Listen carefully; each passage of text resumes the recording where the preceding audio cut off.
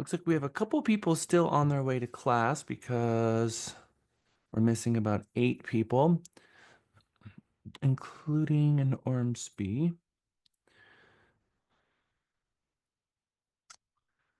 How does everyone feel having their UVP behind them?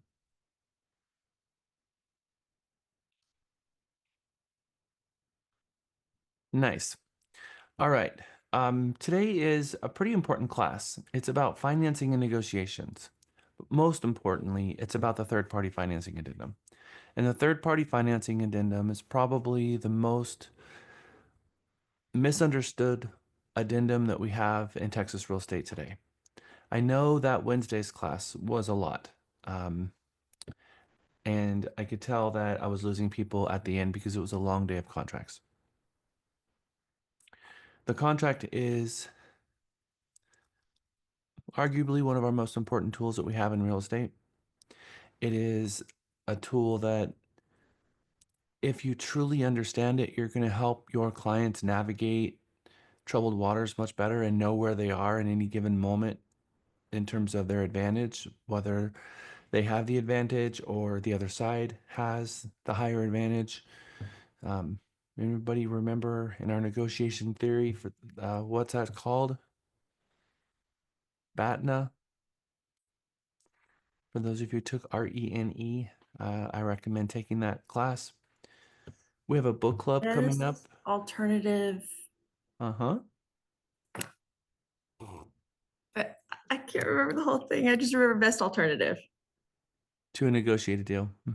To a negotiated agreement. BATNA, best alternative to a negotiated agreement. So it means who has the best plan B.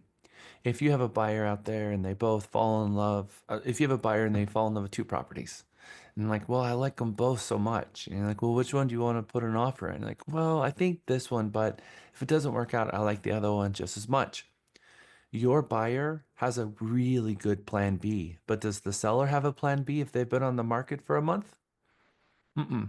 So the buyer has a much better BATNA than the seller because if this doesn't work out, they're not emotionally tied to it because emotional drivers are the ones that are deal killers for a buyer or a seller because they're going to be making decisions that are uh, less about who gets the best deal and more about, I really want this deal to work out. So it's an emotional decision rather than a tactical one. So I see more people in class. Juru, who is this? How cute. Juru has a little cutie. Say hi, everyone. Oh, adorable.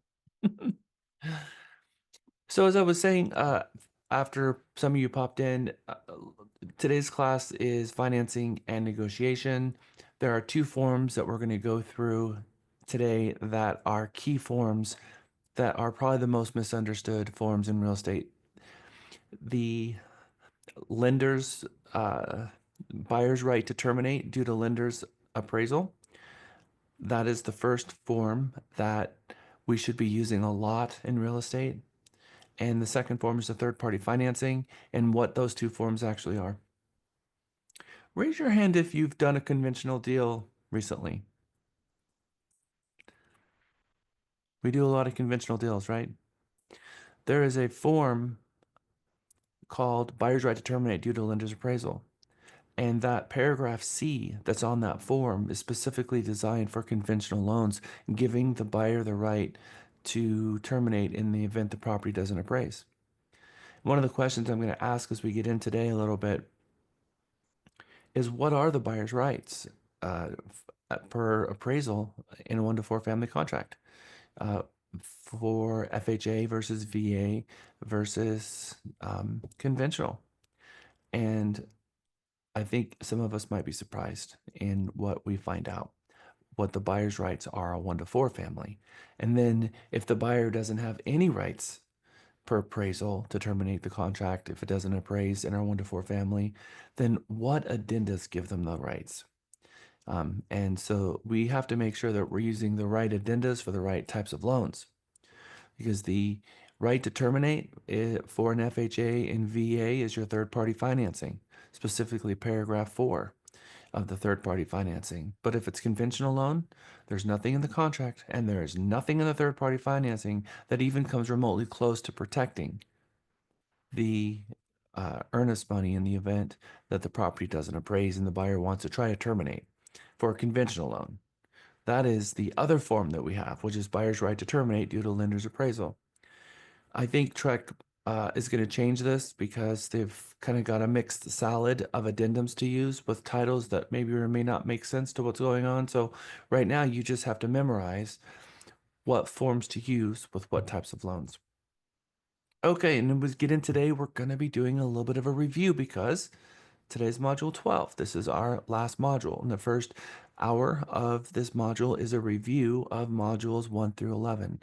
And then after our first break, we're going to jump into the financing and negotiation part of today. We don't get points today because when are we going to find out our points? At graduation. That's right. Lisa, anything you want to talk about that? Just make sure that you are present today with your videos on. Don't blow it. This is your last class and you have to be present with your videos all day. And I think everyone currently has their video on, except for Chris just popped in with his off as I was talking. All right, good job, everyone. Thank you, Ormsby. I'm very excited about tonight. All right, so we're going to go through modules 1 through 11. This is going to be a refresher.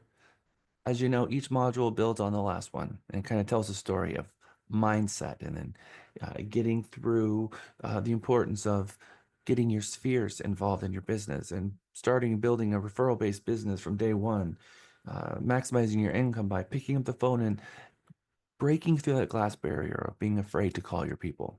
I know that there are two people in this room that I know emphatically that have multiple transactions going on right now because they picked up the phone and made calls. And they would not have had those transactions had they not picked up those phones.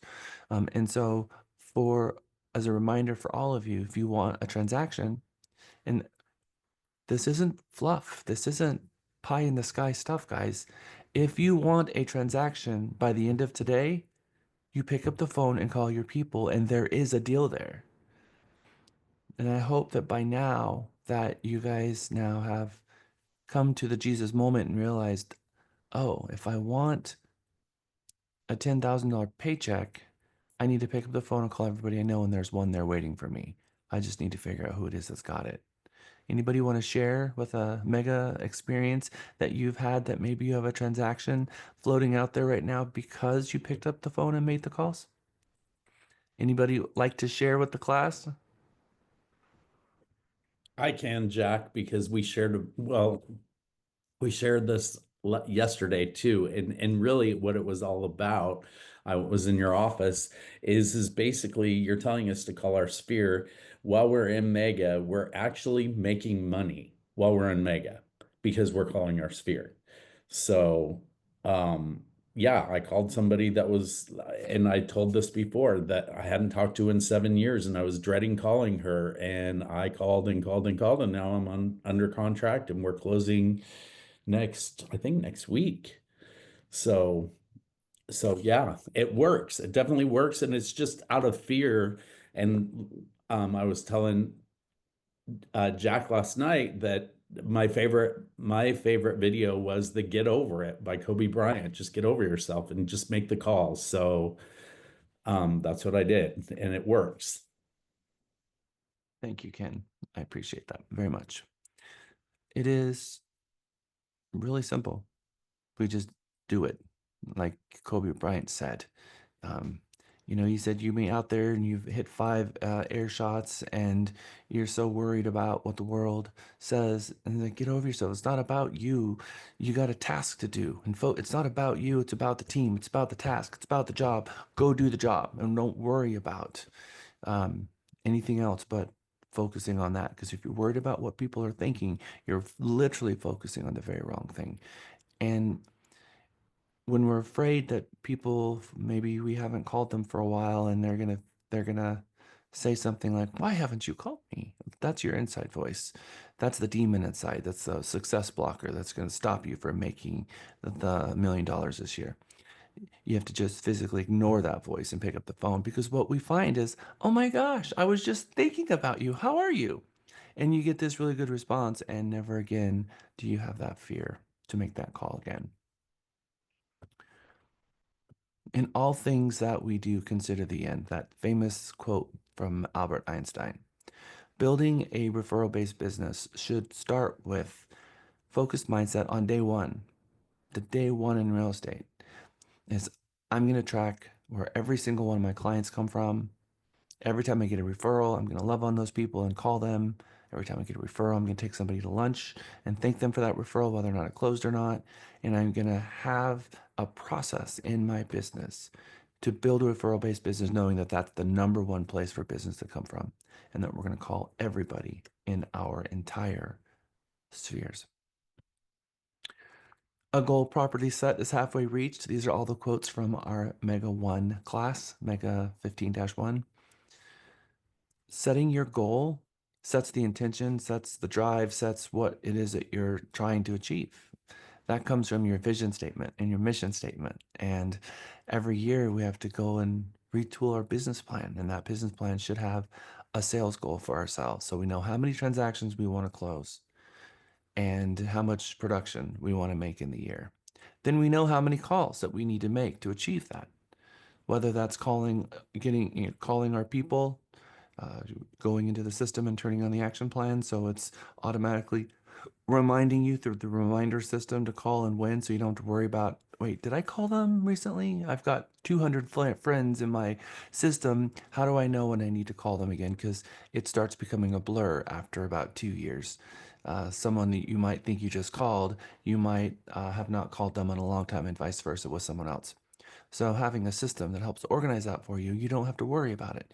You just wake up in the morning, grab your coffee, open up your reminders and say, oh, looks like I'm going to get to call Tom today. That's cool. I wonder how's Tom doing. I'm guessing I'm going to find out because I'm going to call him. All of you have a business plan now. Is that correct?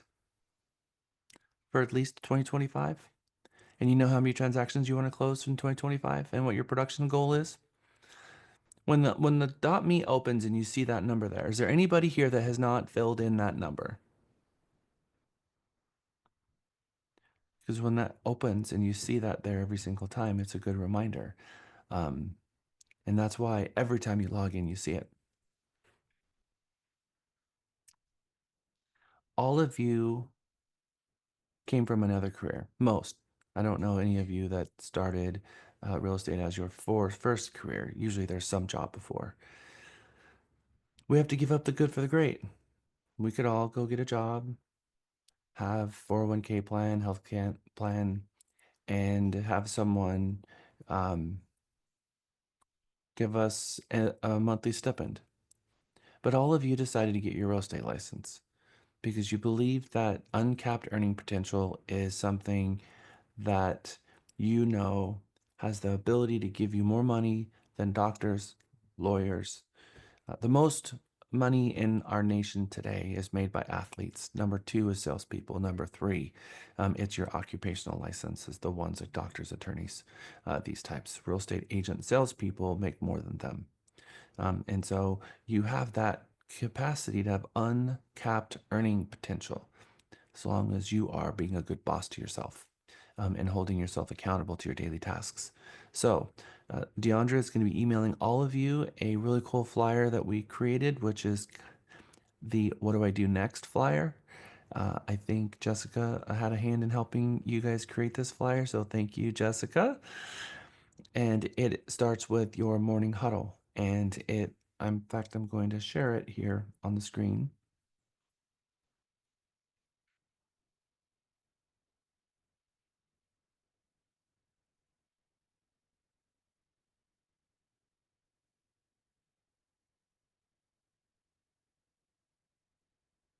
Can everybody see that?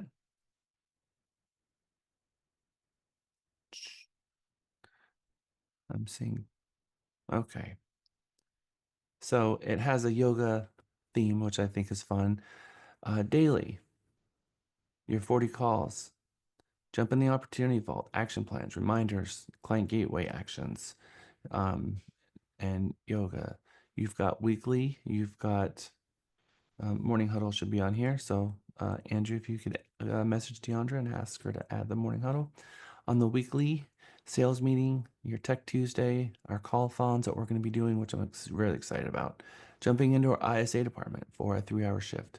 Doing open houses on Saturday and Sunday. But hey guys, when do we start advertising our open houses? Monday. Monday. Monday. We learned something cool about that. Our agent book club, which I'm excited about as well, on a monthly basis. Jumping into our business meeting, our Realty Texas happy hour, which is super fun, but also it helps you invite those people in that you're trying to recruit agents for your downline for profit partners. So you can invite them to the happy hour. They can talk to Ken and talk to us. We have a really cool street cleanup thing in certain metros. Our monthly business meeting. I'm teaching a class once a month, designation class, call-a-thons, and our Operation Grow event, which is our profit partners. Lisa. I just wanted to say this is not the updated one, so she does know about the morning huddle and also business meetings in there twice, but we also added street cleanup and other community events. So it's good to get involved in your community there. Yeah, I asked Deandra, she doesn't come in quite yet, so I asked her for an updated version. Her and Miguel is gonna fix this, but this is the version I have because I don't have the updated version. That's true. I don't got mind sending you what's updated. Oh, And goody. then on the annual version, the annual business plan and goal setting, because we have to in December start working on our next year in real estate, and I already have that on the radar. So again, this is just a plan for each of you to know what to do next, because you guys have had a lot of structure over the last 30 days, and a lot of good has come from this structure. But once the structure is no longer there, meaning Monday, Wednesday, and Friday, you know where you're going to be. Tuesday and Thursday from noon to 1:30, you know where you're going to be. And outside of that, you're trying to fit in all the rest of it. That structure disappears, and now you're finding your own structure. And so replace that structure with your morning huddle and our weekly sales meeting and a 3-hour shift in the ISA department.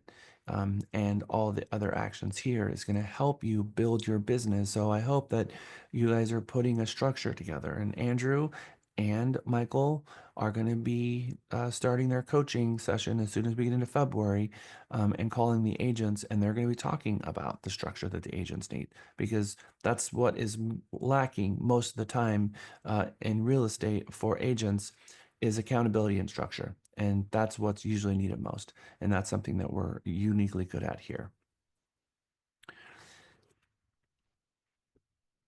And when you set those goals, set them high. Don't undervalue yourself by setting your goals low. The greatest danger isn't that our aim is too high and you miss it, but that it's too low and you reach it. Strive for something cool. Strive to having the greatest income that you've ever had this year in 2025. And so think back those years, what years you made the most money, because you can break through that barrier in 2025 with all of the amazing things that we have going on right now in the state of Texas. If I could show you how to make $1 million in the next 12 months, would you find value in that? I didn't hear a single thing. Did you hear anything, Lisa? I didn't hear. Yes. Yes. Yeah, Yes. let's do it. All right. So guess who has the ability in front of them to make $1 million this year? Hopefully somewhere around you is your goal board, and look up there and look at that goal board. That is the driving force of your why. You guys sat down and you really put some thought into, why am I in this business? What are my drivers? What gets me up every morning and gets me passionate? And then you put a UVP together so you can tell the entire world what your UVP is. And that is a very powerful and personal thing that you get to share with the world. But it is uncapped earning potential if you can tap in to your spheres. Henry Ford, probably one of the most famous quotes of all time. Whether you think you can or you think you can't, you're right. If you've got that little voice in the back of your head somewhere saying, but, maybe, I don't, just that doubt, that little doubt cancer that is in your success world, that is killing the excitement, that's telling you don't be excited about this, because I don't want you to get too excited about this, because I don't want you to be disappointed if you don't meet your goals. We're not going to listen to that doubt, because there are agents in the PT50 that have been in this business for less than 3 years who've already made more than $1 million. And if they can do it, so can you. Now, how much you want to make this year is personal goal to you. I'm not saying it has to be $1 million. You all set that goal, and that's personal to you. But there are agents making more than $1 million a year in real estate, and they've been in it for 3 years. And really, how does that make you feel? Does that make you feel frustrated? Does it make you feel defeated? Or does it put fire in your belly and say, if they can do it, so can I? And I'm hoping it's the fire in your belly, because there's nothing that they have that you don't. You have every tool, but guess what they didn't have? They didn't have any of the infrastructure that Realty Texas gives you. They didn't have any of the training or the preparedness or all of this amazing support that you have, when no matter what goes wrong, you know that there's somebody here that's going to help you in your village get you to the closing table.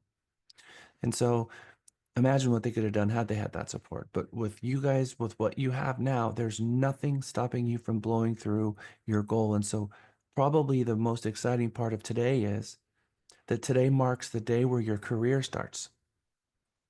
Because this weekend, I'm hoping you guys are going to fill this with income producing tasks and jump into the chair on Monday and say, okay, I am a real estate agent. I'm going to be a top producer. I'm already a top producer. I'm going to do this. I'm really excited to see what Mega 15 accomplishes. And I'm going to be tracking your goals throughout the year. And I'm going to have Andrew calling you guys and checking in with you guys and Michael Potter based on your production levels of who you're going to be coaching with, and checking in to see what are your income producing tasks and trying to help you guys stay motivated. In America today, 10% of Americans make or earn 175,000 a year. 5% of Americans earn 350,000. Your 1%ers, they're making 825. 1/10 of 1% right now earn $3.2 million.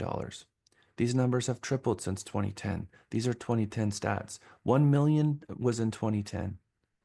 So we're seeing that the people who are making the million are making even more, and that has a lot to do with our prices. We have gone from, in 2010, a very different average price point in Texas.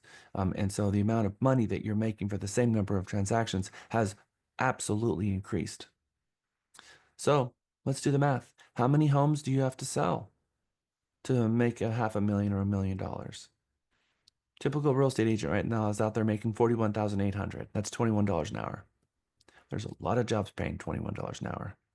But you're a top producer that's making 500 grand a year. Again, that's $260 an hour.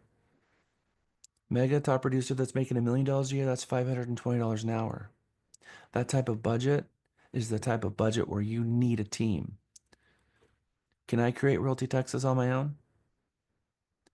Can I build this company by myself and have no staff and no support? Impossible. If you want to do great things, you need to have great people, and you have to pull a team together and inspire those people.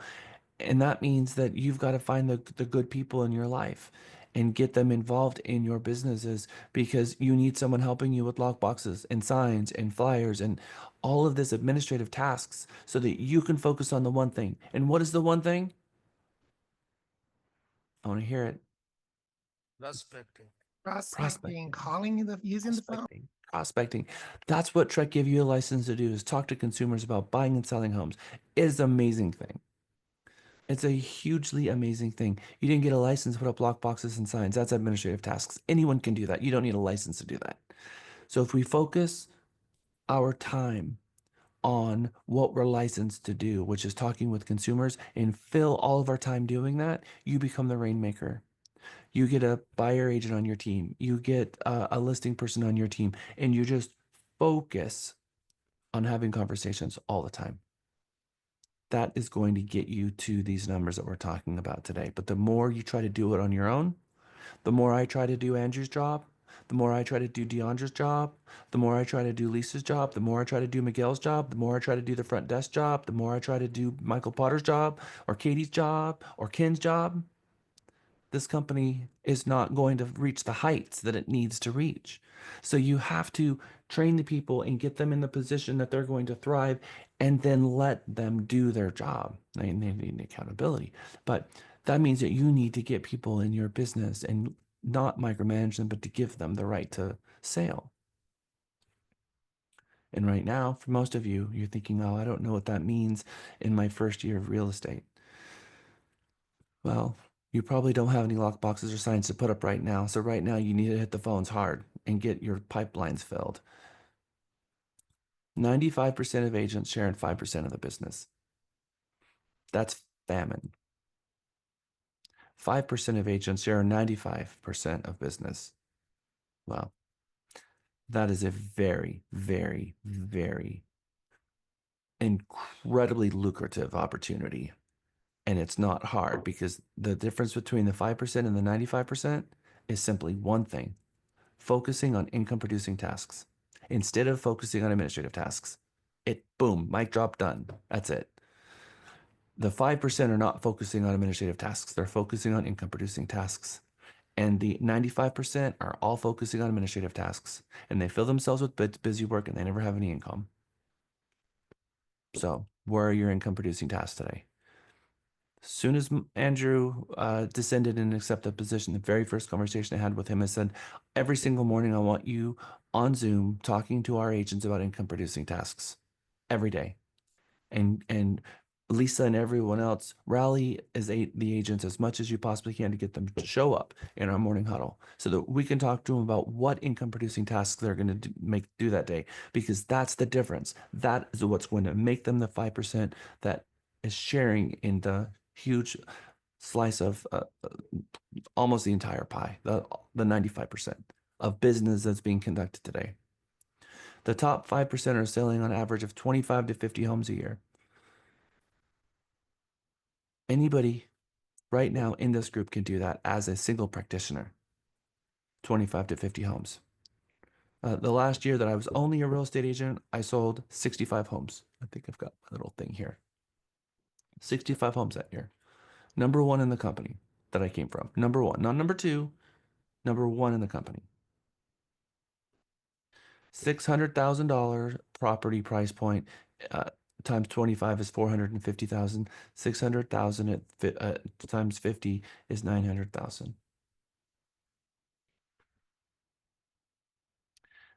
National Association of Realtors studies shows that every single adult over the age of 18 years old has the propensity to refer you a closed deal a year.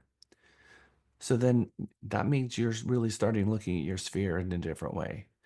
So you're telling me everybody that I know knows someone that's looking to buy, sell a home that they could introduce me to, that has a propensity of using me as their real estate agent.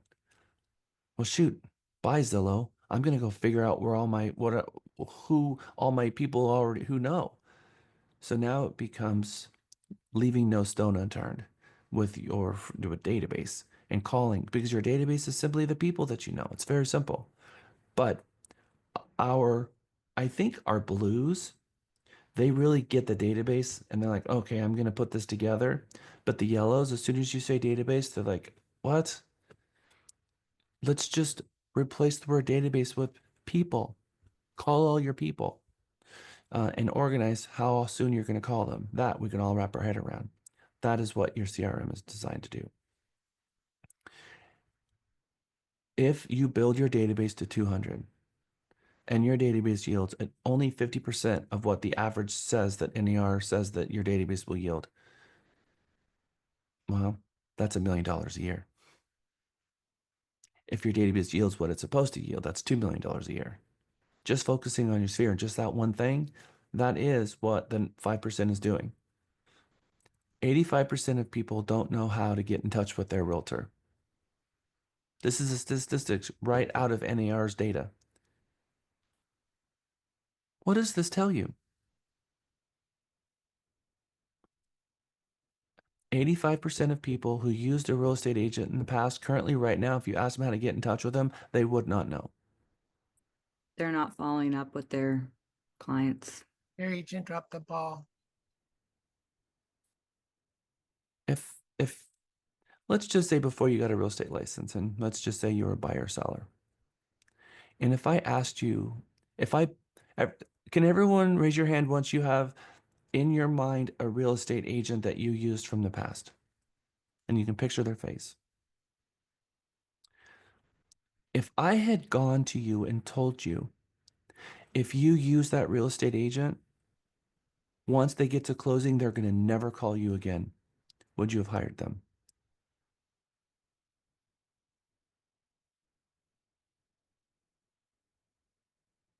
How many of you have done that to your clients? How many of them would have hired you had they known that you would have never called them again? So that means we have a duty because the expectation is that we are going to call them. And it's not hard, and we have a system to do it.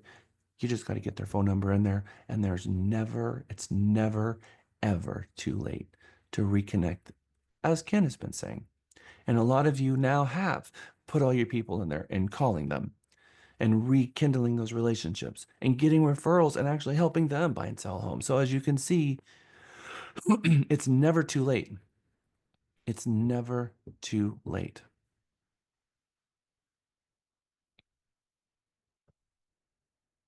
20-50 closings a year equates to, like we said, 500 to $1 million a year. That puts them in that top 5%. So as we say, in the real estate wealth distribution, if they can do it, so can I. If they can do it, so can I. And I'm sitting at PT 50 and I'm seeing agents of every sex, every color, every religion, every size, every age, every socioeconomic past. The one thing they share in common is grit. The willingness to wake up every single day and keep doing it. So, how much money do you want to make in the next 12 months? $500,000, $1 million, whatever in between? I hope that number is on your goal board because you need to keep that in mind every day. Because every single day you need to be looking for your next client because that's what this business is all about. That's finding the next client. $1 million a year is 50 homes a year. That's 4 homes a month. That's 1 week. 52 weeks in a year. That means that we need to be calling 200 people at least. Because remember, out of every 25, we get 1. So we call 100, we get 4. That means we need 100 just to get the 4. And that's it. Our goal is, yes, I can generate 100 leads. This is the token that I have on my desk. That's a constant reminder to me. It literally says across the top, yes, I can. It says profitability through accountability. I can generate 100 leads a month. And on the back, creating millionaires.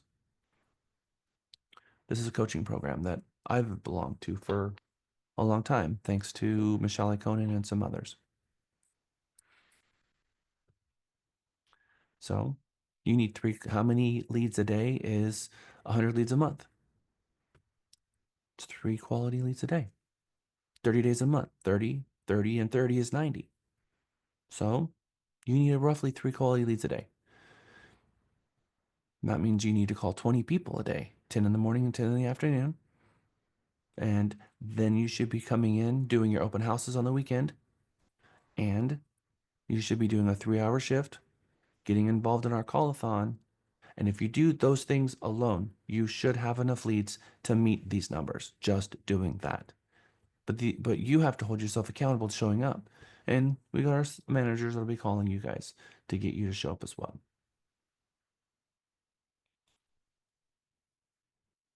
20 calls a day, 5 new contacts a day, something in that realm. Okay. Top salespeople run their business like a business. They don't let it run them, meaning that they're not reacting, they're acting from a plan. And if we wake up every day and we don't know what we're going to do that day and we just kind of wing it, okay, I'm going to wake up today and I know that I'm going to work, but I don't know what today is going to consist of. Your calendar should always have something that you're doing that day, a plan, whether it's coming in for a 3-hour appointment, or coming in to do your open house planning, or coming in to call the opportunity vault, or walking neighborhoods and knocking doors. Every single day should consist of something. Now, we're going to be reacting. There are going to be things that's going to get thrown at you, but when we take that lead, we're going to set an appointment and we're going to try to help them. But we're going to remember we don't convert people over the phone. So when people call us, we're going to set an appointment to go meet them in the real world so we can convert them and get hired.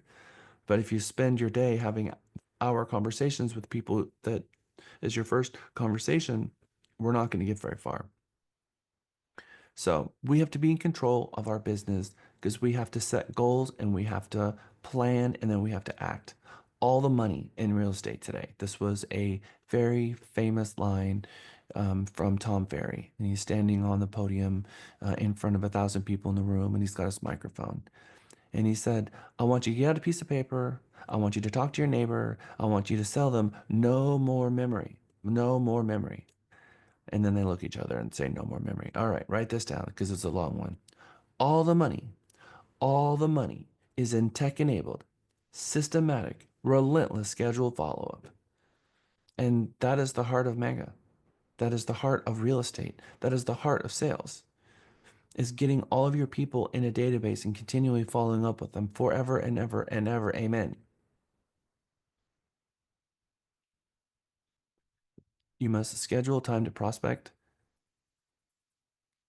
and then schedule time to convert. That means scheduling appointments to go and get hired.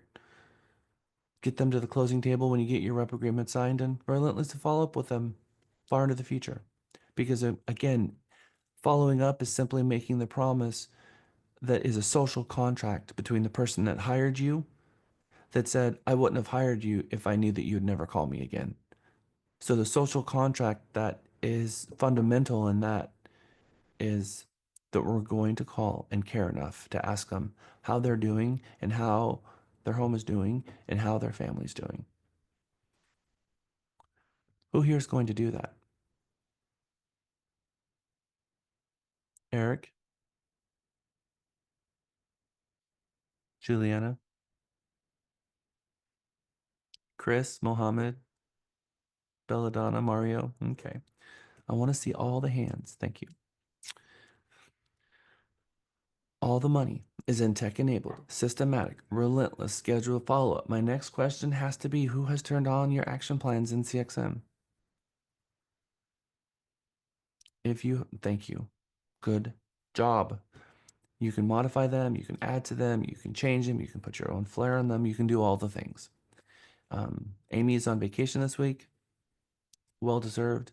I'm so glad that she's on a beach somewhere, sipping on margaritas. That is what I wish for her. I also wish for her to come back on Monday. And I'm very excited that she will be here Monday. If any of you have not turned on your action plans, please get with her next week.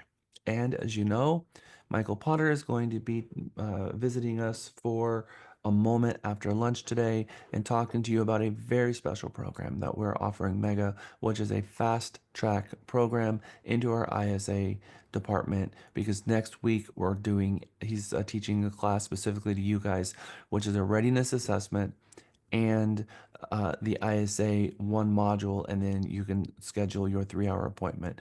For those of you who have already done your pilot, it means you're already approved and you should already be in here doing your calls.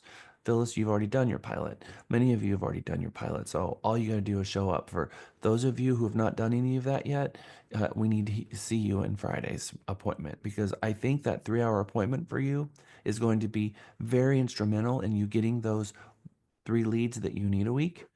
And so please do show up on Friday, but you'll hear more from Michael about that. And Lisa, can you reach out to Michael, make sure that he is coming at 2:00? What makes a successful salesperson is their influence. And their influence comes from the confidence that they exude in having conversations with people, the pride that they have in what it is that they do, the excitement that they bring to the table, the optimism they have. And in all of that, they are spreading their ability, their commitment, and their ethics to their clients just from having a quick conversation with them. That comes from your UVPs, by the way. And there should be a lot of self-confidence in those UVPs. And I saw a lot of self-confidence in you guys yesterday. Your UVP should not be in the form of a question. It should be in the form of a mountaintop declaration to the world that this is who I am, this is what I do, and yes, you should hire me because I will look out for you. And it's a beautiful thing to watch, especially when it's done right. So the influence that you bring to the table is part of the self-confidence, and I'm hoping that Mega, if nothing else, has given you the self-confidence to go out and attack the world and have the belief in yourself that you can do this.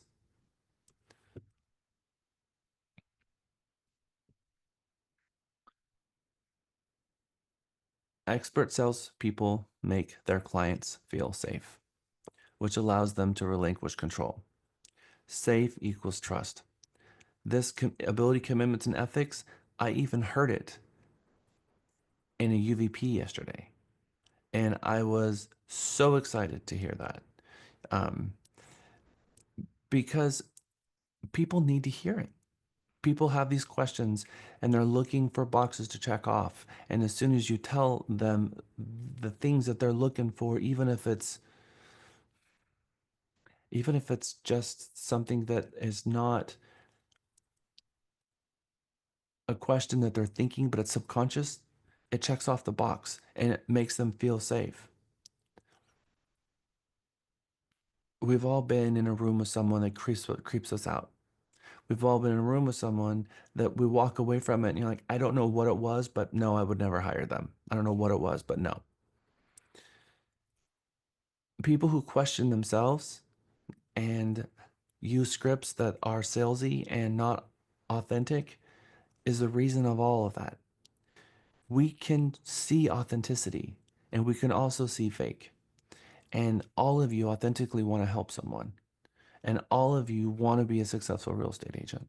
And that just takes the authenticity of you and thinking about your why, putting thought into your vision statement and your value proposition and your goal boards and why you're in this business and putting crystal clear thought into it and taking that into yoga and clearing your mind and just letting you absorb all of the thoughts and turn everything off for a moment and come out the other side of this and you got your value proposition and it's authentic and people can now see you for what you are. Is someone who cares with the apron of service on that's going out there to attack the world in a sea of sharks. And you're going to stick out now. You're going to stick out as someone who wants to help. And that means that you're going to convert more people at open houses and you're going to have much better conversations on the phone. And some of you had a hard time just picking up the phone and having a conversation because you didn't even know what to say. And I've armed you with the Ford script because the Ford script will set you free because you'll never be in a room with anyone ever again and not know how to strike up a conversation and that conversation turn into a fire all by itself and let it just smolder in a beautiful conversation that takes a life of its own. All you had to do is throw some kindling on the fire. And sometimes we're sitting there and we don't know where to begin. And we all know what happens when we're nervous. Our mind goes blank. And so now you don't have to think anymore. Like, okay. And then boom, you're already family, occupation, recreation, dreams. I was hoping that I was going to see this sprinkled all over your goal boards. Is something in here saying that I need to remember to prospect because that's the train leaves the station and you get more and more momentum the more you're converting people and the more you're closing and then getting referrals from those closed, the more and more your locomotive starts creating momentum. And it takes a lot to stop momentum. It takes just as much to get the momentum going as it took to stop it in the first place. And so once you have momentum, it's easier to keep it going. But that's the thing about momentum. You start your career and you have to put in a lot of work and then you get momentum and now you just have to keep it going.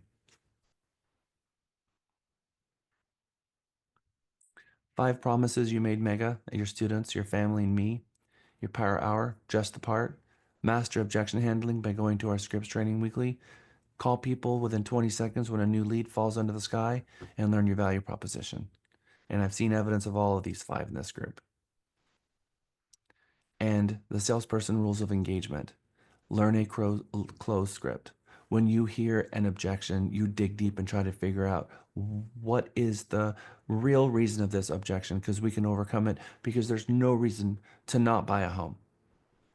Apologize if things don't go right and own it, and don't ever blame someone else for a problem, because you're the conductor of the orchestra. If the flutes are out of tune, it's your fault, not theirs. So we own it. That's what the mark of a professional does. Excuses are a disease, both for yourself and for your business. Never be late. And my definition of being late is showing up and not resetting the expectation of when you arrive.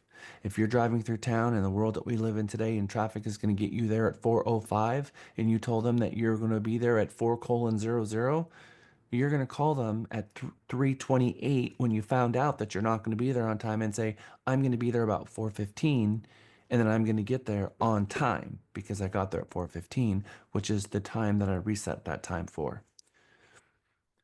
Stop being your own assistant at all possible. And if you are going to be your own assistant, then what do we have to do if we're going to be our own assistant? How do we mitigate our being an assistant? 2 hours of prospecting for every hour of administrative. Thank you. We are going to prospect harder. And for every hour of administrative tasks, we have to go then make that up twofold, which means that we're putting a commitment level in our business that says, okay, if I'm not ready to hire an assistant yet, then I have to understand for every hour that I am my own assistant, I'm going to have to make 2 hours of calls up for that, the hour that I'm making and then the hour that I missed. And part of the rules of engagement is mirror your client. This takes empathy, but when we show up on the scene and we have a client, we have to be what they need in that moment. We need to listen to them, we need to guide them, and we need to be respectful of whatever they're bringing to the table. If they're excited, we need to be excited for them. If they're devastated because they're losing the house to foreclosure, we need to be strong for them. And we can't break down and cry because that's not what they need. We need to be strong for them and let them know we're going to help you close this chapter and open a new chapter. Your best days are still ahead. But I've got your back and I've got this. We've got this. That's what they need from you. If we're falling apart and we are all inside their bubble of emotion, then there is no one that is objectively arm's length that can really help them. They need someone that's strong. They need someone that can help them through it. So be the guide that they need. These are our smart plans. I think all of you know now how I built your CRM and how it works. It works on a tier 1 and a tier 2 cycle. The tier 1 are people we've not yet been able to get in touch with. The tier 2 are the people we have spoken with, and they're in some pipeline. But our entire CRM is based on buckets. We put people in the relevant bucket that they should be in based on where they are with their business. A lead falls out of the sky, they fall into the new bucket. That's tier 1 because we've not yet spoken to them. We pick up the phone, we try to call them, we're unsuccessful. They go into the intent to reach bucket, and there's a battery of calls that are going to be made over 9 days. Remember what it says down here. You want to get in touch with someone, you call them more. By the 6th call, you have a 90% chance of getting a hold of them. So we're going to take them through the battery of calls in the attempt to reach. Then after we get through the 9th call, they're going to fall into the last chance. We're going to call them 2 more times. We put that in there to give agents a special bucket for those people who are about to go to your opportunity vault, or for the company about to go to the opportunity vault, so that you can see these people. If you're going to be behind on your tasks, call these people because you have the highest likelihood of getting a hold of them, and don't let them just fall off. And eventually, if you're still not able to get a hold of them, they go into either your opportunity vault if it was a client of yours, or ours if it was a client of the company's. And for those people who you don't want in your system at all, but you don't have a place to put them, we put them in Park. If they don't want to talk to us and they said, you know what, you're calling the wrong person, someone faked a phone number because they put my phone number in, but I didn't reach out to you guys, and they say, don't ever call me again, that's DNC, do not contact. That's our do not call list. If we do get a hold of them through any one of these pipelines, they don't object to hearing from us and they want to hear from us in the future, but They're like, look, I don't mind hearing from you guys, because we say, we would love to be your real estate agent for life. 3 professionals you need in life is a good CPA, a good attorney, and a good real estate agent. And we'd like to be that good real estate agent for you as you have questions in the future, because the markets are changing quickly and you need a professional to pick up the phone and answer your questions. And we can be that person for you. And that you say that to them on the phone and they're like, okay, I love that. I 100%. I have no interest in buying a home right now, but I have no problem with you guys giving me a call and checking in on me. That's what incubate's for. But the moment they said, yeah, I'm thinking about buying a home next year, that's not incubate. That's nurturing. And they get put in the nurturing. And we create a room, and now we're going to track them in a different way. And in the nurturing group, our goal for them is to try to get them under a rep agreement or talking with a lender or getting a listing agreement signed. Then once we have the rep agreement signed, obviously we're trying to get them under contract and get them closed. And then from the closed, we're trying to get referrals. And in any one of these situations, they can sit here and the canceled. But the canceled is no more important than nurturing, because the canceled and the nurturing, we're calling them. Now, in a canceled room, they go back to nurturing. And we're going to continue calling them and trying to get them in this cycle. And so the 2 most important groups that we have to call are our incubates and our nurturing, because those where our transactions of the future are going to come from. The rest of these are trying to get them in incubate and nurturing. But once they're in nurturing, we're trying to get them in rep agreement. So when you look at these pipelines, you understand what your motive is, what your goal is for the database and the conversations that you have, so that you have like conversations. This is a way to organize thousands, tens of thousands, and now in our case, as of last week, hundreds of thousands of people that are in our database, and it works flawlessly. So the better you understand it, the more that you can manage the data that's in your database, because the data that's in your database is the sellable business that you will sell when you decide to retire and you bring somebody in. If you don't have a structured data, you don't have a business to sell. And so in order for your real estate business to have value, tangible value, you have to have a database and everything in one place. First call, you have a 40% chance if someone saw one of our ads on Facebook or wherever in the world. They found you on Google because of a blog that you wrote. You did a video blog on Instagram and you put a link to your website, and they're registered on your website because they already know you, because now you're sort of becoming an influencer, and they already want to work with you before you even have called them. Even those people, you call them the first time and they're like, oh, they're calling me, I don't have time to talk with them right now. 40% chance that they're going to answer the phone, and we're going to call them using our smart plans. Every morning we wake up, push the call button, going through our smart plans. Every time we call them, you have a little bit better chance of getting a hold of them. Until a 6th call, you have a 90% chance of getting a hold of them. We know that Wednesday and Thursdays probably not days we want to take off in our business, because those are the best days in getting in touch with people. There's never a bad day, but if there was a day that you were going to take off work, it would probably be Friday. And the reason that agents don't want to take Friday off is because they're planning for their open house. But as you've learned in Mega, we're not going to be planning for our open houses on Friday. We're going to do that on Monday, leaving Friday the very best day for you guys to plan and take off. And so you guys get to pick what day that you're not going to be working, but Saturday and Sunday, you're probably going to be doing open houses. So maybe you get your point. You've been doing this for 9, 10 years. You hire a buyer assistant, and now they're doing your open houses for you, and they're doing the leads, and they're pulling the leads in the database. And you do start taking Saturdays and Sundays off. At some point, you earn it, but you may or may not be in that place of your business right now, because you're all in different places. If you want consistent results, you need a plan. You've got to be consistent. When you're calling our people, when you're calling our ISA department, we're listening to those calls. As soon as you get out of that department, you're going to go directly sit with Michael Potter, and you're going to have a conversation with them. How to go? What did you struggle with? Okay, you struggled with that call. All right, let's listen to it. All right, let's talk about that call. Let's see how we could have done better with that call, or let's see what you did really good with that call. And then you go into your weekly sales meeting and you hear calls from people like Janine and Diana and Carmela and our ISA2s that got a lot of experience, who have combined made more than 45,000 calls in our ISA2s, which is astronomical number of calls. So they're fearless on the phones and they can take anything. And even sometimes they get objections they've never heard before. That is what our weekly meeting's about. To let new people come in and learn from the pros and give them a place to discuss what's working and what's not working. You'll always see Lisa in there. You'll see Andrew in there. You'll see Michael Potter and Amy McAllister. You've got an entire team of people trying to help you get the most out of your calls. That doesn't exist anywhere else in real estate. That's uniquely to Realty Texas. We dreamt it up and it's working beautifully. It would be foolish for a real estate practitioner not to show up weekly to something like that.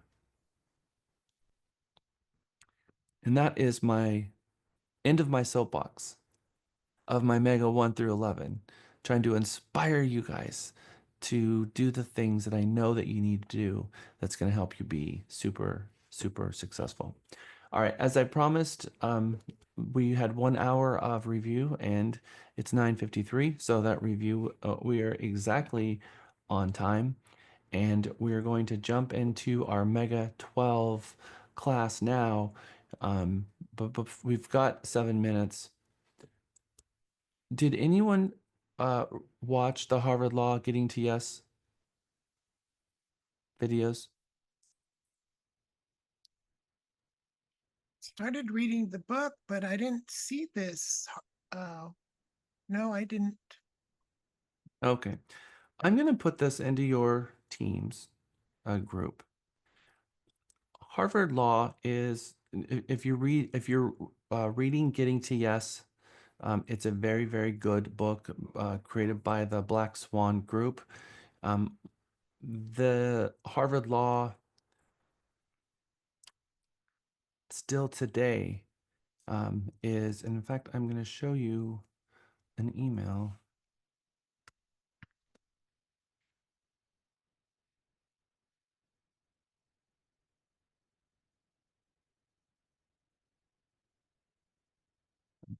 Okay, I'm going to share my screen. You will see here, Harvard Law has this really cool email newsletter that called the Negotiation Insider. You can go to Harvard Law and you can take a Harvard Law School class. Any of you can. All you have to do is pay for it, and you can learn from Harvard Law their overcoming resistance in negotiation and their entire negotiation program. The trait theory of leadership, last chance to register, which they have an event that's coming up. That event was January 29th. They've got another one on February 10th. I'm going to, if you guys watch the 3 videos that I just put in your Teams chat, that is going to help you get on this newsletter so that you guys can be getting the same newsletter that I do and staying abreast of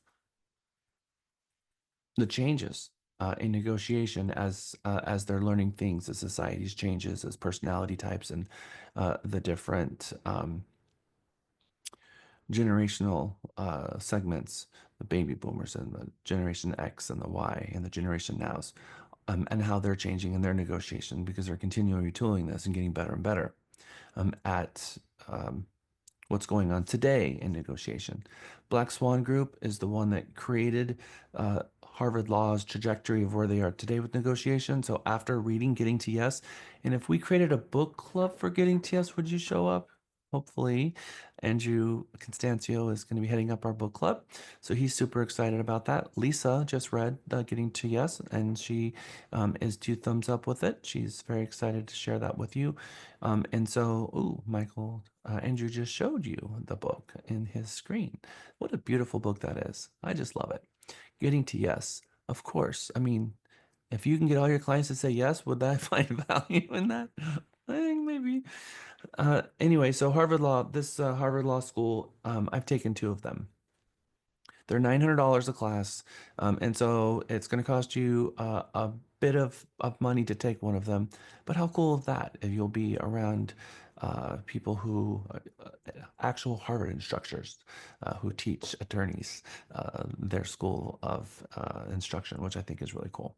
And most of the people are people who are graduates of Harvard, who are attorneys that are continually taking these classes because they find value in them. And so you're going to be around some very, very smart people and learning from probably our nation's brightest. So I hope that I see you guys in some of those classes because I take them myself. All right, it's 9:57. We're going to take our first break. I will see you guys back at 10:07. And we're going to talk about multiple offers.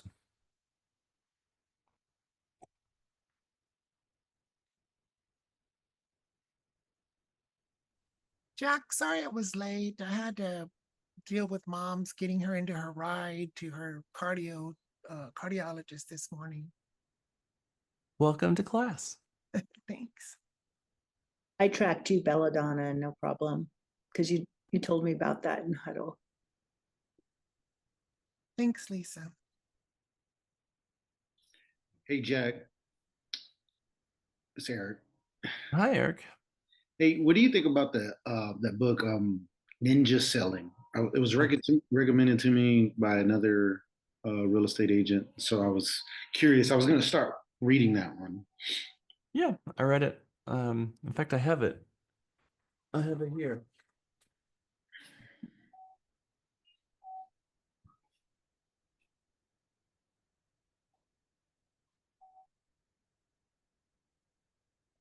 I've actually read it twice. That's so crazy. I was telling myself I'm probably going to have to read it twice. I started it, and I liked it at the very beginning so far. I'm like in chapter 1. Yeah, it's a good book. It's got all the flavors of Relentless, which is what I love to see in a good book like that. Leave no stone unturned. It's a good book. I think you should read it twice. Okay, cool. But I like to get everyone have read the red book first. Yeah. Well, that's why I was asking. I'm like, maybe Not the I'll- red book. It's called Shift. Okay. Yeah. Cool. I will check them out. Appreciate it. You know, Andrew, I think that would actually be a really good second book. What do you think? Hey, Jack, I have a well, I don't know if it's a quick question, but what recommendations do you have for like, I guess like with me? So like talking to people, I don't have an issue, but I guess like the confidence of knowing what to say, like in regards to like what the market's doing or like, trying to convince someone, like I guess like whether it's a good time to buy or things like that is like, do you have like recommendations like for website or I guess So, just like Tanya, how many of our education? weekly sales meetings have you been in? I have gone to one. Okay, well, there you go. All of that is in there. That's exactly what they talk about. You keep going into that every single weekend, and you're gonna that's what they talk about. It's an entire forum of about what are objections that you're hearing on the phone and talking them through it. So that's we created an entire weekly class for you to go to just for that one thing. Okay, cool. Thanks. Yep. Hey, Andrew. How many chapters of the book do we read before our first book club? 3. 3 chapters? Okay.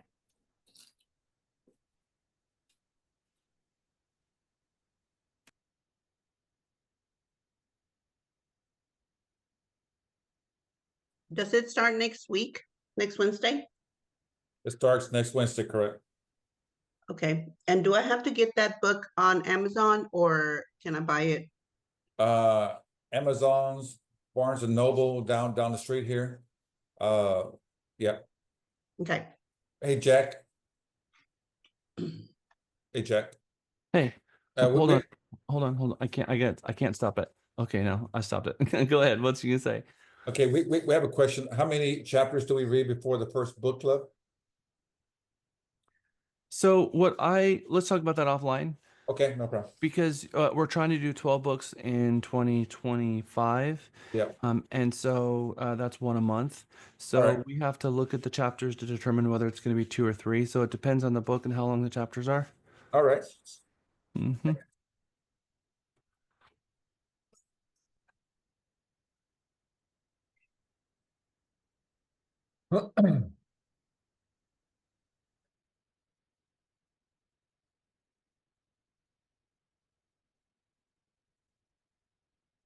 We have a very special guest that is very, very excited to share with you something that he personally is doing for all of us next Friday. Mr. Potter. Good morning, Mega. Good morning. Good morning. You guys have done a great achievement. Going through Mega the whole month, getting to this point, which I believe is the last day of Mega, that's a huge achievement. Question becomes, what do you do now? Jack talks a lot about what? Prospecting, income producing tasks. Well, guess what? We have right here in-house a ton of referrals that we love to give out. In order to get in that program, we have Ready, Set, Sail. Some of you that are in this class right now have already gone through Ready, Set, Sail. And it is a very powerful course that teaches you the art of conversion. Because you guys are going through Mega, we decided to streamline that for you because you're already learning a lot of the things that we teach in Mega, but there's some things that you don't know. So we put together what we call the Fast Track program. It's only for Mega students and Mega graduates, and I will be holding that class next Friday at 10 a.m. And I will provide the link probably inside your group chat. That way you have access to it, and then you can jump on. It is a 4-hour course. We're going to talk a little bit about the background of leads, where they come from. These are not cold calls. These are referrals. These are warm leads. These are people that have reached out to us off of advertisements that we have sent out there. All we're doing is calling them back and seeing how we can help them. So we're going to talk about that a little bit. We're going to talk about how the system works. We're going to do some observations. We've got a bunch of powerful tools in there to help you guys. So I look forward to seeing those that have not gone through my Ready, Set, Sell course in the Fast Track program. That's going to be again next Friday at 10 a.m. Any questions for me?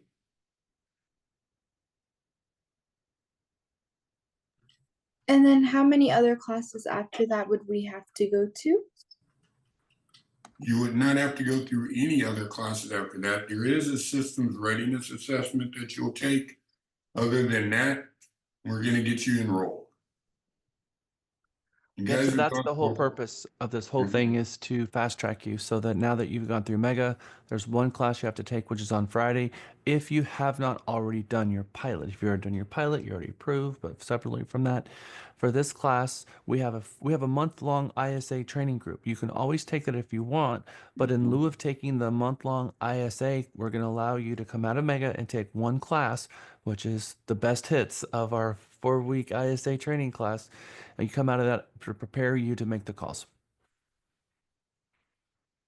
Is that what I'm hearing, Michael? That is correct. Okay, thank you. I'm excited to see each and every one of you because, again, prospecting is the key to success in real estate. So keep doing what you guys are doing, and I look forward to seeing you in the class. I have a Thank you, question. Michael. Mohammed, Yeah, it's going to be in person and we can do on Zoom. you can do it on Zoom. Okay. Yeah, 100%. And just look, guys, do you remember how many how many calls behind we are right now in servicing our database because we need people? Do you remember that number was? Is that Michael? 35,000? Well, we're not 35,000 leads behind. I would go shoot myself. No, no. No, we're about 5,000. We're somewhere between 3 and 5,000. We get down to as low as 3,000, and then it dials up depending on when our next call hits. And so again, we do this kind of uh 30 days, 60 day, 90, 60, 45, 30 days thing. And so sometimes we'll have a whole bunch of next calls pop up. And boom, next thing you know, there's 1,000 calls that pop up. Like, oh wait, we were 2,000 behind, now we're 3,000 behind. But we've seen as much as 5,000, like Michael said.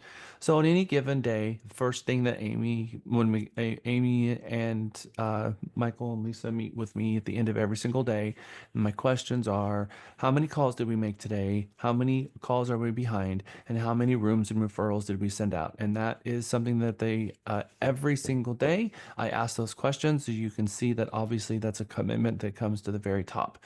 And one of my biggest concerns is how many calls are we behind? And so in this group, I expect from all that you guys have done through to go in there and get us caught up as a company. So my goal for Mega 15 is to get us caught up. Can we do that? Really? That would be I'm really already scheduled for 2 different shifts next week. good job, Candy. Who else has got I- shifts scheduled? I signed up for next week too. Nice, Alexa. Phyllis? Yeah, I haven't signed up, but I can definitely do it. I was going to ask Michael real quick, since I did the pilot, I just a little bit of clarification. I still come in and do the class, correct? Yes. Okay.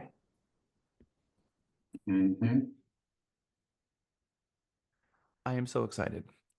I can tell you nothing brings me as much joy as walking through there and walking my head in and seeing every single chair in there taken. I get so excited, I get giddy. Someone sitting in Amy's office and 3 people in the other room. And there was a couple of times last week where the afternoon and morning shift were both completely packed. I get very excited about that. Long term, we are going to be looking at creating a method for us to be making calls for you guys at home, but we're not there yet. Just like you guys are doing your Wednesday calls where we have a call-a-thon that we're doing, we're going to put some tech behind that so that you guys can be on Zoom and all calling, but we're not there yet. Right now, we need to be making the in-person 3-hour calls. And there's a lot of value in after your call appointment sitting with Michael and also having the debrief. It's a very, very valuable part of that process. But we all ask you that when you're involved in the 3-hour programs, you're coming in, making your appointments, that you do come to the weekly sales meeting. A lot of good things come from being around other people who are making those calls and hearing how they're approaching their calls and hearing their objection handling and just hearing how they're talking with people, the professionalism that comes out of those calls. So it's a game changer. Thank you, Michael, for giving us your time.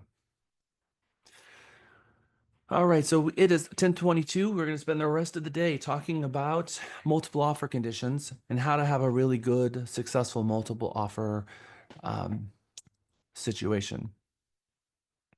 I've had a lot of clients, a lot of buyers ask me, how do I know we're in a multiple offer situation? And them just kind of hesitate, and I can see the hesitation. And I've also had buyers say things like, I'm not going to get in a bidding war over a house. And I've also seen that less of it lately, more of it years ago, but still, it's still a thing. One of the things I'm going to teach you that comes from the wisdom of what I've been through is seeing how buyers and then also seeing how sellers react to multiple offer situations. And seeing how both of them reacted and being in that situation so many times where I've represented a seller, where I got us into multiple offer situations, or I'm helping a buyer and we submit an offer and find out that we're in multiple offers, and watching them and being present with them and leading them through that situation and hearing the questions and seeing their fear and sensing the emotion and being on both sides of that so often, it's really helped me with the perspective of how to help the client go through that and what's going on in the other side. So when I represent the buyer, I can share with them what's going on the other side. And when I'm representing the seller, I can share with them what's going on the other side of the buyer's side. When we are using our a grand open house method. What is the whole purpose? What is the underlying theme of our grand open house? What are we trying to do? Do you remember? Multiple offer. That's the whole Give the thing. 70%. Oh, sorry. Candy, yes, I will agree that we're trying to market to the 70%, but we're trying to get the 70% and the 30% to both show up and descend upon the property at the same time so that we have a highest propensity of what? Multiple offers. That's right. And so if that's what we're trying to build, and that's the whole theme of all that we're doing, we certainly don't want to blow it in the multiple offer situation and have it melt down because something doesn't feel fair to the buyers. So we have to approach this very, very carefully and with a lot of transparency. I'm going to share with you my emails. I'm going to share with you my dialogue, and I'm going to share with you a different way from this point forward of ever having a multiple offer situation. And after you see what I'm about to show you, I promise you will never do a multiple offer situation another way again. This is a game changer. I have had more compliments from agents on the other side of a transaction who experienced my multiple offer situation as a buyer agent than in any other section of my career. I have buyer agents who did not get their offer accepted call me and say, I'm going to do it the way you did it. I was so impressed with what I just saw. So I'm going to show you exactly what it is that I do, which is the secret sauce of my multiple offer situations. But in that multiple offer situations, you have to understand some fundamentals. You have to understand who has the advantage, the different types of loans. You have to have called the buyer's lender. There's a lot of little things that you have to do to make it all work exactly as you want it to work. Because if you pick an offer and you haven't done the right due diligence and you don't understand what they are capable of doing and what they're not capable of doing, you might select the wrong offer. And if you work so hard to get into a multiple offer situation and create all the transparency and then pick the wrong offer that blows up, what good was that too? So we have to be looking at this from a multiple lens situation. So in my objectifying my multiple offer situations, I've determined that there's 7 steps to creating a successful multiple offer situation. First, understanding the market data, which we've done a pretty good job of. We know what market that we're in our different marketplaces. Number 2 is creating the transparency and trust. 3, having a strategy or a plan. Number 4, understanding cash versus good funds.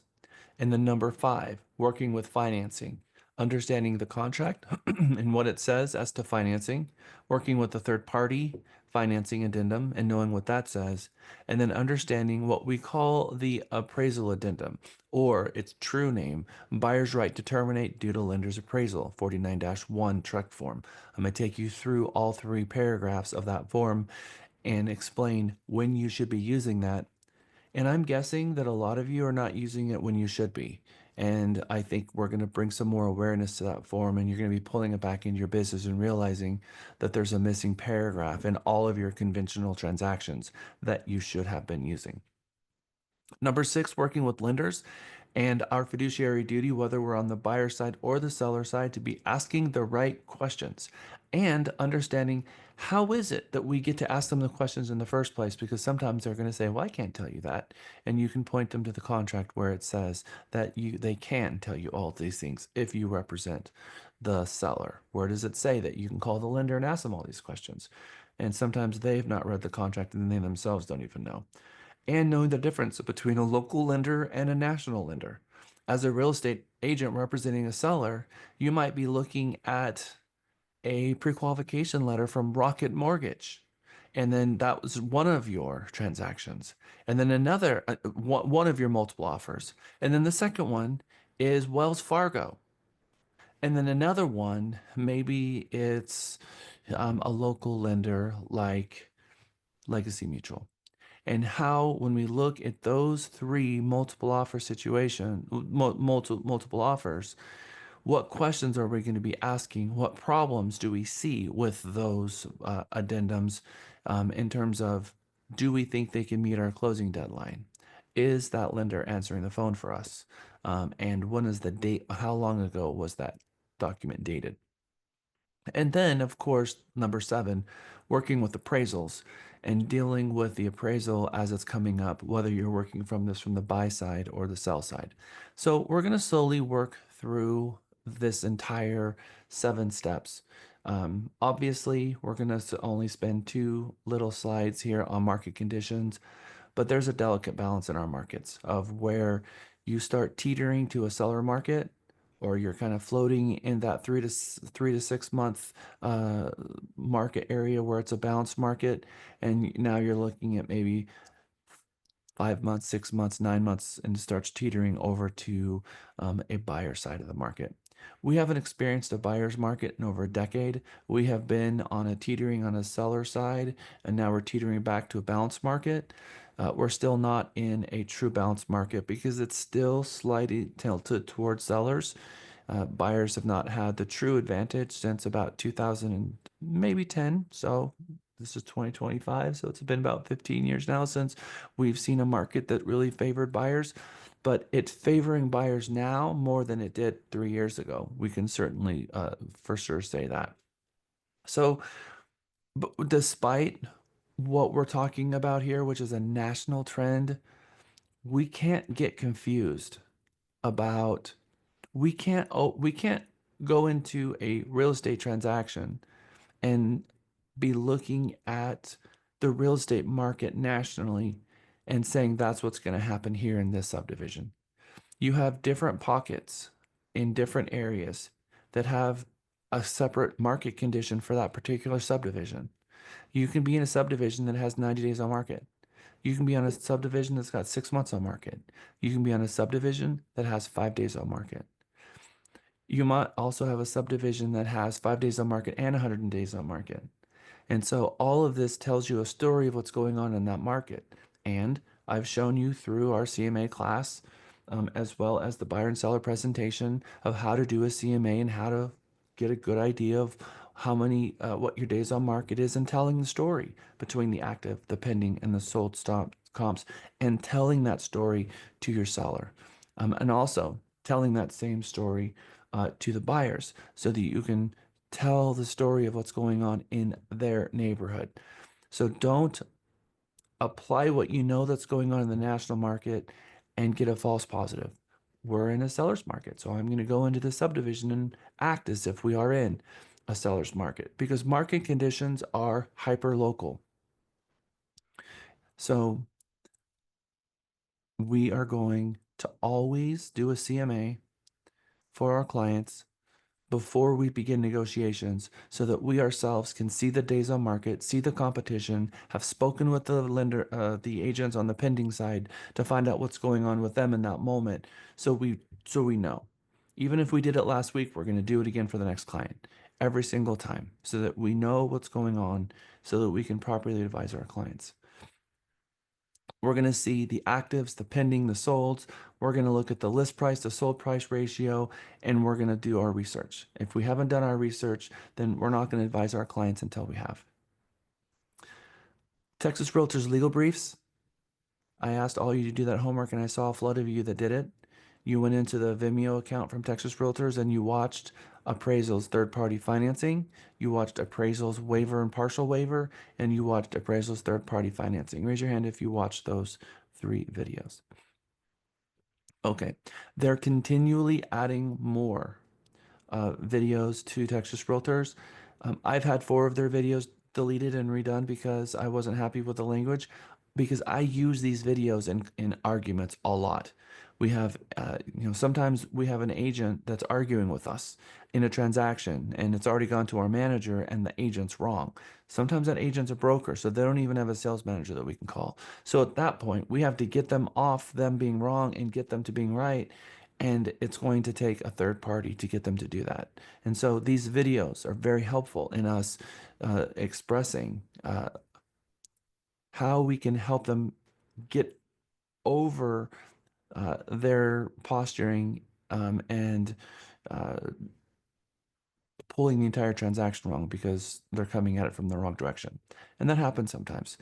What happens When you're in a multiple offers, what happens when you're in a contract with someone, offer turned into a contract, and the agent on the other side is wrong about something and they're pushing hard, and you're trying to get them to come to Jesus moment because they think they're right and they think the other one's wrong. And so sometimes you run into these situations. These videos we use as our powerhouse often. So if we're using these as managers, should you have watched them all? 1,000% yes. So you should have these videos highlighted and saved in your favorites, and go back and watch them. And of course, with me, I'll be sending out to the entire company when I see new videos that are popping up about little topics that they're putting on those sites. Let's talk about contingencies for a moment, because contingency, I think the third-party contingency would have been a great name for it instead of third-party addendum, because I think sometimes agents forget what the whole purpose of the third-party financing form is for. So someone tell me, what is the sole purpose of the third-party financing addendum? Mic drop, sole purpose, ends and begins with that one thing. Anybody want to be brave? Is it contingencies? Nope, I guess not. You're not wrong. But I want to be more specific because that's very broad.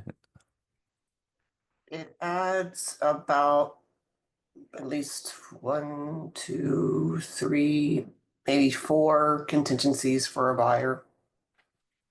So, in really specific, ultimately, what is that contingency aiming to do? Liquidation of finance. What? Liquidation of finance. Mm-mm. What does a contingency do? What? If you want to get out from the contract. Okay. More importantly than, I mean, yes, you're not wrong, but there's a nugget here that we're missing. There is one thing, and you're closer than anybody else right now, Mohammed. But there's an and to that statement. Get out and. Buyer, get out of a contract and. Protect the earnest money. Earnest Yes, money. Mohammed. Exactly right. A contingency has one purpose: to protect the buyer's earnest money. Period. That is all. It does not have any effect of anything else, but it allows the buyer to terminate the contract and get their earnest money back. That is all a contingency does. Every contingency in our forms libraries have one purpose: to protect the buyer's earnest money. That's it. So if you don't use the form, do you have to use the form? No. You can close a transaction without using a third-party financing all day long. But if you don't use the third-party financing, what is the effect to the buyer?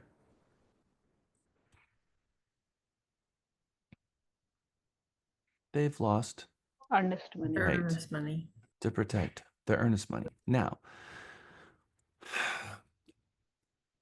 some contingencies are in our third-party financing addendum that is a notice that there's a federal law that protects their earnest money.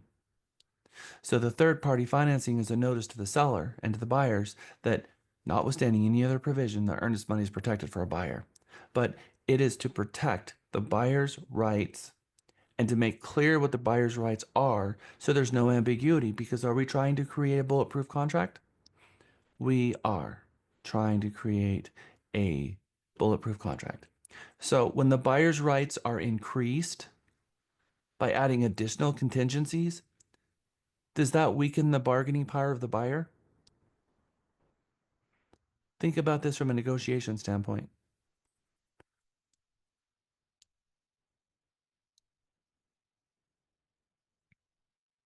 Someone answer this question. The more contingencies the buyer has in any contract, in theory, the weaker the offer. So when the buyer's rights are increased by adding additional contingencies, it weakens the buyer's bargaining power. Yes? We all agree to that? 100%. 100%. So we have to understand that as an agent, if we're acting as mama bear or papa bear, and we're trying to represent our clients, and we're going to try to add a whole host of contingencies to the buyer because we're going to protect them, have we done a good job explaining to them that these contingencies protect them but also weaken their positions at the same time? So we have to look at the buyer's motive and what it is they're looking for. Because if the buyer comes to you and says, I want this house no matter what, get this house for me, adding a whole bunch of contingencies might not be working in the fiduciary duty of what they just told you to do. So we can't just prepare an offer for our client and have a pattern of how we prepare all of our offers and do the same thing in every situation, because there may be a different motive based on the buyer's I like it or love it scenario. So when the buyer's bargaining power is weakened or reduced, it increases the risk the contract will not be accepted, especially in a multiple offer situation. And we're seeing those today. Not as much as we did 3 years ago, but we're seeing them. Does the buyer like it or love it? Does the buyer have access to a larger down payment? Do you know if the property is in multiple offers? We have to be doing some research to find out where the buyer is. Is it one buyer and one seller? One buyer and one seller, the buyer has more power. Would you agree in that? If you have if you are negotiating with one buyer and one seller, the buyer has more power? Yes. Yes. If there are two buyers and one seller, does the seller have more power? Yes, sir. Yes. 1,000,000%. So do we need to find us out at all costs and ask the question, is it worth asking the question, have you been authorized by your seller to disclose whether or not we're in a multiple offer situation? And ask that question, because if you haven't asked that question before you prepared the offer, you're preparing the offer wrong, most likely, because we can't assume.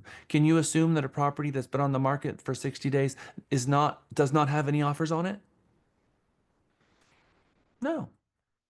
So maybe we should also be looking at the history of that property. What is the history of price reductions on that property, and when is the most recent price reduction? Because maybe they've been on the market for 6 months, and last Thursday they did a $100,000 price reduction that all of a sudden, poof, landed this property in your client's portal because they didn't see it before, because it was hidden from them, because it was in a purchase price that was outside their buyer's portal, and all of a sudden now it is in a bunch of other buyer portals too that never saw it because it was outside of it. And now there's a lot of buyers seeing it, a whole bunch of traction all of a sudden, and boom, you get into a multiple offer situation. Is that possible? 1,000% yes. So we have to know what questions to ask so that we don't get a false positive. We can't go in with the assumption, oh, this property's been on the market for 6 months. Let's ask for all the closing costs and ask for everything and ask for every contingency, because we're going to go beat up the seller even more. We can't. We have to do the research and look and ask the questions so that we can properly advise our clients, so our clients can tell us how they want us to prepare the offer. Now, we can give them our advice, but we have to be able to give them strong, sound advice based on all things that we've learned. And if we don't know what questions to ask, we don't know how to properly advise them. So, the Code of Ethics says that you must have authorization from your client to disclose the existence of offers, one or more, if you represent the seller. And you must disclose if the property has gone pending. So, on one hand, the existence of multiple offers is confidential until the seller tells the listing agent, I approve you to disclose the fact that we have multiple offers, and what you tell one party, you now have to tell them all. So if you've told one buyer that you're in a multiple offer situation, and one buyer asks, hey, are we in a multiple offer situation? Yes, we are. And I told that buyer there's a multiple offer situation. Do I have to tell the other two, or can I just wait for them to ask me? You have to tell. I have to tell. So now I have to call them back. Hey, just want to let you know that we're in a multiple offer situation. I just wanted to give you a heads up. I just had another offer come in, and I disclosed to them that we are in a multiple offer situation. And so I have to make that same disclosure to you. I'm going to follow up with a text message or an email to show that I've had this conversation with you. Do you have any other questions for me? Okay. All right. Thanks. Simple as that. Okay. Now, once the property goes pending, now, I'm not talking about the pending status in the MLS. I'm talking about an offer turned into a contract and it was signed. And someone calls you and they say, hey, Do you have any offers on this property? I'm not at liberty to say because you want to back up really bad. And so you have them go show up that property under false pretenses because you want to back up really bad. You had an obligation to tell them, actually, we've just gone pending. We've just accepted an offer an hour ago. We are looking for a backup. I would love to work with you. We're in our option period and we've got a 7-day option. I don't know what's going to happen. I think it would be very smart for you to put in a backup offer. That is perfectly acceptable to tell them the length of the option period because if they throw a backup offer at you, you're going to have to tell them when your option period expires anyway. That's not confidential information. It's very important information you need to share. But I am going to emphasize that you can't hide the fact that you have accepted an offer and try to get people to show the property or leave it in the MLS for 4 or 5, 6 days as active through the option period because you're going to try to play the craps table in the event that you go back on, you don't lose your momentum. You have a trek rule to immediately notify all third parties, and that is also changing the status of the MLS. And the MLS rule also puts a cap on it. You have a certain amount of time in different MLSs to change the status. And so don't play with fire. Be honest and truthful in the listing status of all time because the code of ethics says that you will be honest and truthful at all times regarding the listing status. And so that means that if you've left it there even for 5 minutes, you might have broken the code of ethics. Although I don't think anyone's going to come after you with a strong arm of the code of ethics because you didn't mark it pending within 5 minutes of it going pending. But you get the point now. The existence of offers is confidential until the seller allows you to disclose it. But the moment an offer turns into a contract, you have an obligation to change the MLS timely, whatever that means, and you have an obligation to tell anyone who asks, yes, we in fact did go under contract, and here's our option period expiration, and I would love to get a backup if your seller is interested in receiving a backup. The inherent problem with a multiple offer situation, because there is an inherent problem with it, I'm going to move my slide because I'm going to ask you a question actually. What is the inherent problem in a multiple offer situation? What is the one thing in a multiple offer situation that you know that's going to have that's going to be a side effect of it? Bidding more than what the property will appraise for. Okay. So then the impending problem is going to probably be a property that doesn't appraise. Did we not recommend that the seller price the property for right under if it's 275, 269 to something like that to try to get in more interest and it sell for 285 and it's now gone under contract for 285 but then it turns around and appraises for 279? Is that a problem? I would say that we as a profession have forms that address this very thing, and that we have spoken to our client about how to deal with the appraisal situation. Our client, meaning the seller, you're in a multiple offer situation. Here, these people are bidding $20,000 over or $10,000 over. If this is a FHA or VA loan, they can't be forced to move forward under these circumstances. They can't be forced. They can choose to move forward, but they can't be forced, and they can't waive their rights. They can't waive their rights and tell the seller, I'm waiving my rights to back out. I'm going to move forward. They can't even do that.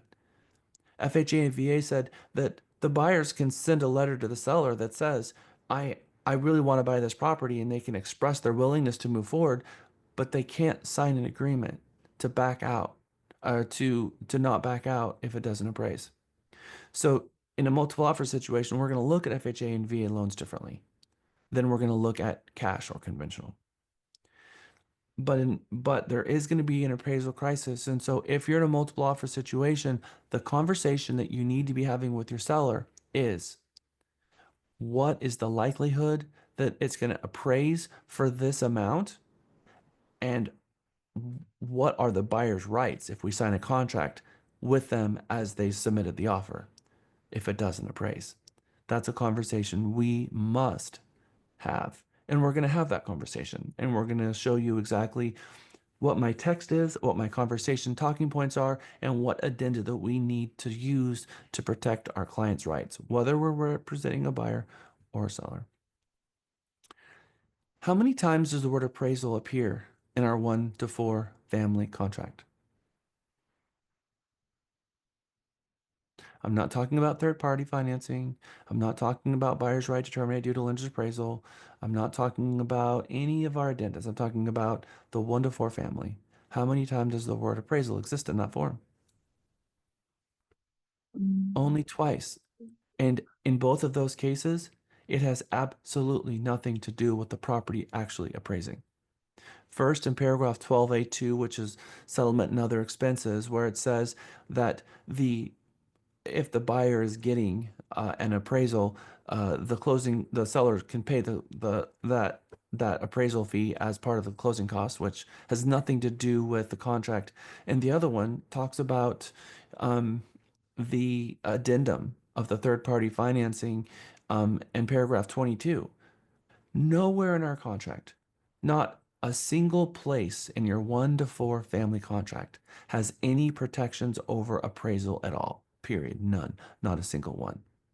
Your contract is devoid of there being anything to do with appraisal.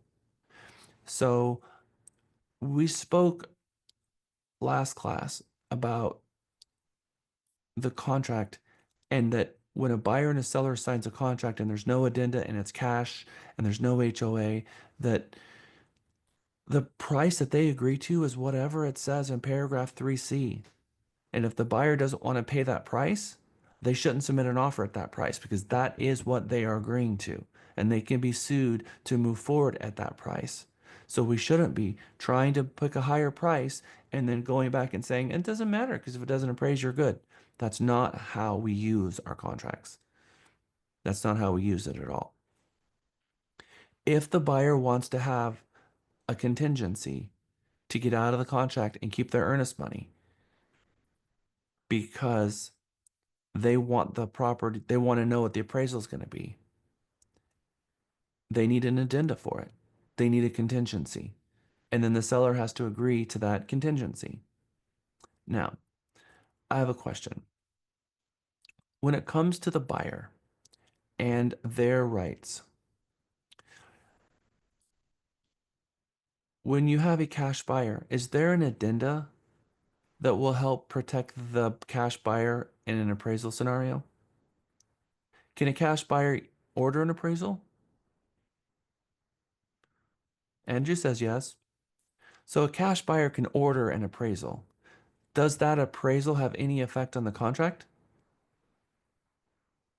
Is there an addenda for a cash buyer that will help the cash buyer get their earnest money and back out if the property doesn't appraise on the buyer's appraisal? Yes. No. There is no addendum for a cash buyer. There is 0 addendums for a cash buyer. 0 addendums. So we have to know if you're representing a cash buyer, there that there is no expectation that an appraisal will be ordered. There is no promise that an appraisal will be ordered. If the buyer chooses to order an appraisal, it's FYI anyway. And no matter what that appraisal says, that buyer is moving forward at whatever it said in paragraph 3C, or they're going to get sued 9 ways to Sunday. So, how do we protect a buyer from overpaying on a property if they're cash? Well, there's Put data some out there special that tells provision. us what it's appraised at, isn't there? What is that data? What do we call the data that we give them? A CMA. That's CMA. right. It begins and it ends with your CMA. Now, if your CMA doesn't jive with an appraisal gives, well, I'll tell you, that happens all the time. That happens all the time. So an appraisal is doing something a little bit different than we're doing. And All you can tell a buyer is, Mr. and Mrs. Buyer, this is what my CMA states. What you offer the seller based on paragraph 3C is what you are willing to pay for the property. If you order an appraisal and that appraisal says something different, then you're still buying it for whatever 3C says. So if you want to order an appraisal and have an opportunity to look at that appraisal before you go under contract with this buyer, it's going to take 7 to 10 days and you run the risk. You might want to have a 12-day option and be able to terminate during the option period because it didn't appraise, because during that option period, you have an unrestricted right to terminate the contract. The only way, Mr. and Mrs. Buyer, that you're going to get out of this contract is having an option period. And so that means if you really care about what an appraisal may or may not say, and by the way, it's going to be $750 on average to get an appraisal, and that might be a very good starting point for you. But here's what my CMA says, because I'm obligated to give it to you. And this is what I believe that the property should be listed for right now. Different from what it's going to close for. And here's what all the other properties close for. Okay. So again, how we approach a cash buyer is different than how we approach a conventional buyer. Is there a form that helps protect the earnest money for a conventional buyer if the property doesn't appraise? Yes. Yes. What is that form? Appraisal waiver. At the third party addendum? It is not the third party addendum. The third party financing addendum does not protect the the conventional buyer, does not protect their earnest money if the property doesn't appraise. It absolutely does not. Oh, it's But the 1-to-4 contract. the A wonderful contract, yes. absolutely not, guys. We just talked about that. The contract has Oh, has zero, not a single. In fact, the contract only has the word appraisal on it twice, and neither of them has anything to do with protecting the buyer through a contingency. So the contract is devoid of anything to do with a contingency for a buyer. So the contract by alone doesn't help anyone ever. Now, cash buyer, we don't have an addendum to protect a cash buyer at all. There's not even an addendum to protect a cash buyer, but we do have an option period that we can help protect them. Now, we're going to move over to conventional. Is there an addendum that protects the earnest money for a conventional buyer? We said that there is, so we know that there is one, and we know it's not the third party financing. So what do we have left? Addendum. Right to terminate due to lender's appraisal. 49-1 Addendum. form, and it's item 3, or I don't know if it's 3 or C. I can't remember at this point, but it's the last paragraph on the right to terminate due to lender's appraisal. So we have nothing for cash. We have right to terminate due to lender's appraisal for a conventional buyer. And then for a FHA and VA buyer, what addendum do we have to protect them?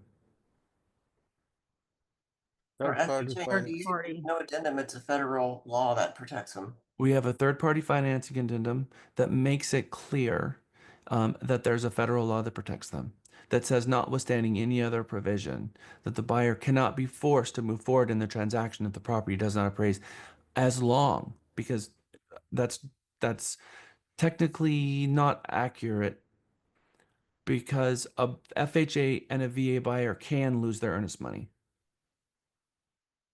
under one circumstance, and it's if they don't order an appraisal. If they don't order an appraisal, they can lose their earnest money. So if they get back and say, yeah, we didn't get financing, so we're backing out and getting our earnest money back. Did you order an appraisal? No, you have no protection. So hopefully you're in your third party financing days, because you don't get to back out after those days if it doesn't appraise, if you didn't get an appraisal, or you can't back out and get your earnest money back for a lending situation if you didn't order the third party appraisal. Okay, so we have nothing for a cash buyer. We have a right to terminate due to lender appraisal addendum for a conventional buyer, and we have a third party financing addendum for our VA and FHA buyers, not the purchase contract. And again, seller financing addendum and loan assumption addendum, do we have any protections for them for whether or not the property appraises? And the answer is no. There is no protections of appraisal for a seller financing or a loan assumption. And the assumption for a loan assumption is that that's much, much lower than what the purchase price would be anyway, because you're just absorbing the seller's underlying note. Okay, we're doing well so far. There is an NAR one sheet called About the Appraisal Process that I have inserted both in your buyer packet, your seller packet, and in your .me that talks about what an appraisal is and what an appraisal is not. Who is the appraisal for if you're getting a loan?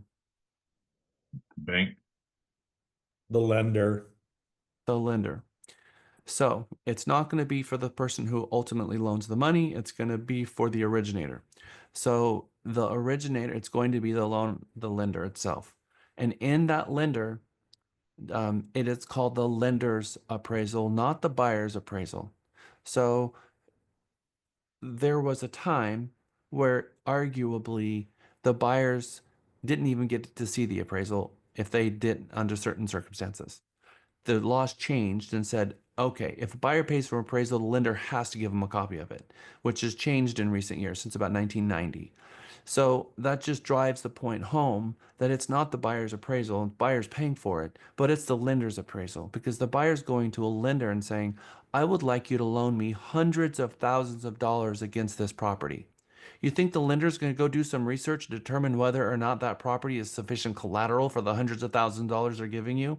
Yes. Do you think that the document that's going to go and give them that faith is going to be a document owned or manipulated by a buyer? Absolutely not. So when you understand what the appraisal is for and why it's used, the light bulb goes on. Oh, I get it. The lender is handing over hundreds of thousands of dollars and they're trying to determine whether or not this property is sufficient collateral, because they're not going to go out and look at the property. They're not going to walk it and see what it looks like. They're not going to run comps. All they're going to do is look at paper, and all the paper has to match. So we're going to have a conversation before we go on break, because we're going on break in a minute, of what is the underwriter's job? So you have a loan officer and then you have an underwriter, and both of them are working for the lender. How does what is the difference in philosophy between the underwriter and the loan originator? Andrew. I think that the underwriter is making sure that they're getting everything that is required for that loan, for that particular type of loan, in order to present it to the lender, the underwriter, for approval. I like it. I'm going to simplify this for you all. The underwriter is looking for any reason to say no, and your lender is looking for any reason to say yes. They are at war with each other on purpose. Your lender is a originator just like you, and their job, they have a fiduciary duty to find as many buyers as they possibly can, to put as many deals together as they possibly can, and to toss those deals packaged to an underwriter. And they hire an underwriter to do the exact opposite, to look for any reason to say no, to protect their interests. So knowing that, it's going to help you have a little bit better understanding of what's going on. If the underwriter and the lender is at war with each other, is it good for them to have good communication? Is it good for them to be able to be in the same office and one of them get out of their chair and walk to the underwriter and look them in the eyes and say, I don't understand, explain this to me like I'm stupid because your emails are not making sense to me? What do we call that? In-house underwriting. That person should be in-house underwriting. That's not the case for Wells Fargo. That's not the case for Rocket Mortgage. That's not the case for Chase Manhattan Bank. That's not the case for Bank of America. None of them have in-house underwriting. None of them. In fact, it's usually in a completely different state. If those two people want to meet in person, they have to take a flight to go see each other. And they are 9 to 5, Monday through Friday. And so if they have a problem on Thursday, 4 o'clock, you're likely to maybe get a hold of them on Friday. And if their caseload is busy, maybe Monday, which is why it takes these large banks 60 days and 90 days to close a transaction often. because they're not designed for loan origination. They're designed for refinances, and refinances take forever to get done, but they also have a very, very low rate. Separately from your loan originator from a local lender, like any of our preferred lenders, have in-house underwriting. In order for them to be a preferred lender, the very first question I'm going to ask them is, which Realty Texas agent have you closed with? Because we're going to check with that agent to make sure that, you know, your communication is second to none. And number two is, do you have in-house underwriting? Meaning, can you go and do you have a relationship with this underwriter so that you can argue the FHA and VA guidelines? Because it's all an argument over whether or not this loan can be packaged and resold. We're going to talk one more thing before we go on break about the importance of a conforming loan. People like Michelle Iconin from Legacy Mutual. Legacy Mutual, do they lend their own money? No. No. Does any of our lenders lend their own money? They borrow money on a No. short-term note. So they borrow money. They go out to the open market and they borrow money. And they have to pay to borrow that money, right? They use that money to table fund and close the loan. And then now they have the loan and they have to sell that loan. And when they sell that loan, the difference between what they bought that money for and what they sold that money for is how much profit they had, because lenders buy and sell money. That is how they make money, their margin or their spread. So the underwriter's job is to make absolute quadruple sure that when they fund that loan that they can sell it and pay that money back, because if they don't, they can literally go out of business because they don't have $500,000 sitting there in liquid funds. They're borrowing this chunk of money and then putting a loan together and wrapping it, and then they're selling it on the open market. And if they can't sell it, they're only going to make $3,000, $5,000 for that. And so if they turn around and they can't sell it, what's called portfolio it, and they have to hold and keep that terms for the next 30 years, it can put them out of business. The lender can be filed, the underwriter can be filed, and it is tragic for them. So the underwriter's job is to protect the lender at all costs from making sure that they have a conforming loan. So what they're doing is they're looking at all the guidelines to make sure that they can turn around and sell this, because guess what? If they sell a loan and they're wrong, they can also have to buy it back.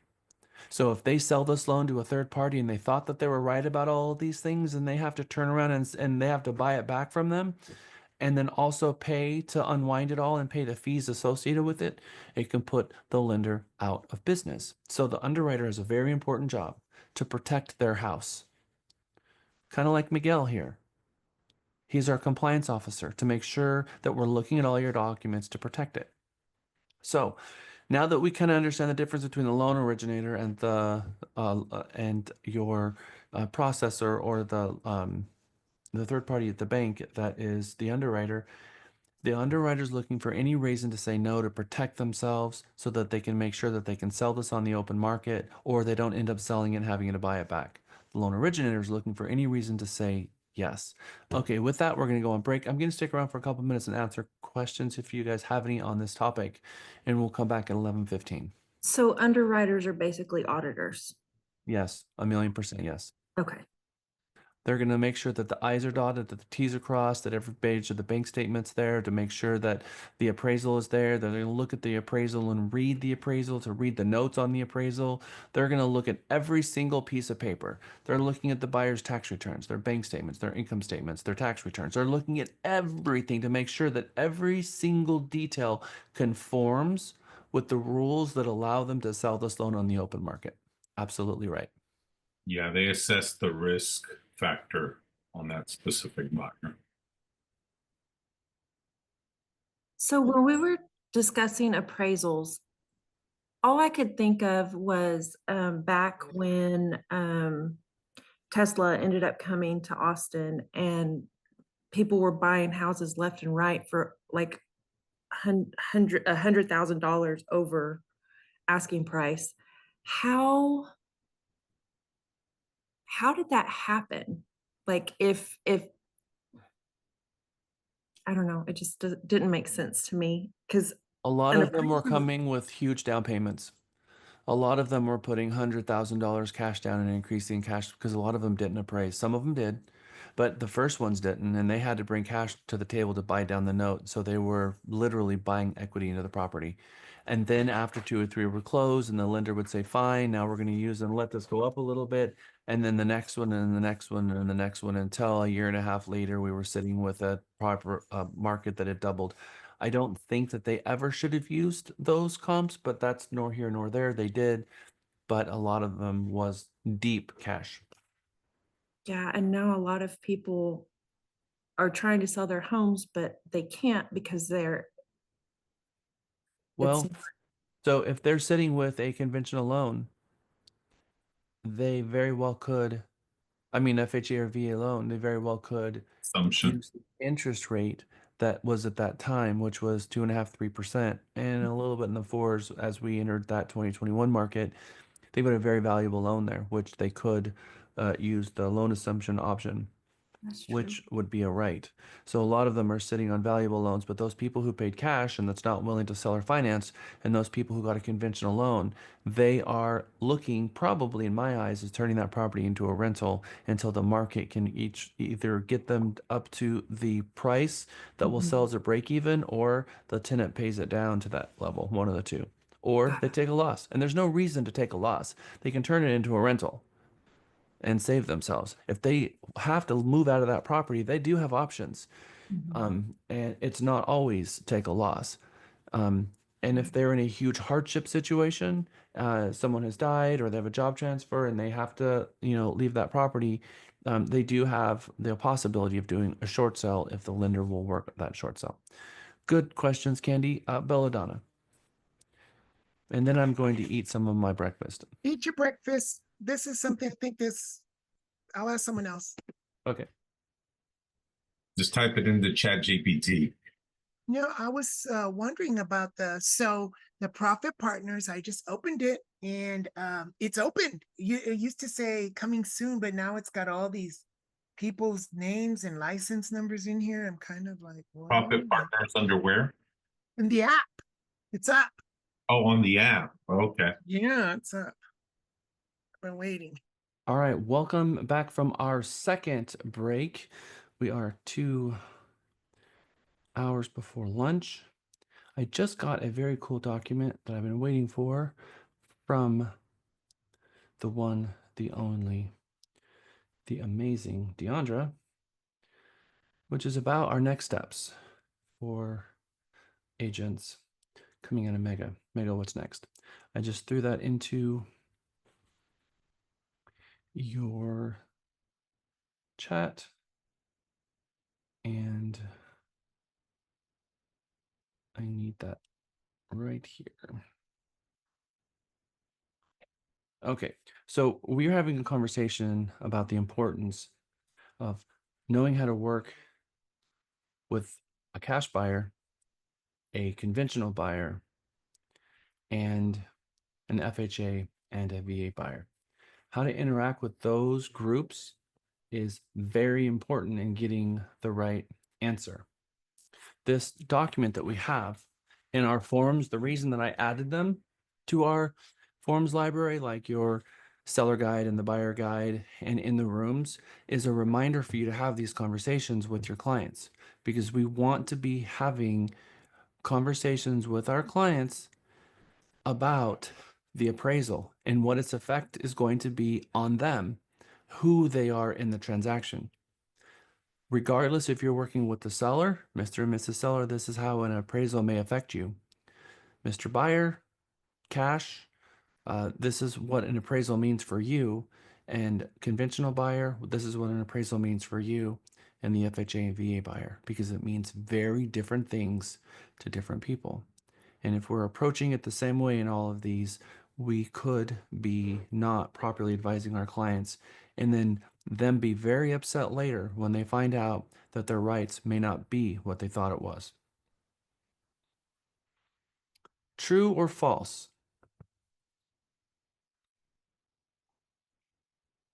To the best of what I've always been taught, cash is king.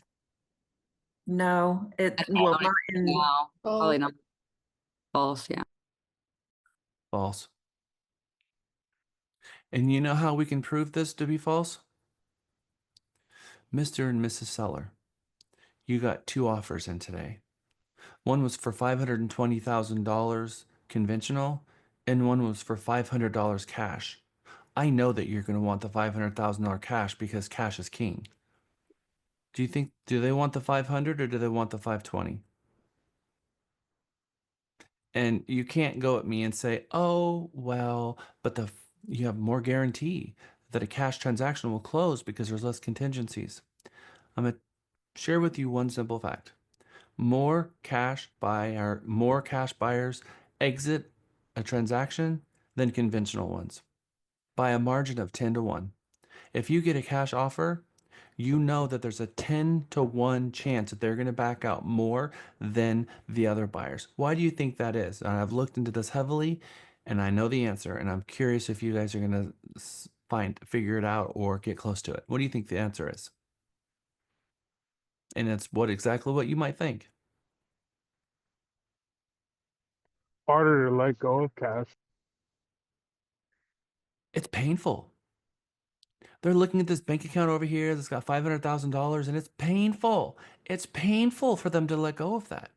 So now they're on a balance beam of the pain to let go of the $500,000 worth the enjoyment of the property. And that balance beam is not as swayable as you might think because the pain of losing it. And every single buyer gets cold feet. Every single buyer ends up with a little bit of buyer's remorse. And the moment they start that buyer's remorse, the moment they look at the money and like, I don't want to lose this money. I don't want this. This is too stressful. I want out. Versus someone that's getting a loan, they're grateful and they're thankful for the house and the money. What do you think about that? I That mean, makes does it sense. also depend on how fast they're wanting to close? So, Mr. and Mrs. Seller, are you willing to take an amount less because they can close faster? That's not for us to say. If you have a desperate buyer, they don't care what it sells for anymore. And so if you have desperados selling their home and they've gotten that priced into investors, then we're not really talking about highest and best anymore, and that's not what they're selling their home for. But the majority of sellers come to you, do they say, "I want to fire sell my home in one day and I don't care what I get for it"? That may happen twice in your career and find out it's because it's in foreclosure. And even then, there's better options. 99% of your buyers, 99% of your sellers, their entire nest egg is in there.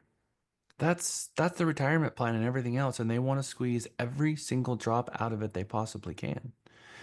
And so cash is not king. And I'm driving this point home because sellers, when you're representing them, they're like, "I don't care that they're cash. All I care is about, I don't care where the money's coming from. I just want as much of it as I can possibly get." And the buyers, sometimes they think, "Oh, I'm cash, so I can offer $20,000 or $30,000 less." Because where they're coming from in their mind is, I guess you could say cash buyers are from Mars and financing is from Venus. We can look at it that way because they're going in separate orbits in the opposite direction and they are not understanding each other's motives.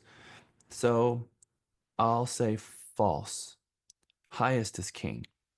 That is going to be your 99 percentile. I'm not going to disagree with um, all of you, Latanya included, of you will sometimes find in your career where someone has to sell their home for very unfortunate situations and they have to sell it and they have to sell it quickly, but they did that to themselves.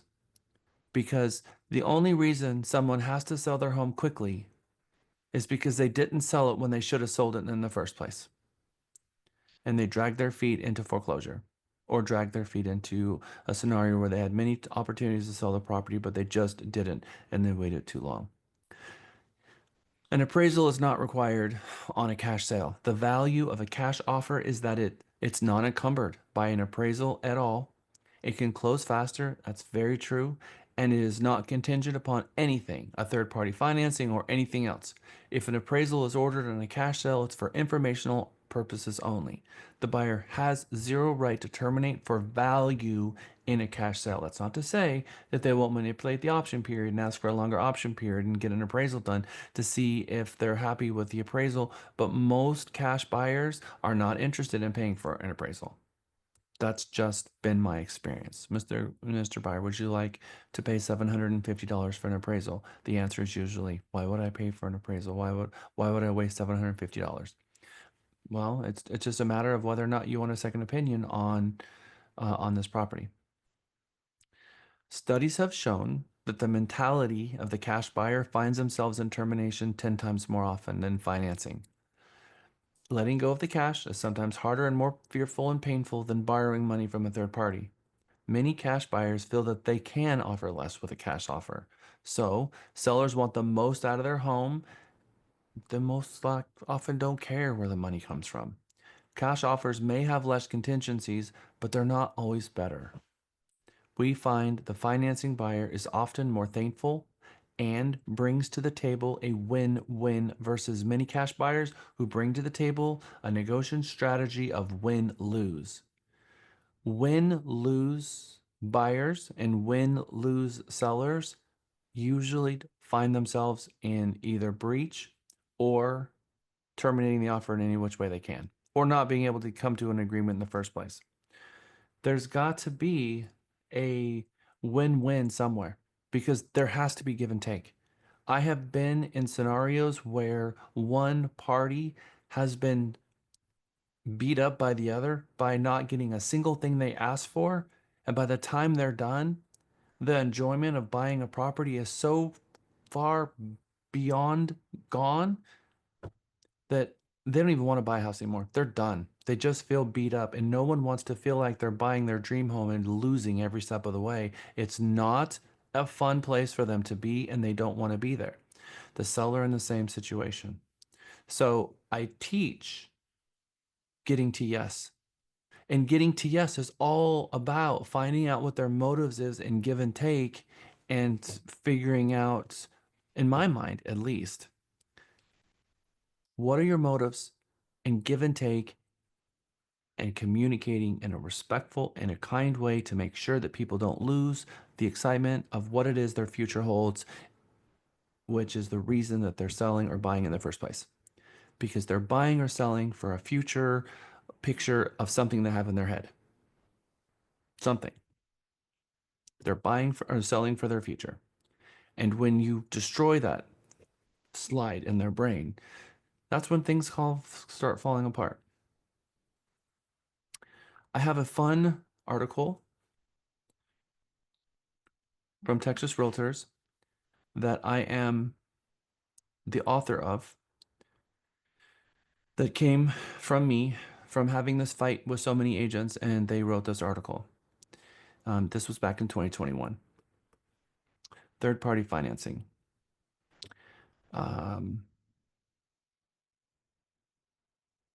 This one right here.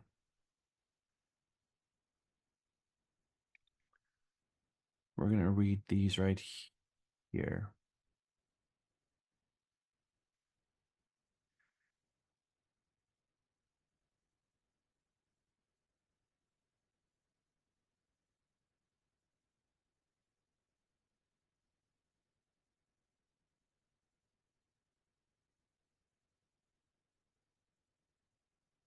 If an FHA buyer receives an appraisal lower than what in the blank in paragraph 4, paragraph 4 of the third-party financing, which is the FHA and VA provision, where you're supposed to write in a hand amount, which is supposed to be the sales price.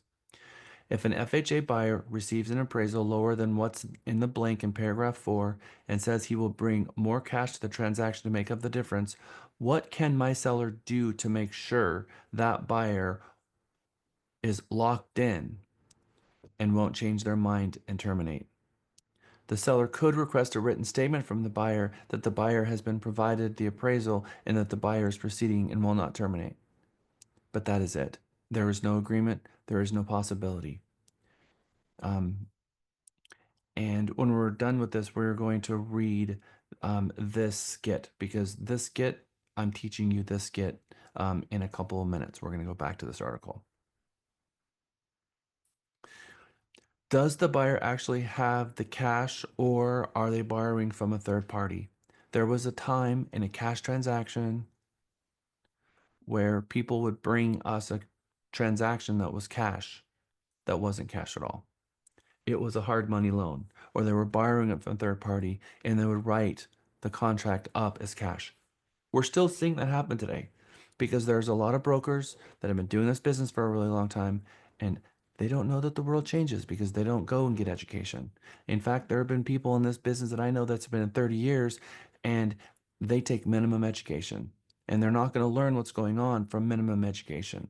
And so your commitment to this profession needs to be rooted in education, because things around you change. And if you're not seeking out education, you're going to continue doing things the same way despite the world around you changing, and get yourself in trouble at some point. So we have a third-party financing addendum that now has paragraph G. And paragraph G is other financing, and it's designed for cash. So if they are getting money from a hard money loan that they used to call cash, because it's not cash, it's a hard money loan. And the hard money lender can say, I'm not giving it to you now. And that'd be 2 days before the closing date. The thing is about cash is you need a proof of funds in the buyer's name, not in a name of a third party. So as a listing agent, when you have a cash transaction, the very first thing you should be asking for is proof of funds, and look to see if the name on the proof of funds match what it says the buyer's name in paragraph 1. Whether that's an LLC or whether it's a buyer, it needs to match. You need to see name and name, and that proof of funds needs to meet or exceed what it says in paragraph 3C. We're going to dig through the third-party financing, and I'm going to promise you that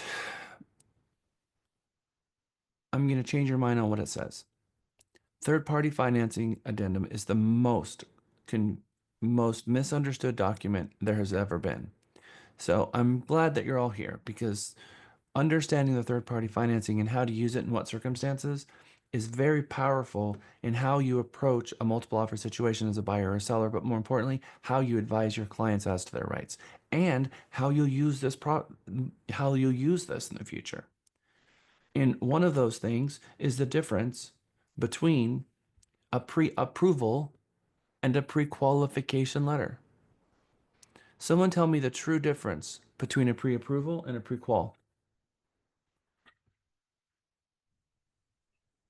A pre-qualification just goes off of what the person's telling the lender, correct? And then the pre-approval is where they've actually gone through the process of kind of proving a little more that they can cover it. Candy, what is that process called? Underwrite. Underwriting? Yes, that's right. They've passed the buyer through underwriters. So remember that person that's there to look for any reason to say no? They looked at the buyer and they looked at their income, their assets, and they looked at them and they looked at their credit, their income, and their assets, and they said, okay, now it's subject to. So a pre-approval is subject to. Subject to what?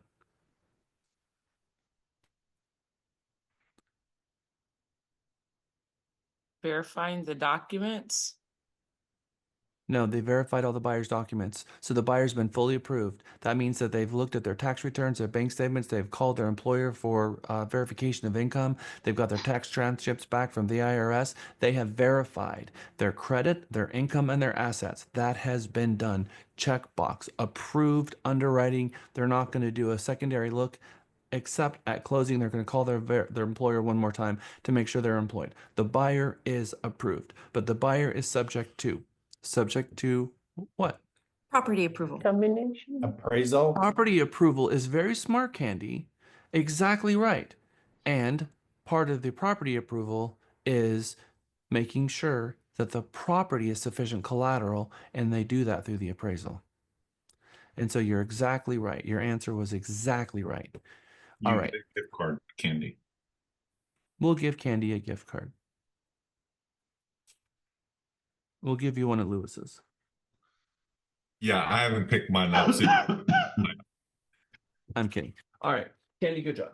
All right, so if you struggle with the third-party financing, it's okay. Everybody else does too. I can tell you that when I would teach classes at Champions, I would have other instructors coming to me and we would be having conversations about the third party. One of them is another broker, and still that broker still struggles with third party. So look, it's not uncommon for brokers and agents to be really confused about this document, and it's not that they haven't changed it every other year for the last 10 years either, which also throws a couple wrenches into it, but not significantly that changes the tone or the meaning of the contingency and what its purpose was in the first place.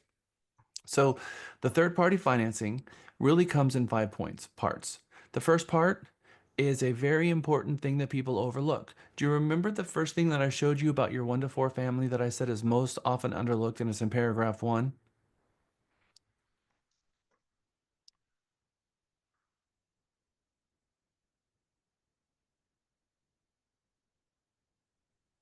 Candy's trying to do this. The seller's going to Seller sell and the buyer's agrees gonna buy. and buyer agrees.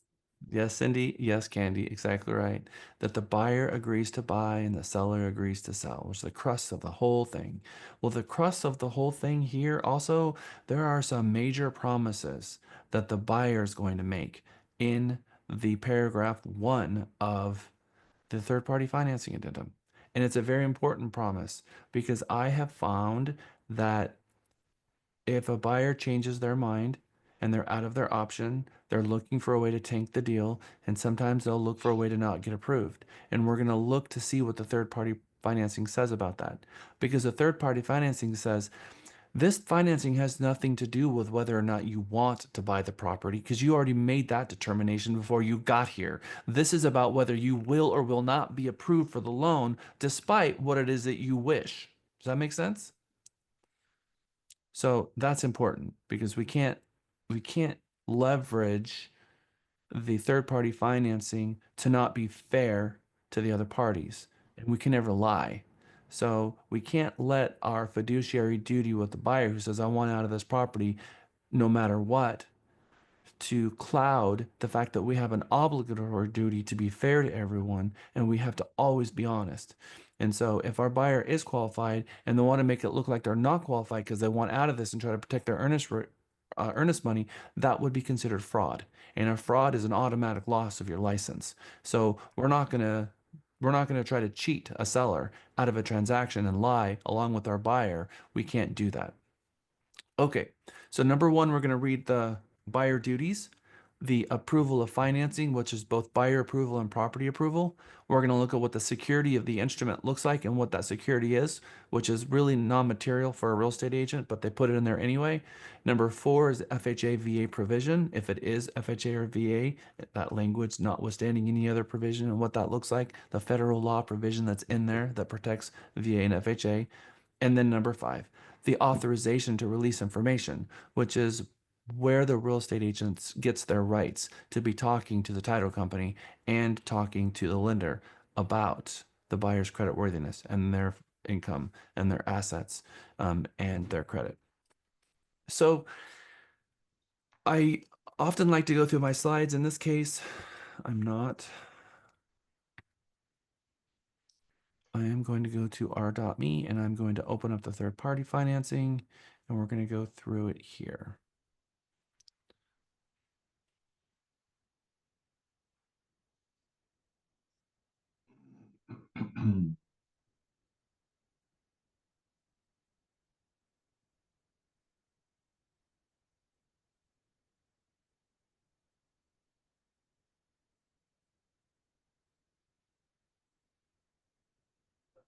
Okay.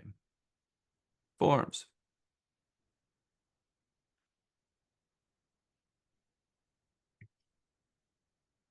Open up 1901. And I am going to zoom in. I'm actually going to download this because I already see people squinting. No squinting allowed. We're going to do it this way instead. Okay. Paragraph 1. Is Miguel here? Miguel, pop on if you hear my voice. Paragraph 1. Somebody read for the class paragraph 1. The financing and duty to apply and obtain approval.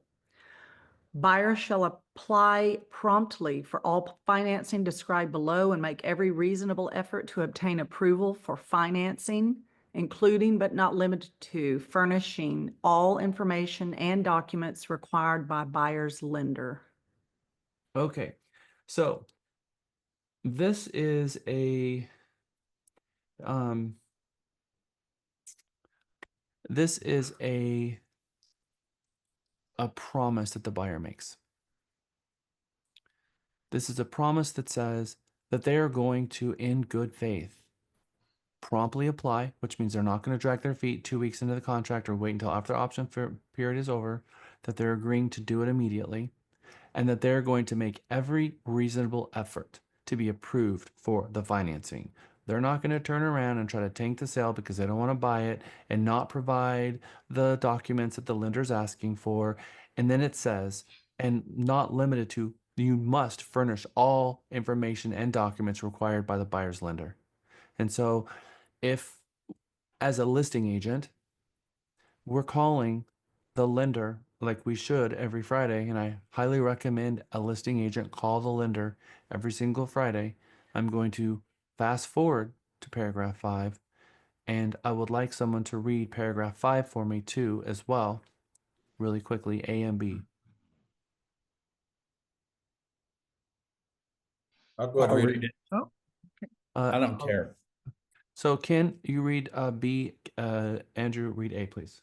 Thank you both. Buyer authorize buyer's lender to furnish to seller or buyer or their representatives information relating to the status of the approval for the financing. Okay, so what does that say? We can call. Who? Who do we call? Listing agent for the The lender. Uh-huh. We have full authorization to call the lender and talk to the lender about the buyer's creditworthiness. We have authorization that from the buyer because the buyer signed this document. So they're authorizing us. So that's what gives us authorization to call the lender every Friday and say, what's going on? What documents have you received? Are there any documents you're waiting for? Is there any issues? Is there anything I can do to help you as the listing agent? And the lender has to be honest too. So the lender will say, well, we've been asking for the February bank statement now for, or let's be realistic, now we're in January. We've been asking for the November bank statement and we've asked 3 times and they keep sending us the same one and it's missing page 4. And then we call the buyer agent. Yeah, I talked to my client. They're furious at the lender. That last page says intentionally left blank. They don't understand why they need it and they won't send it because they said they're being ridiculous. Okay, look, let's do a conference call with the buyer right now. Mr. Buyer, it says page 104. The lender has to have all 4 or they can't approve you for the loan. That is a regulatory requirement by FHA and VA.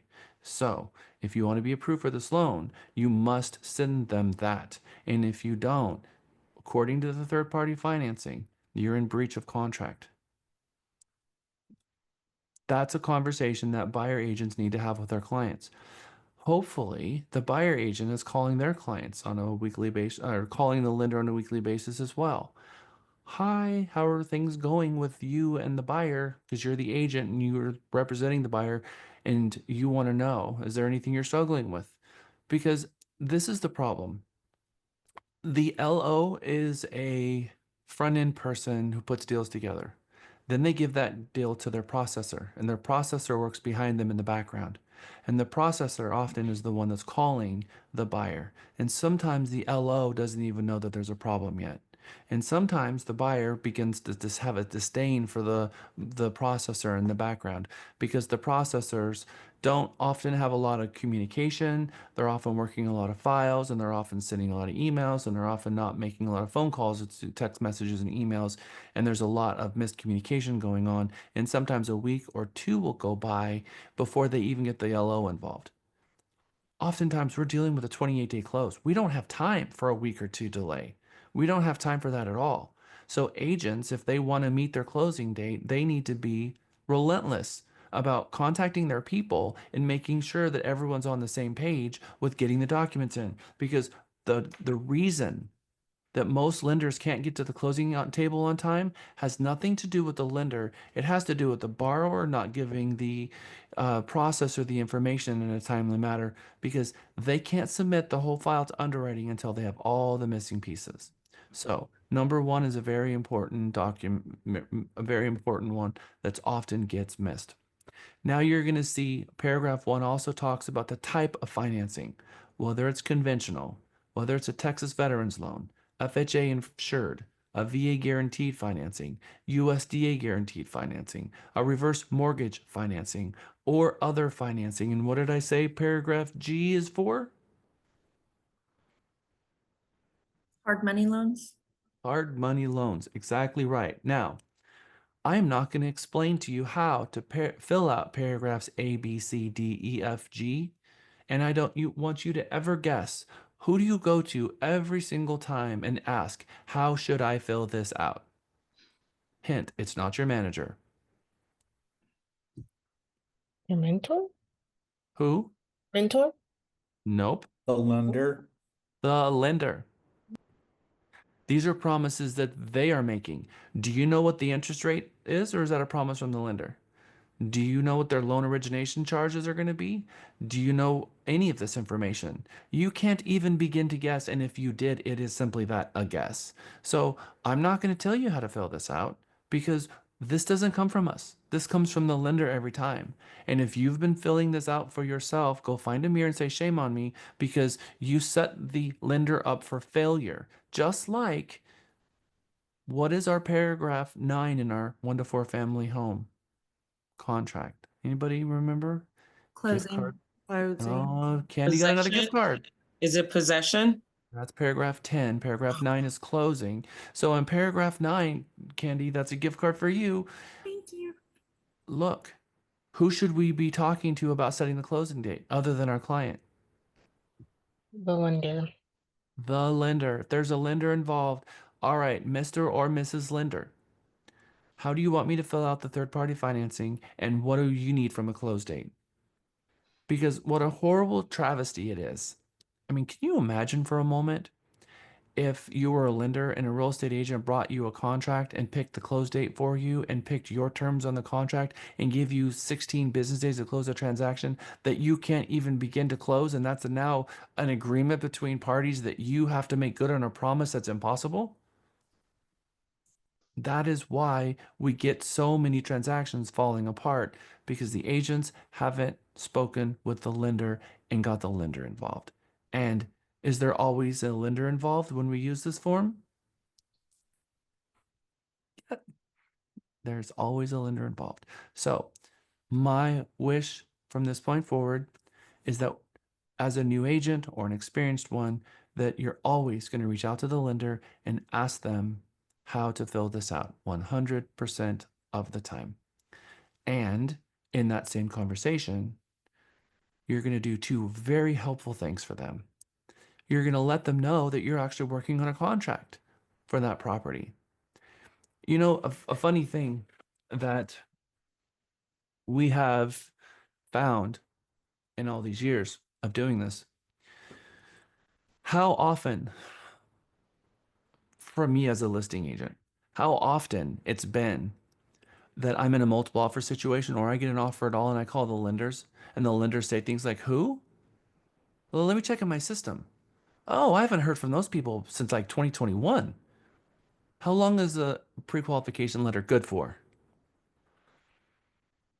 We should read the pre-qualification letter and see, because it will clearly state on there. But 6 months is, if it's dated 4 or 5 months ago, a lot of things could have changed. So they're usually good for about 90 days or less. Sometimes they're only good for 30 days. So it depends on the lender. But I'm gonna tell you, if you call the lender and the lender has not heard anything, it means that the lender did not help select the close date or the third party financing, and you don't even know if this buyer is even remotely even remotely qualified. And this comes from buyer agents sometimes not knowing how to approach a buyer who says, I already have my lender, I don't want to talk to yours. And so then the buyer agent thinks, okay, well, they already have a lender, so that's their lender, and I'm not going to call them and have a conversation with them. You and the lender and the buyer have to work together in consort to get this to the closing table. So how it's filled out is from the lender, and it's going to let the lender know you're working on a transaction so they can refresh the pre-qualification letter, which could change them and how they're approaching this transaction. Once they look at it, they can say, oh, things have changed. We can't take you FHA anymore. You got to go conventional, or vice versa, so that you fill it out correctly from the first place. All right, so now we're going to look at paragraph 2, approval of financing. Remember, this is a contingency, and the buyer's asking for a contingency.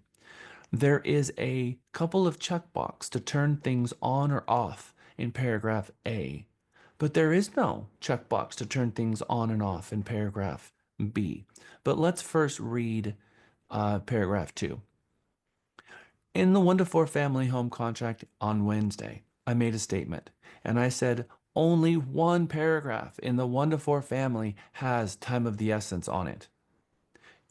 Do you remember which one it was?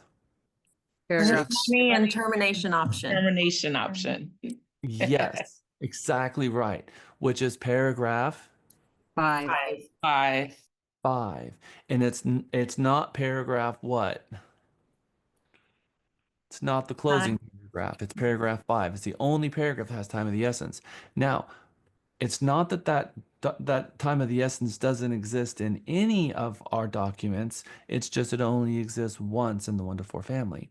It exists here because very much time is of the essence here, because strict performance of the timelines is required in order for the buyer to have the right to terminate. Not the unrestricted right, but the very restricted right to terminate on this very specific contingency.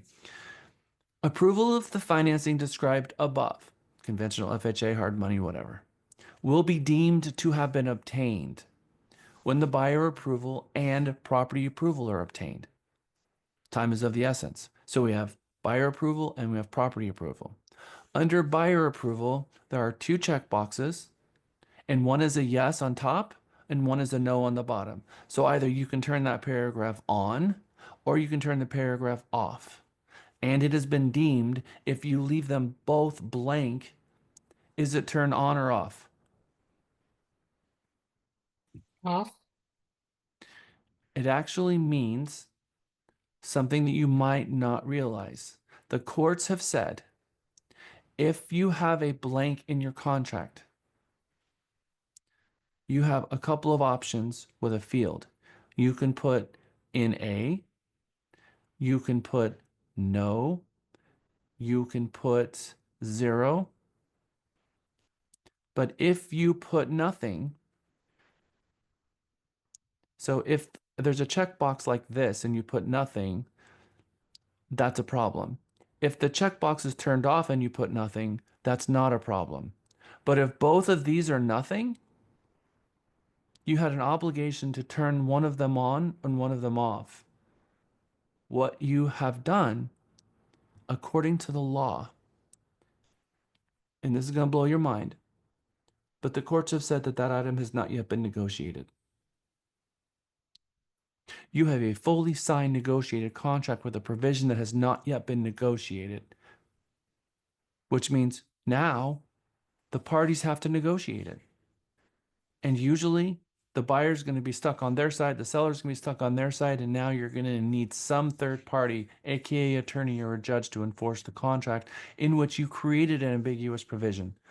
So it means it hasn't been negotiated with, and that is not a place you want to find yourself. So we're always going to select one or the other. The first one, and we're going to talk about the second one of what happens when you get this thing turned off. This contract is not subject to buyer obtaining buyer approval. Why would you might select that option? I've two possibilities. I've seen it in, well, 3. I've seen it in multiple offers.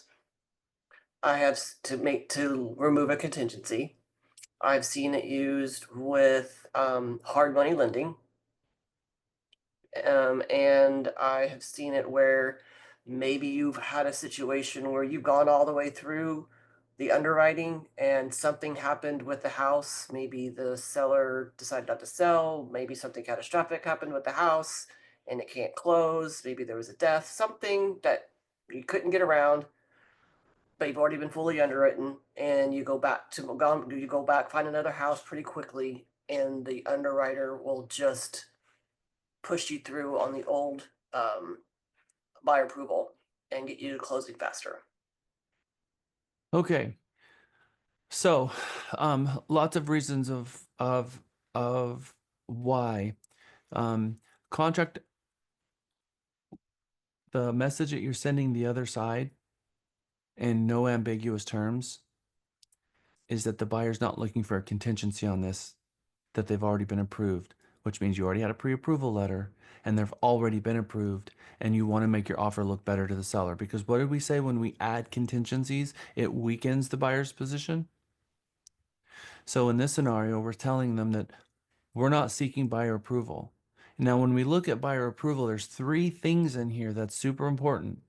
And it has to do with their credit, their income, and their assets. That's what is looking at in buyer approval.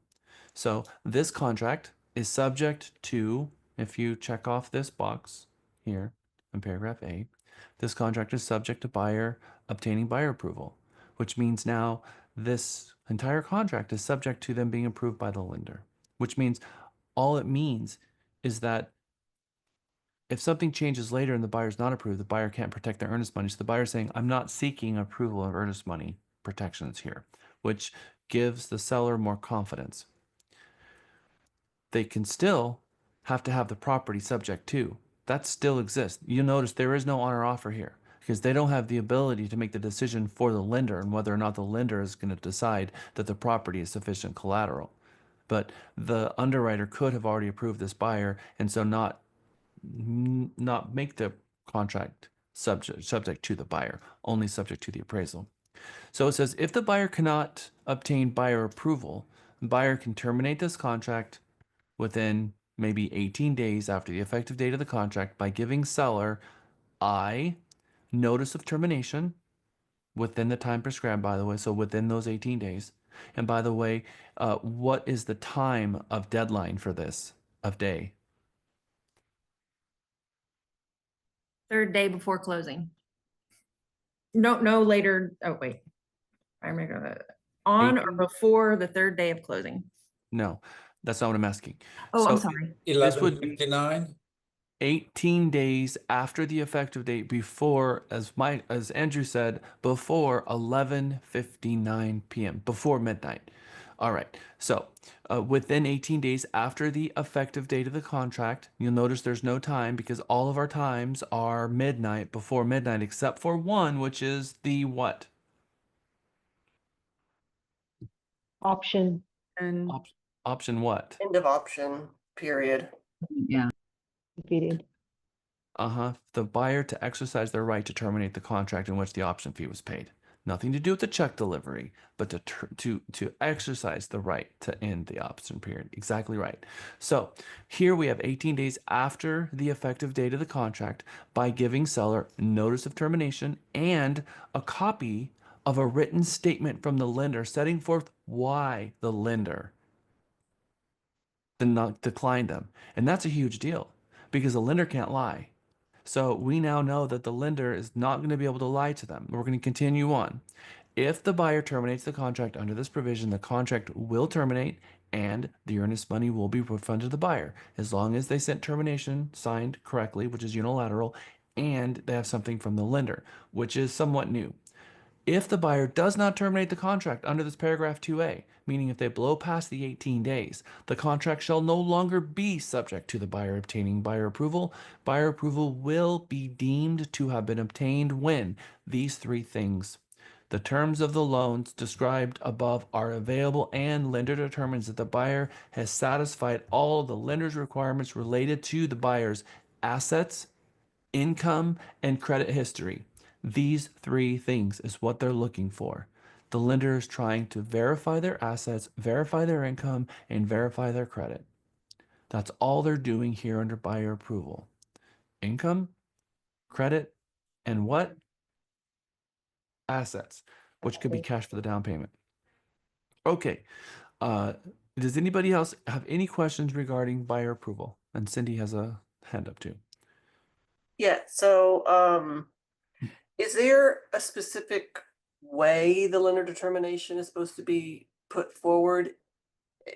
I'm assuming this is not an email. Is there like a form that Fannie Mae and Freddie Mac uses that is uniform between all lenders of the lender determination? Or is it has to be on their letterhead? Like the listing agent, what do we need to show the Okay. other side for that to be accepted? It has to be from the lender, not the loan officer. So it needs to be an email from their company. That's an official email. That could be an email setting forth the reason. That would be sufficient. What are we looking for? We would love to see something on their letterhead that's signed by them. So if you get an email like that, you could ask and request it to be on official letterhead and signed. They're probably not going to push back. But if you get an email like that, you should call the lender and have a conversation with them. Candy. I was just wondering why 18 days? I put 18 days because that is a number that we see often. That is going to be between you and the lender to select that date. Okay. Mr. Lender, how much do you need? Now, this is negotiable. That number is the one piece of information on this form that's going to be negotiated. You're not going to have a listing agent negotiate a single piece of information on this form except for that number. That one field is the big negotiation on here. Because someone goes like this, and the lender's going to be, and a listing agent is going to be like, nope, how about something like this? And then the buyer agent's going to say, well, I talked to the lender, how about this? And they're going to arrive around this 15 to 20 days. 20 is a lot, 15 days is not a lot. I see 18 a whole lot. So that is a very good number, but it can also be less than that, but it's negotiable, and we're going to ask the lender what they need. How much time do you need to get the tax transcripts back from the IRS? Because that's the kicker, and that is part of what you're looking at here. They also have to have verification of employment, and that is a whole other thing because they have to verify their income, which means they also have to verify that they're employed. And sometimes the verification of getting hold of the HR departments of their employers is not an easy thing. And they also have to not only get that back, but they also have to get it to the processor that gets it into the file, that gets it back to the loan originator. And they're the one that's going to ultimately decline it and then get this thing into underwriting in the first place. And underwriting is the one that has to get this. So you've got organization of preparing the documents, getting the documents, putting them in the file, doing the checklist, getting it into underwriting, and underwriting getting through to this. 18 days is about the amount of time that they need, which is oftentimes 10 days or less in business days. Okay, great questions. So now let's look at paragraph B, which is property approval. Again, there's no checkbox on or checkbox off here. It is what it is. Property approval. If the buyer's lender determines that the property approval does not satisfy the lender's underwriting requirements for the loan, and then it talks about what those would be, including but not limited to appraisal, insurability, and lender required repairs. Those are the things that they're looking for. Okay. Now, you see the word appraisal here, and you think to yourself, wait, it says appraisal here, and so it has to appraise. Is the lender going to decline the buyer because it didn't appraise? That's the kicker here. And that I've talked to a million lenders in a million different ways, and they keep coming back and saying, we're not going to issue a decline letter because it didn't appraise. Because they can do it at 10% down. They can do it at 5% down. They can move the stuff around. And typically they're not going to decline them for this. But if this is FHA or VA, it has to appraise. On conventional, they usually are putting 20% down anyway. And if it doesn't appraise, there's still tons of money there to get them approval. And so that's the kicker, is that When we're looking at this sentence, we're looking at it from the perspective of a conventional loan. And in a conventional loan, the lender's going to come back and say, yeah, with the amount of down payment, they're still approved. And the conventional buyer is looking for a way out, which is why there's another document that protects the conventional buyer much better than this ambiguous statement. Because this would be an argument, and we're not looking for an argument. We're looking to dot our I's and cross our T's. And if the conventional buyer comes to you and says, I want a way out of this contract like the FHA and VA buyer does, well, we have a method to get that done. As long as we've informed them that that exists and used the document and submitted it along with the offer, and the other party agreed to it. All right. So the buyer approval is all about assets, income, and credit history. The property approval is all about those three things: appraisal, insurability, and lender required repairs. How is a lender going to find out about lender required repairs? Are they doing an inspection of the property? How is the lender going to find out that repairs need to be done? Are we going to send the inspection report to the lender? Oh, heck no. How? What's if you've got things listed that the seller's going to pay towards? That might be one way that they see it. So maybe there's something on an amendment that they want to see verification that's going to be done. Most of those amendments are done where the work has to be done before closing, and the seller already agreed to do it in the first place. So they're like, okay, just prove to me that this was done. I want to see proof that these three things were done. But that's not what we're talking about here, because those are material situations in the contract that they already agreed to fix or it wouldn't be there. How are they going to find out about repairs that they're going to require outside of that? The appraiser. Thank you. More specifically, the notes on the appraisal. There is a notes section on an appraisal where an appraiser is going to write things that they are concerned about in regards to the condition of the property that makes its way to the lender. And it says, I'm not comfortable with what I see on the roof. I'm not comfortable with all of the earth to wood contact with possible termites. I'm not comfortable that the back um, porch is more than 18 feet, more than 18 inches off the ground, and there's no handrail. I'm not comfortable that the burner in the kitchen doesn't work on the stove. I'm not comfortable that this home doesn't have flooring. 50% of the home is still studs and no one finished it. Looks like they were adding on to it and didn't finish. Whatever reason, whatever note, whatever the appraiser saw when they were out there. You know, home smells musty, like possible mold. I'm seeing evidence of some growth on some of the walls. Whatever the appraiser did, because the appraiser is legally required to go to the property and walk it and put eyes on it and communicate to the lender any concerns that they have. Then the lender is going to look at that and they're going to determine whether or not they're willing to move forward. And who is it that's looking at that appraisal at the lender? Underwriting? Yeah. Exactly right. Their job is to look at the appraisal, to look to see what it appraised for collateral reasons, and then look to see the notes to see if there's any issues that they should be aware of. So they're very much looking at this whole thing, especially, because the whole thing is quote unquote subject to appraisal. So then they're going to want to see a binder of insurance to make sure that the buyer can get insurance. Oh, it's in a flood zone and insurance is going to cost $25,000. Are they going to put that into their DTI and see if they can afford it? Yes. And then you've got the lender required repairs. So you've got appraisal, that it was done, B, insurability, and the lender required repairs. Buyer may terminate this contract on or before the third day before the closing date by giving seller. So is there a time frame here? Is there 18 days? Is there any negotiated days here? There is not. There's a very specific sentence here. If buyer's lender determines that the property does not satisfy the lender's underwriting requirements for the loan, including but not limited to appraisal, insurability, and lender required repairs, buyer may terminate this contract on or before the third day before the closing date by giving seller notice of termination, copy of a written statement from the lender setting forth the reasons for the lender's determination. If the buyer terminates under this paragraph, the earnest money will be refunded to the buyer. If buyer does not terminate under this paragraph, buyer property approval is deemed to have been obtained. The reason this language gives you all the way to the third day because the seller gets to negotiate this. The buyer and the seller are going to be negotiating this to try to work this out.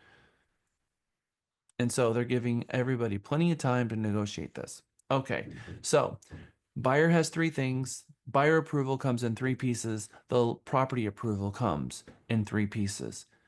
You can waive the buyer approval. You cannot waive the property approval because the buyer can waive their rights, limiting their rights, limiting their contingency, making their offer look better because maybe they're not concerned about their creditworthiness or the lender has already given them a pre-approval letter and they've already sent them to underwriting and they've already been approved. So they've already satisfied the income, the assets, and the credit history. So they're not worried about the buyer and they want to make their offer look better. Now they're just worried about what's appraisal's going to say and what the ability to get an insurance policy against that property is going to look like. Okay, it is time for our next break. We're going to get through the security portion of this really quick because it's a couple of words. If required by the buyer's lender, each note for the financing described above must be secured by vendors and a deed of trust. That is how Texas works. We deal with deed of trust. We don't deal with title. We're not a title state like a car, like some states. We deal with trust liens and trust deeds. Okay, when we get back from our break, we're going to dig into the FHA VA required provision and we're going to understand what this says for an FHA loan and a VA loan. It's 1206. Let's come back at 1216. And again, I'm going to stick around here for a couple of minutes and answer any questions that you guys may have about paragraph 4. Okay, I had 2 homework assignments that I have now completed. I heard someone say Jack, but I was headed out of my office, so I'm coming back early. You guys are not back yet, but who needed me? Belladonna was asking when the next RENE is going to be.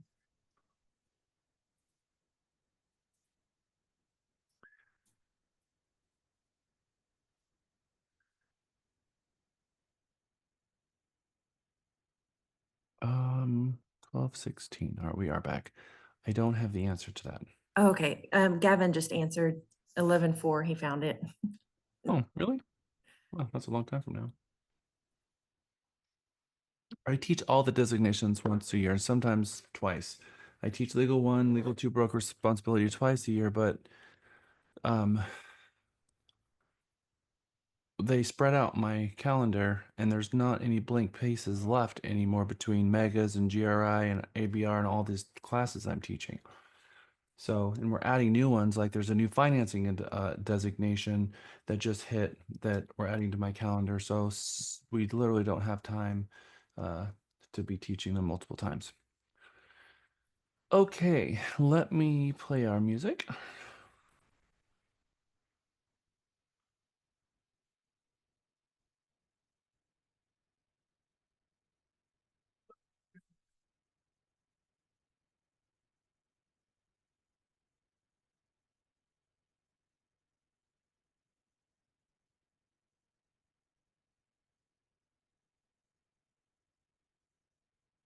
Okay, it's 12:20. Welcome back from break, everyone. We just finished with paragraphs 1, 2, and 3, and we are jumping ahead to paragraph 4, FHA VA required provision. There is a sentence in here that is very helpful for us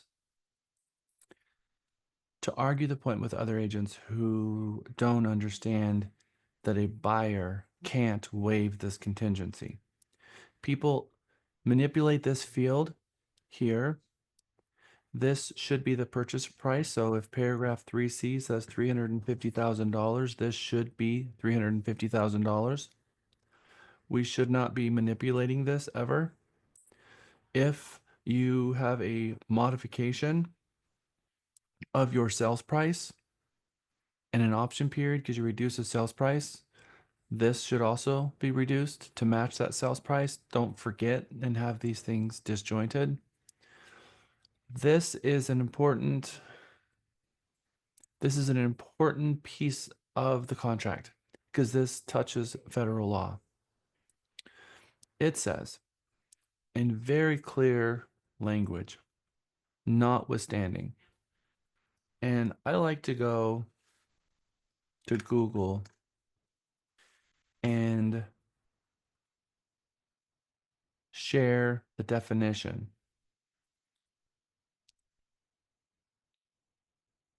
It means nevertheless, or notwithstanding means it doesn't matter what it says anywhere else. That is a blanket. Agents in multiple offer situations for their FHA or VA buyer who doesn't know better were going to their attorneys who also were not real estate attorneys who also did not know better, and they were drafting appraisal addendums that would say that in the event the property doesn't appraise, the buyer is agreeing to pay more. And that is completely useless because no matter what, the third party financing takes precedence over what maybe they added to paragraph 11 special provisions or what the federal law says. Notwithstanding any other provision of this contract, the purchaser or the buyer shall not be obligated to complete the purchase of the property described herein or to incur any penalty by forfeiture of their earnest money deposits or otherwise, unless the buyer has been given in accordance with FHA VA requirements a written statement issued by the Federal Housing Commissioner, Department of Veteran Affairs, or a direct endorsement lender setting forth the appraised value of the property. Meaning that they can't lose their earnest money unless they have an appraisal. So they have to have an appraisal. So we can dig deep into the paragraph 4 and all that it says. But it says here in paragraph A, because I often get a lot of questions, well, can the buyer choose to move forward if it doesn't appraise, or does it have to fall apart? It says the buyer shall have the privilege and option of proceeding with the consummation of the contract without regard to the amount of the appraised valuation or the reasonable valuation established in the appraisal. Now, certificate of reasonable value is what you call a VA appraisal. It's not called an appraisal. It's called a certificate of reasonable value. So when you're working with a VA appraisal, you're going to hear some terms that may not be familiar to you. That's their version of an appraisal. Looks the same, very similar, but they call it something completely different. So the buyer has the right to move forward if they so choose, but they can't be forced to. And it also says the 3-day notice option in paragraph 2B does not apply to this paragraph. Do anybody remember what paragraph 2B above was? We had 2A and 2B. We talked about both of them at length. 2A, 2B. 2B is property The approval. property of, oh, sorry, 2B is property approval and 2A is buyer of the appraisal approval. buyer approval. Yep. Buyer, yeah. 2A is buyer approval, 2B is property approval. And is there a checkbox or rather, is there a field in paragraph 2B that gives the buyer a number of days? Nope, that's the only one that doesn't allow that. That's right. 2A does, but 2B property approval does not. What was the time frame in the property approval? Third day before the closing date. That's right. And this even crosses that out and says, look, not even then. The 3-day notice of termination requirement in paragraph B, that doesn't even apply to this. So FHA VA buyers have a blanket. If it doesn't appraise, they can say, peace out, I'm gone. It doesn't mean that they're going to. It means they don't have to. Okay. But unless they got an appraisal, right? Like if they, right? That's what you're saying earlier? they got to order and pay for the appraisal and get the appraisal back. And then if it doesn't appraise, they can't lose their earnest money. But if they're just using if they never order the appraisal and they're trying to use this for a reason to get out and it has nothing to do with the appraisal, the rest of the contract is what they're going to be looking at because it wasn't a valid reason because they didn't have an appraisal in the first place. Chris. Doesn't the VA require their own appraisal? They do, but that doesn't require a buyer to actually order one. right? Buyer doesn't order one because they don't want to buy the property anymore and they're just refusing. Buyer can lose their earnest money. Otherwise, a buyer could get into a contract, decide they don't want to buy it anymore, refuse to order the appraisal, and get their earnest money back. So the contract says, look, that's not what we're trying to accomplish here. If in earnest, the buyer is trying to move forward and it doesn't appraise, and now they're impacted by an appraisal, they can move out. But if they don't even bother to order an appraisal, they have no protections of earnest money. This is only a buyer who ordered the appraisal, it didn't appraise. Now they're going to have a protections of earnest money. And you're right, Chris. Uh, an appraiser who's licensed by TREC has to have an additional certification to do VA appraisals. That is true. Not a different appraisal, but an irregular appraiser, not a different appraiser, but an appraiser who's licensed by TREC who also has a certification for a VA. Okay, so we're done with the third party. Does anybody have any questions? You feel sufficiently confident now that we've gone through the third party and kind of understand what we're dealing with here? Okay, good, because now you are ahead of 99% of the agents who are out there in the marketplace. So now we can zoom past all of my third-party conversation because we went through it in person.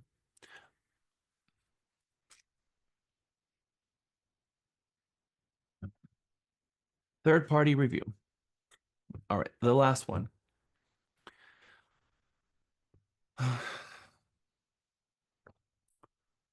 Case study. Paragraph 2, approval of financing. Approval for the net financing, again, buyer approval, property approval are obtained. Scenario. Buyer gets an approval letter. They negotiate terms and go under contract. The seller receives a backup offer significantly higher and looking to move forward with the new offer. The seller calls the title company. They even go as far as to call the title company demanding they return their earnest money. Not they don't have that right, but the seller often does whatever they want and causing all kind of damage. They really want this backup offer and they're telling everyone, I'm not selling this house to the first buyer. I don't care what y'all say, I'm not doing it. Calling the title company, making demands of rights they don't have, causing a whole big scene because they want that backup money that they see. Conventional financing was chosen. And so the buyer is getting a conventional loan. In the addendum, and 3% down was being offered as the down payment in the purchase contract.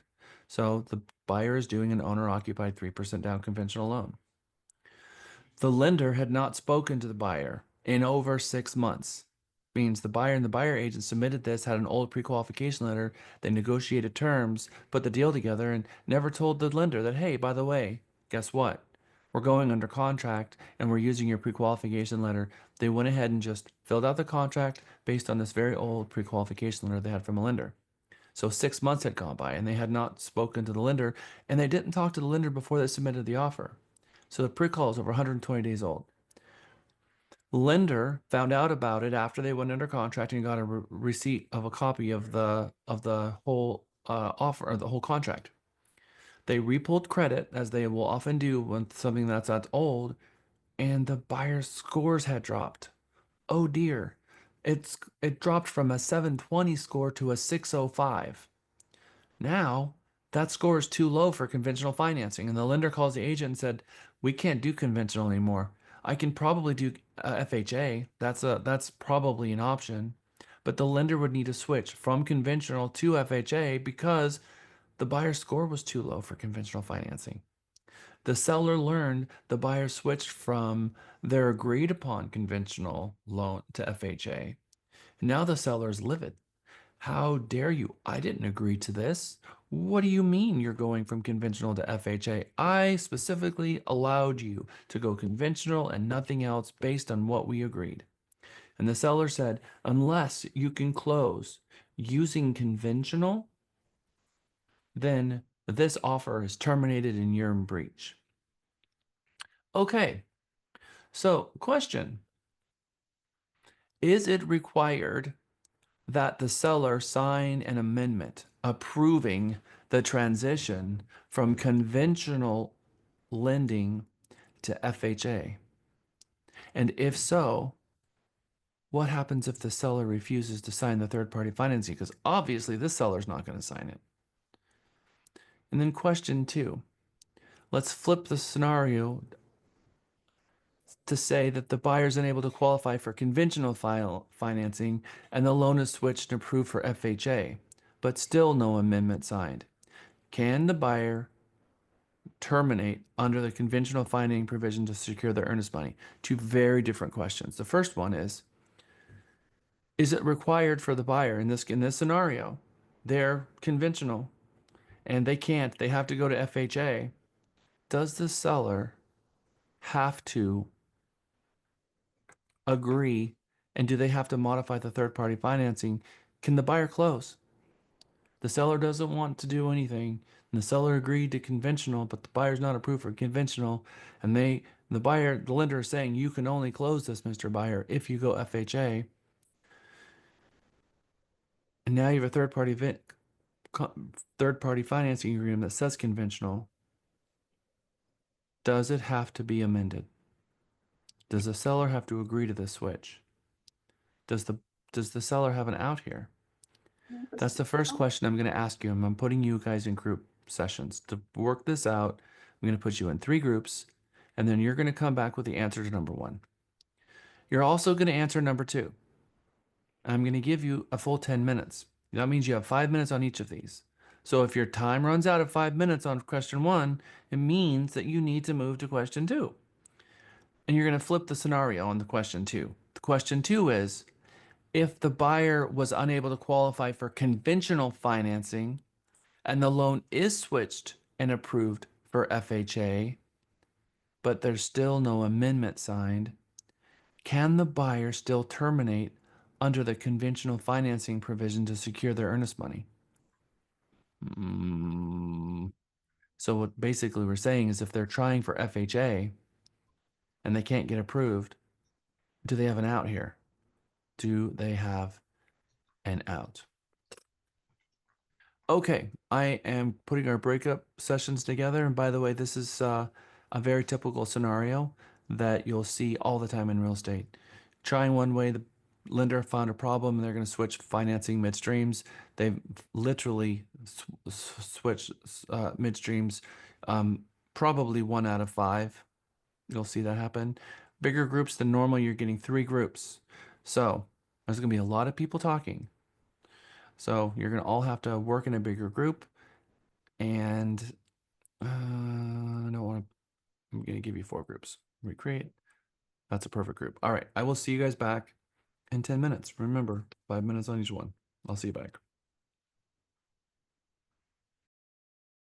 Okay, welcome back from your breakout session. All right, group captains, I need you to go into your group chat and I need you to take a link that I sent you, which is another Texas Realtors article, and copy it to your computers because I'm going to have you go right back to your group sessions and I'm going to have you read this to the group.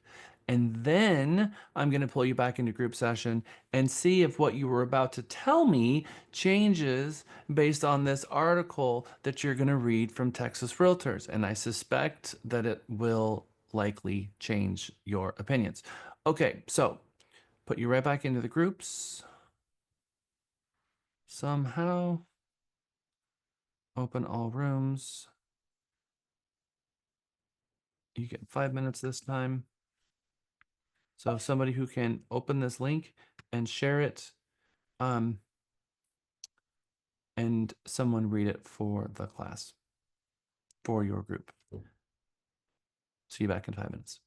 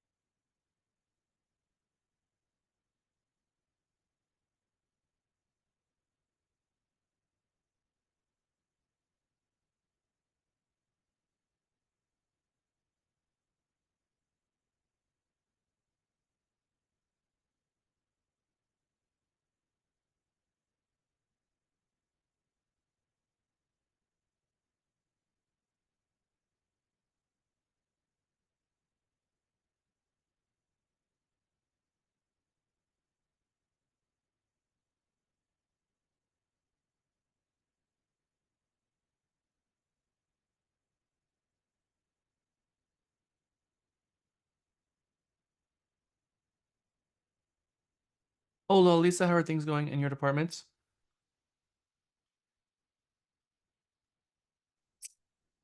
Fine.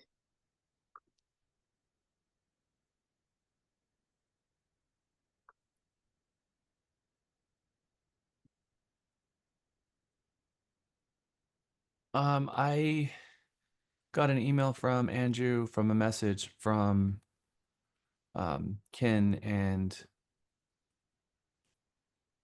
Lindsay regarding I told them that I don't like them giving out a copy of the policy to every single person. And they said that 3 people really wanted a copy of it and they were not wanting to sign the independent contractor agreement without a copy of it. So I did give because of the fees specifically about their splits, not the fees. And I gave us a very clear and concise one pager that talked about the fees in policy. You saw that, right? Yeah. I gave it to you and you said it was really clear.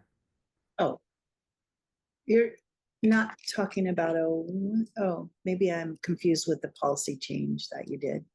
You mean like 4 different things. All right.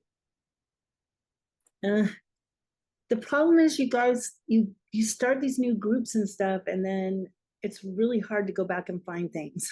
So Well, so the Miguel and both Ken has a copy of it. I told him I didn't want to keep it anywhere but in any event, the question has nothing to do with the sheet as much as it has to do with what is going to be our policy about handing people a copy of our policy. okay. Well,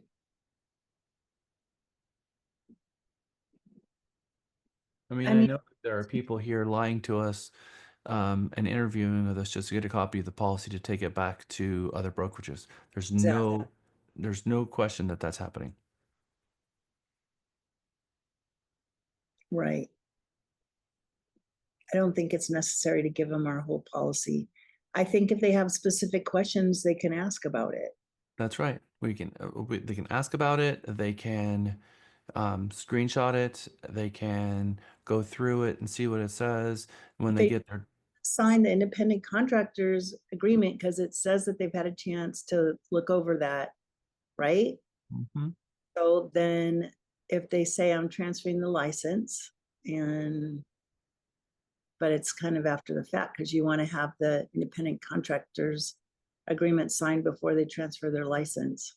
So I can Right. see where this can be. For those untrusting, already screwed multiple time senior agents, I get it. I don't know how to overcome that. Well, it's the people pushing back the hardest are the ones we should be most concerned about. They're the ones that what? That we would have the most concern about. Because they're the ones that have the goal of getting a copy of the policy. Mm, So I will leave that for you to think about. okay. And we'll discuss it. All right. Keep closed now.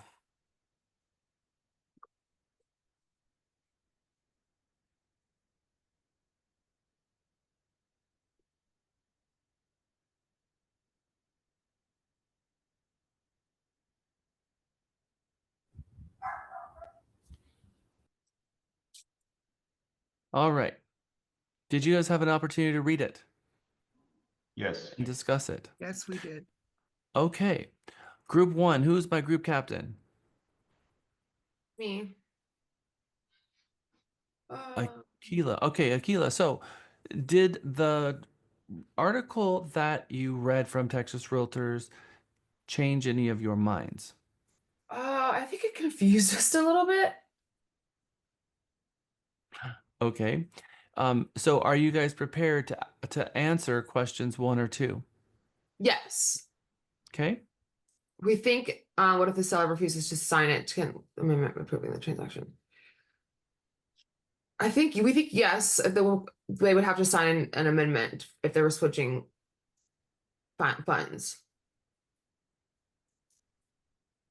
Okay. Thank you, Group 1. We're gonna see if Group 2 has a different answer. Group 2, who's our group captain? I don't mind. I don't mind. Okay, Jessica, take the helm. We actually think that the seller doesn't necessarily have to sign it. Meaning, what are the buyer's rights? The buyers can't switch. Can the buyer switch financing midstream? Yes. Okay. All right. Thank you. Group 3. Who is my group captain?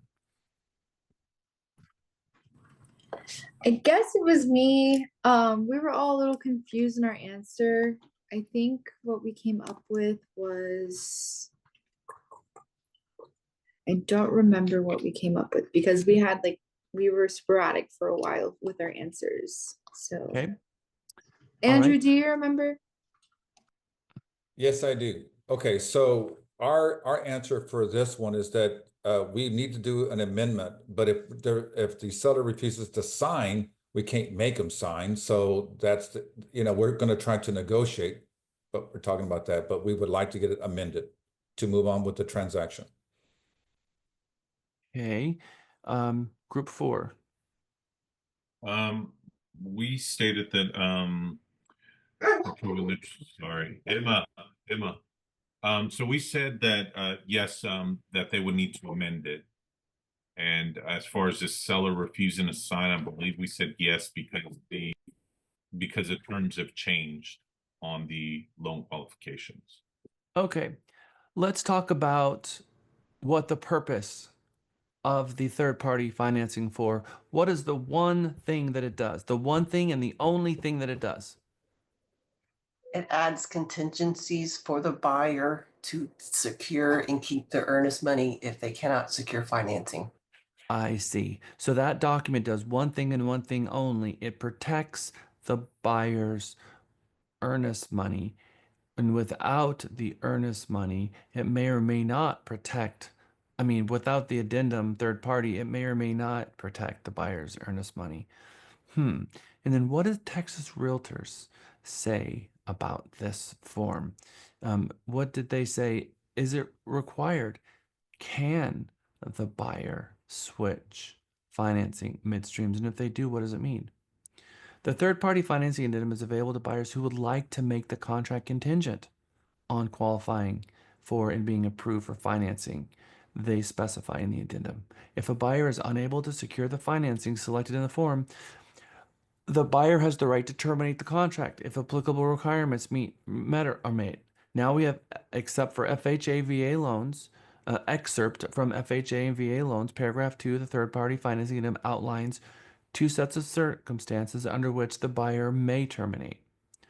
A question sometimes arising about whether the buyer is in default if the buyer is unable to secure the financing agreed to in the third-party financing addendum and then wants to pursue some other type of financing.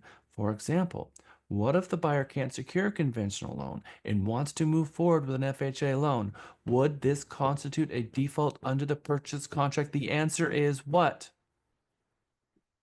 No. No. No. So, if any of you submitted a termination of contract to get the earnest money back to walk away, you just screwed your client up one side down the other. Misrepresentation, omission, and commission.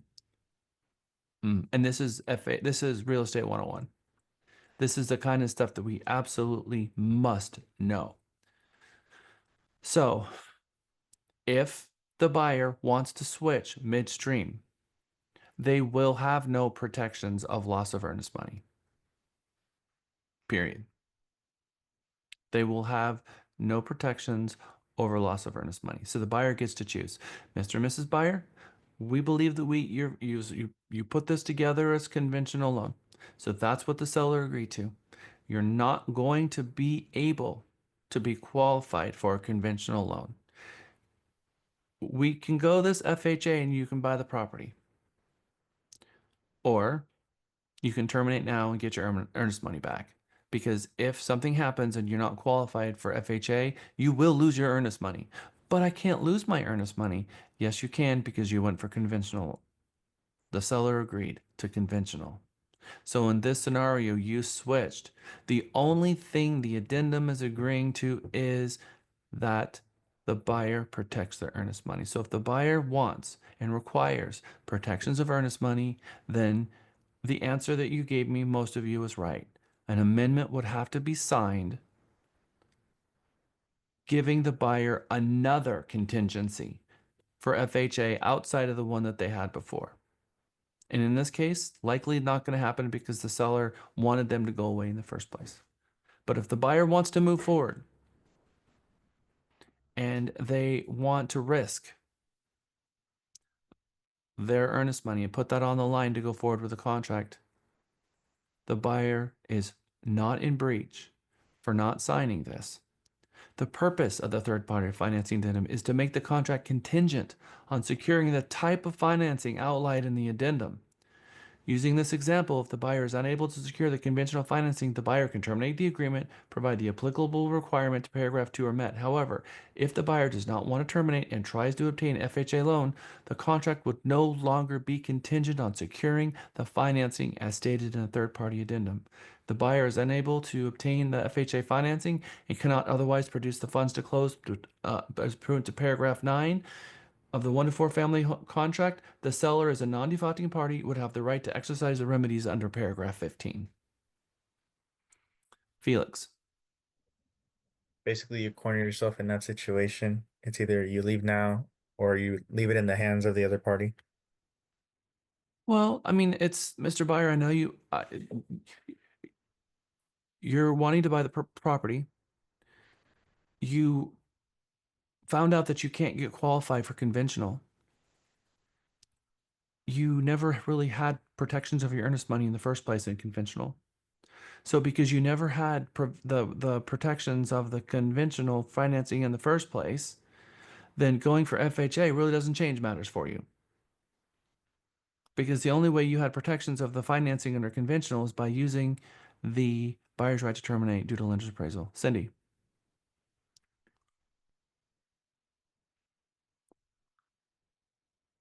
Cindy? My bad, sorry.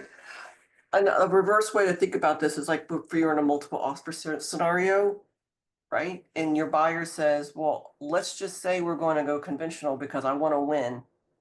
And then we'll just switch to FHA later. So you as a buyer's agent going in need to explain to your client that's no good. And this is the reason why. Because some people think that they can switch it all around with no repercussions. Mm-hmm. That's right. Because the buyer they have to make sure that and the you have a pre-approval from the lender for conventional, going for conventional. Everybody in good faith was going for conventional. The lender declined them for conventional, and now you're going FHA. Now, if they try to use this as a way to try to circumvent the appraisal process, then you're not going to have a decline status from the lender for FHA. I mean, for conventional in the first place. So you will have a decline letter from the lender, which they're not going to give that to you unless you really had it. So they're going to very well be able to go back and retrace your steps to figure out, was this some fraudulent way of trying to manipulate the seller into taking your offer because, you wanted to trick them into thinking it's conventional really when the whole time you were going FHA. And so, as long as all of these things were true, they in earnest wanted to go conventional, were declined, wants to switch midstream to FHA, they have that right because they have to all the way to the closing date to close this property. The only thing that the addendum did was try to protect their earnest money, all of it. Period. End of story. So the buyer has a moment right now to determine whether or not they're going to try to terminate and get their earnest money back. But the question is, in my mind, if they were going conventional and the only thing they had was their third party financing and they really did decline them, then what did they decline them on? So maybe the third party financing will get them out of it because maybe they were declined for income or assets or buyer approval and they got declined for buyer approval. Then the buyer is going to have to exercise the rights to try to terminate under buyer approval. But maybe it was after the 18 days. We don't know if the buyer had the right in this point, based on this scenario, to get their earnest money back on the conventional loan. We just don't know yet. We know it has nothing to do with the appraised value, so we're not talking about appraised value, and that's what we've been talking about before. Does a buyer have the right to get out because the property doesn't appraise? No. Can the buyer get out because of their income, assets, or credit history, and they get declined by the lender? Yes, they can for those reasons. But we don't know if they were before or after the 18 days. That's not what this is about. The question was, they were declined. They want to switch midstream and try to go a different route. Can they? Yes. But unless the seller agrees to give them a new contingency, they're putting their earnest money on risk. It begins and ends with that. So we had to advise the client correctly here. Yeah, you can go FHA. You don't need to do anything. Your lender, it's going to all be in the hands of the lender of your trust and faith in the lender being able to close you FHA. Have a conversation with them. If you want to continue moving forward, that's perfectly fine. But just know you have no protections of earnest money, which means the $3,000, $4,000, $5,000 on the line, you may lose. Mr. Buyer, what would you like to do? And it's their choice to move forward. Questions about that? Was this a valuable skit? It's Amir. coming up a lot. Yes. It was a Coming tricky up so one. much. I do have a general question. Do we have to have that third party addendum financing or is it just for buyer's protection? Just for the buyer's protection. There's no legal requirement for a contingency to be used. If the buyer, they have to disclose that it's not cash.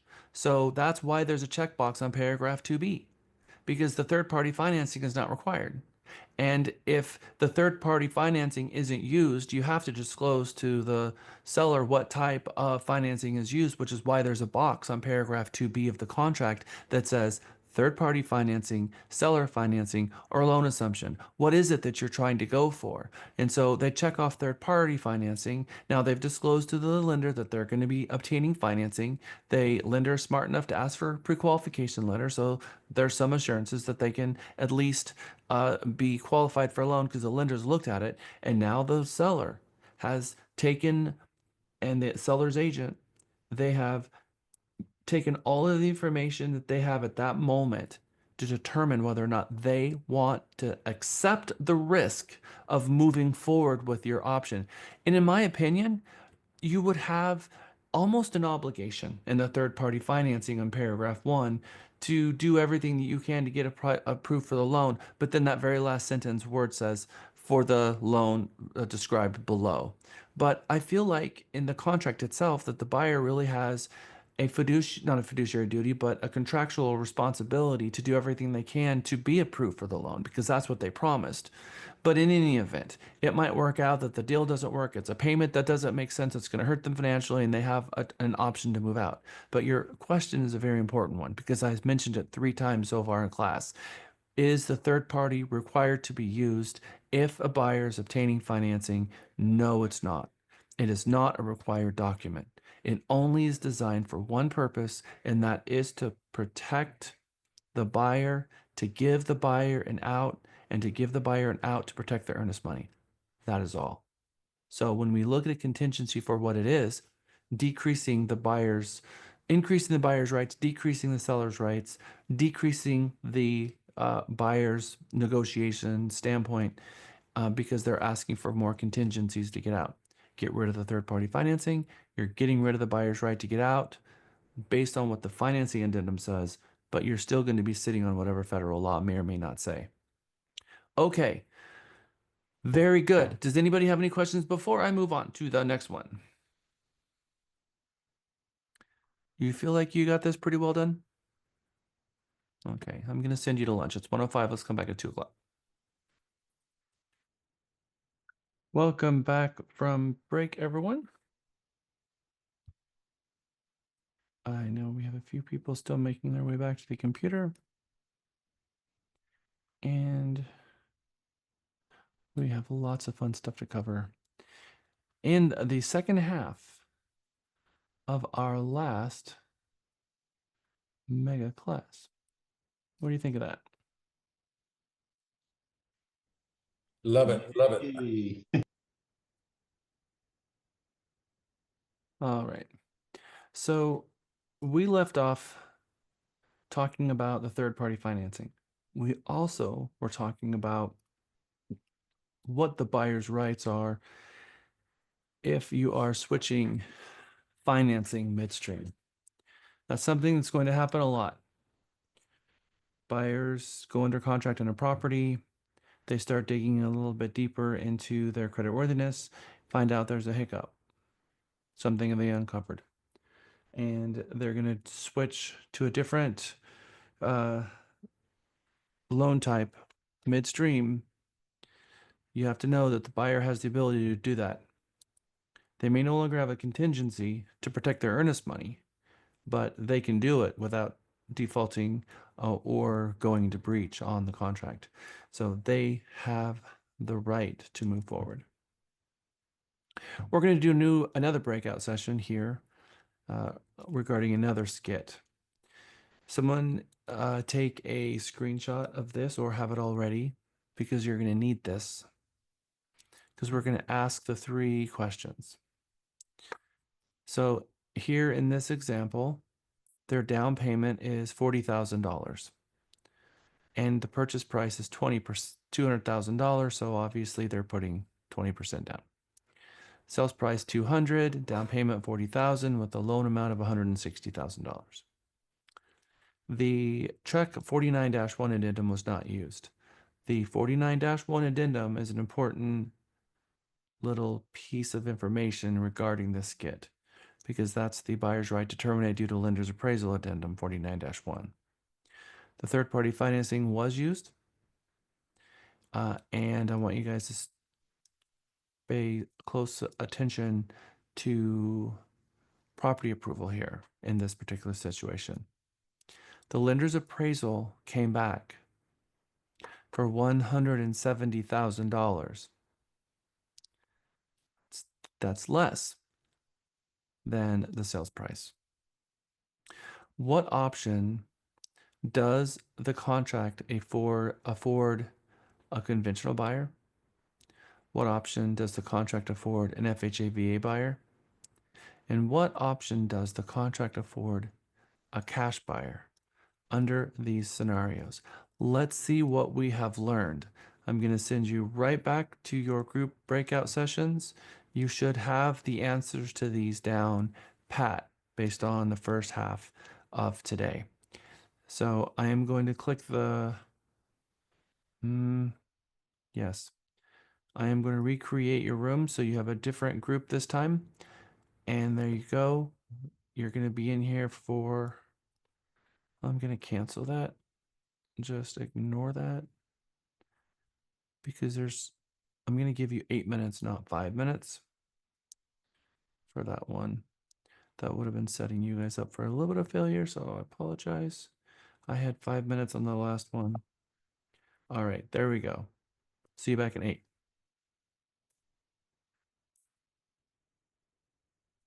Okay.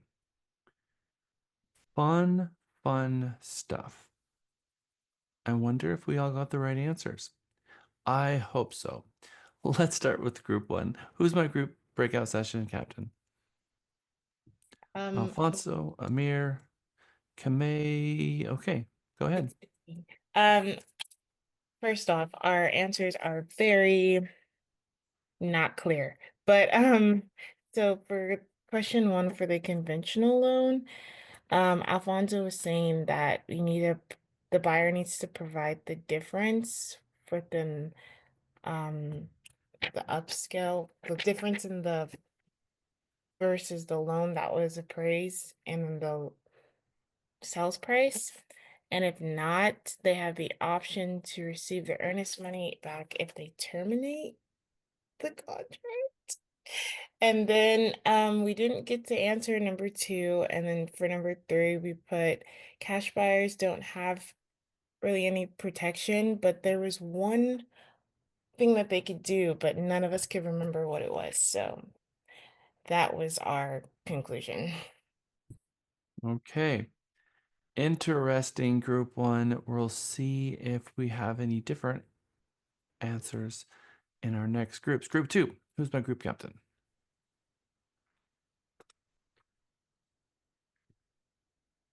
Group 2 is Akila, Alexa, Andrew, Felix, Juliana, Mario, and Michael. I thought we were group 3. Okay, on the spokesperson. For the first one, we also said they can back out if they because they had the third party addendum, because in the and they'll get their earnest money back if they terminate before the 3 days before the closing date. Or they could like negotiate or figure out the difference and pay the difference, possibly. And then the second one, they can terminate because of paragraph 4 in the addendum. And then the third one, the cash buyer doesn't really have any options. They can't really back out. Okay, interesting. Very similar to group one. I'm hearing an issue, perhaps. All right, let's keep going. Thank you for that. Group three. Who's our group captain?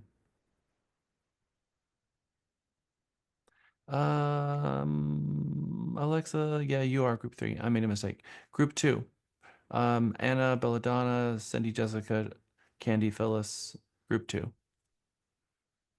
So we've done group one, we've done group three. Now we're going back to group two. Who's the captain of group two?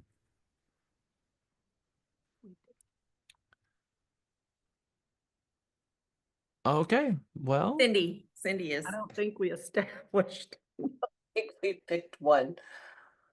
Let's see. Answers, options a contract affords for conventional buyers. So if truck 49-1 addendum wasn't used, they have no protection, as addendum wasn't used.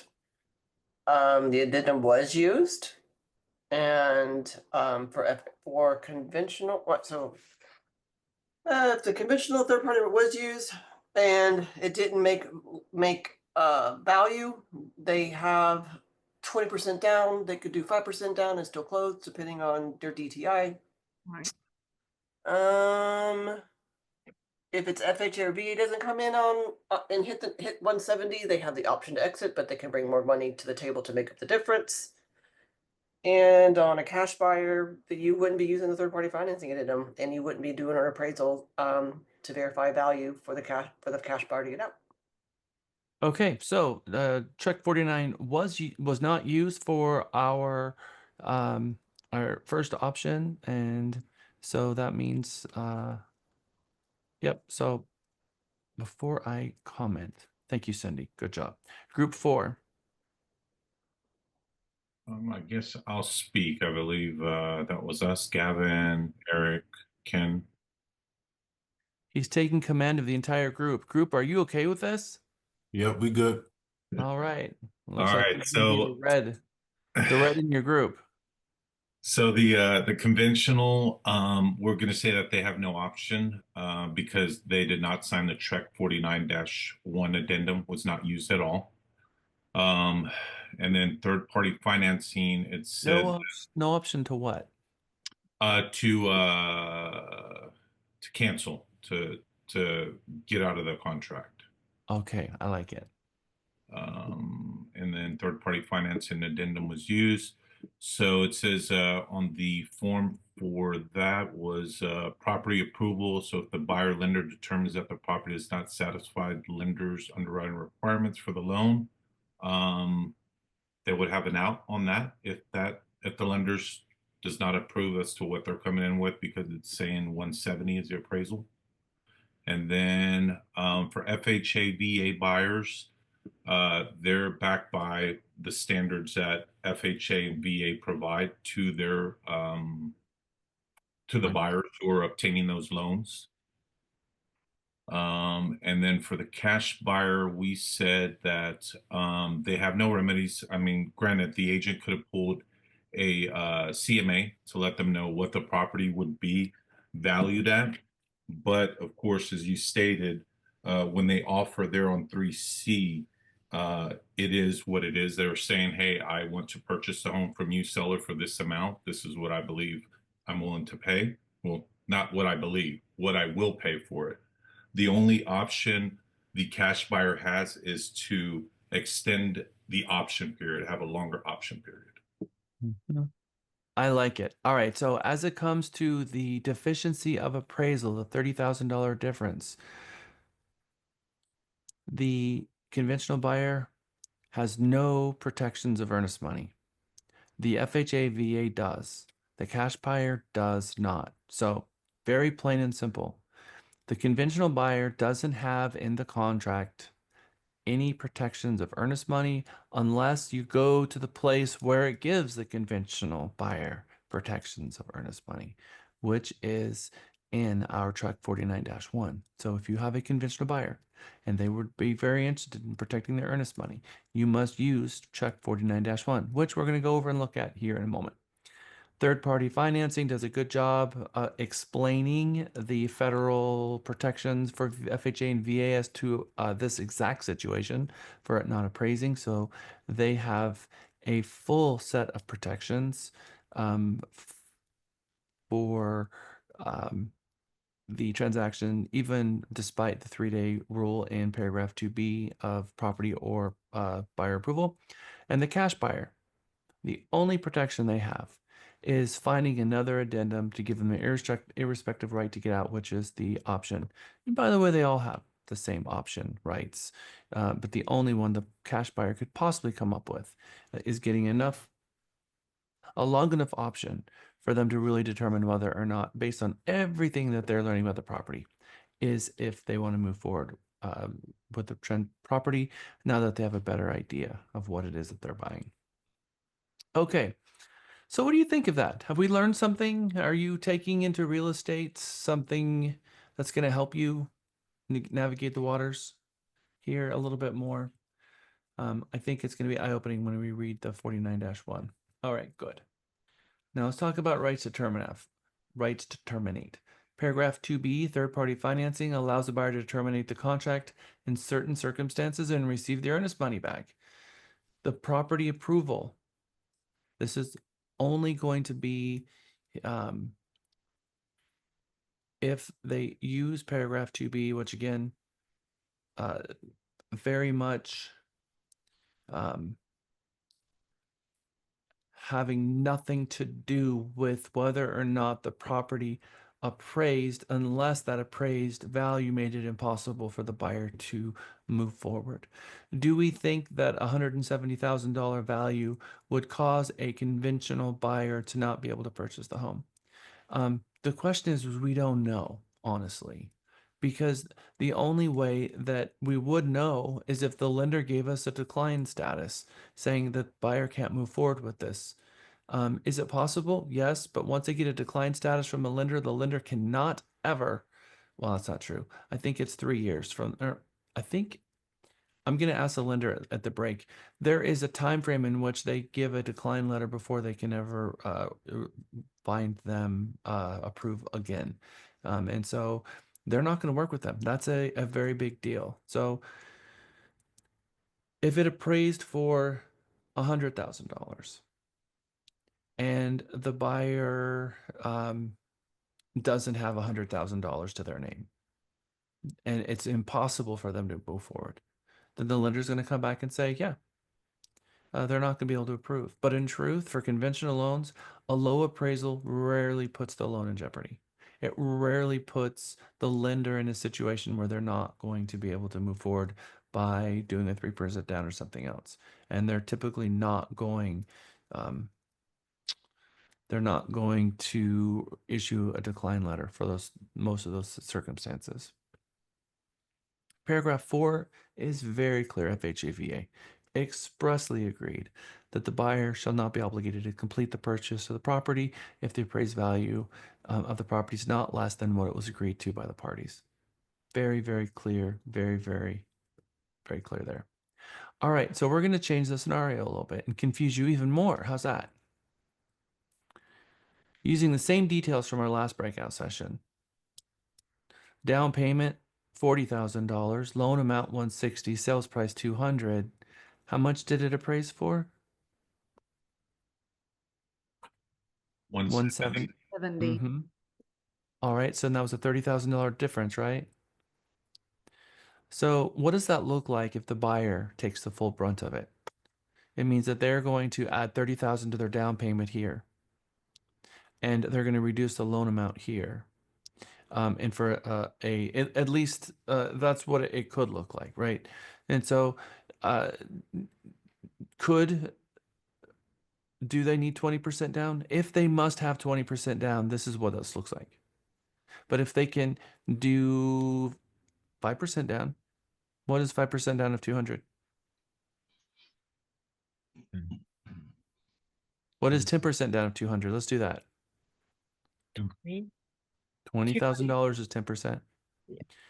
And so does, if they were to put less down, if they were to modify the down payment and the loan amount in order to still move forward, they can do that. And in this case, if they must put 20% down for 170, they're going to have to move that $30,000 deficiency to their down payment to reduce the loan amount if they still need to have 20% LTV, if they're still going to pay the seller $200,000. So the home appraised for 170. The buyer is required to have 80% LTV per the lender. The buyer is able to bring the money to the table, but was not expecting to, and will create a hardship. They want the house, and they're going to be in town in 1 week for closing with their family of 6. It is determined that your client doesn't have a full out. They just don't. They have the ability to close. They really want to close, but they don't want to bring cash to the table and extremely upset and extremely stressed. The seller is not required to come down. The buyer is not required to move forward. What do? I'm going to put you back in your groups because this is the everyday situation. It doesn't appraise. Buyer's freaking out. Seller says, I don't care. Agent's like, no, my broker's not going to let me give you my commission for this, so I don't know what I'm going to do. So, one conversation we're not going to have in this group is your commission.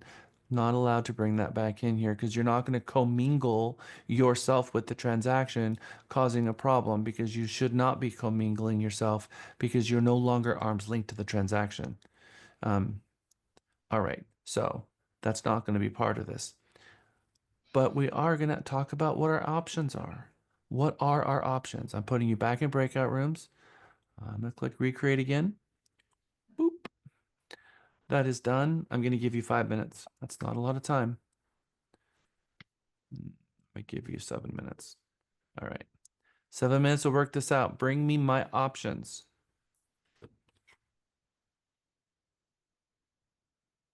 If I could turn back time.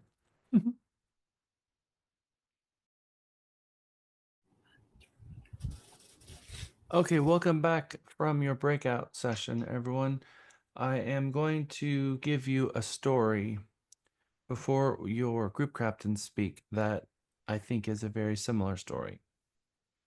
Let's say you have this example.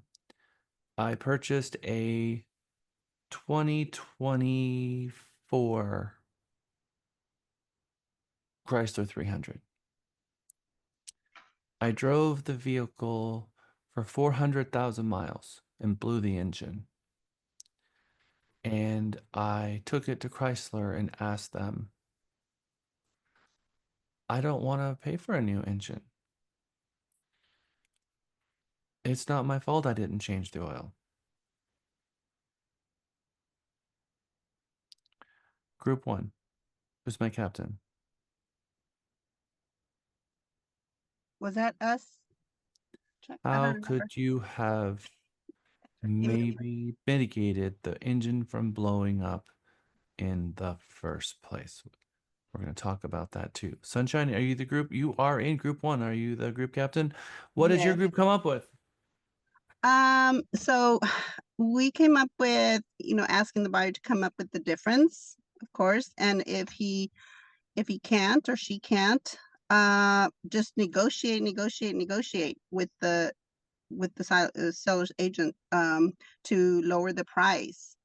Does the And seller have to lower the price? the seller, yeah, to lower the price. If Does the he seller have to? he doesn't have to. No. But if he chooses not to, then giving the option to the buyer to get his earnest money back at that point, if he can't come up with the rest. How are you going to get the buyer's earnest money back?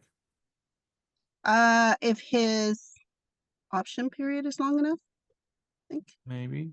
Is that right? But do we think that in a contract where closing is next week, we're still in an option period? Oh, no. Probably not. Thing. So, so your response in here is to ask the seller to come down. Yeah, try to negotiate that as much as possible. Okay.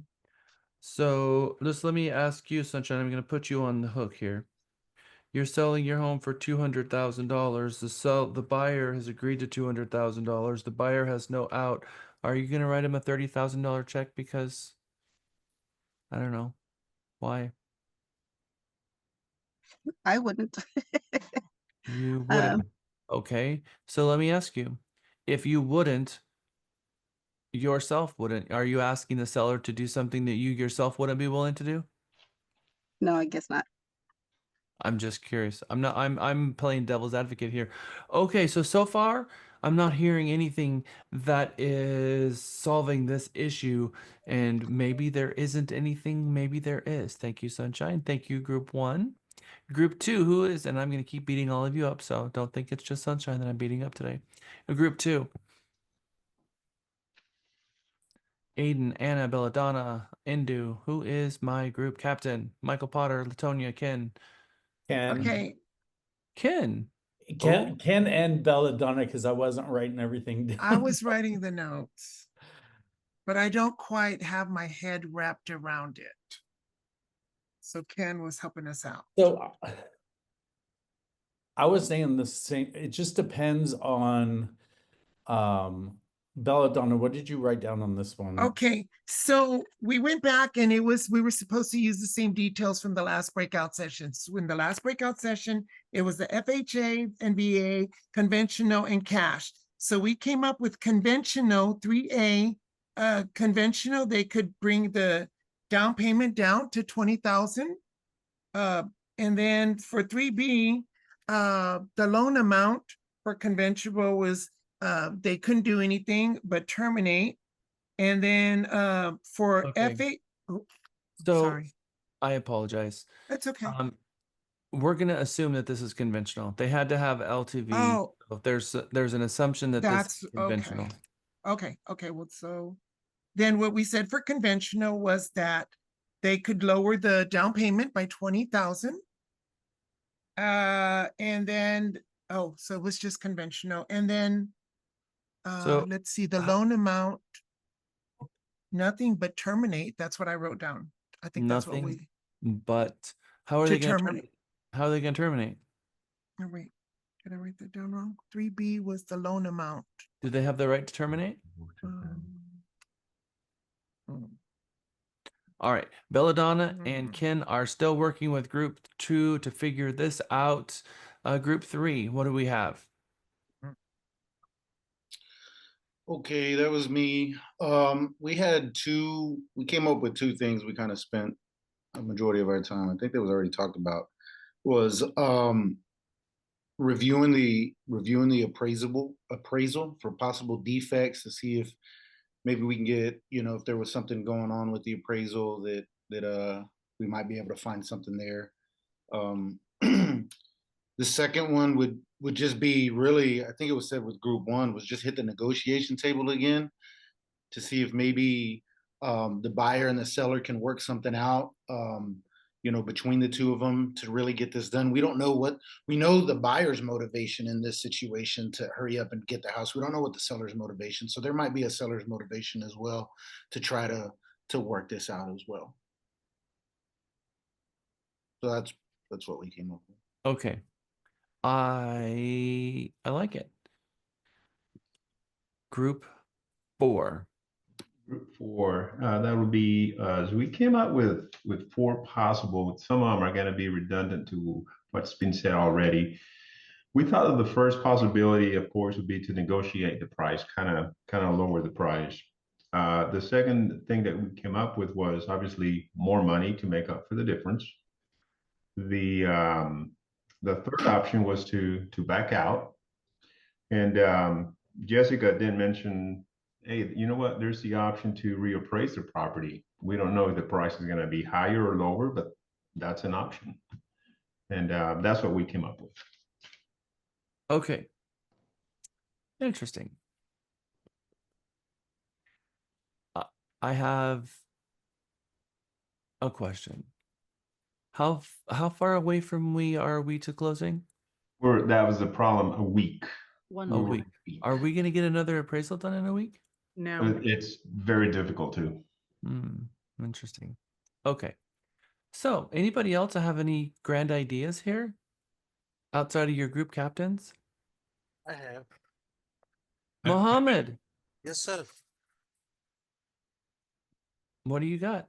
Bring the money, and if you don't have enough, ask the seller to refinance the difference.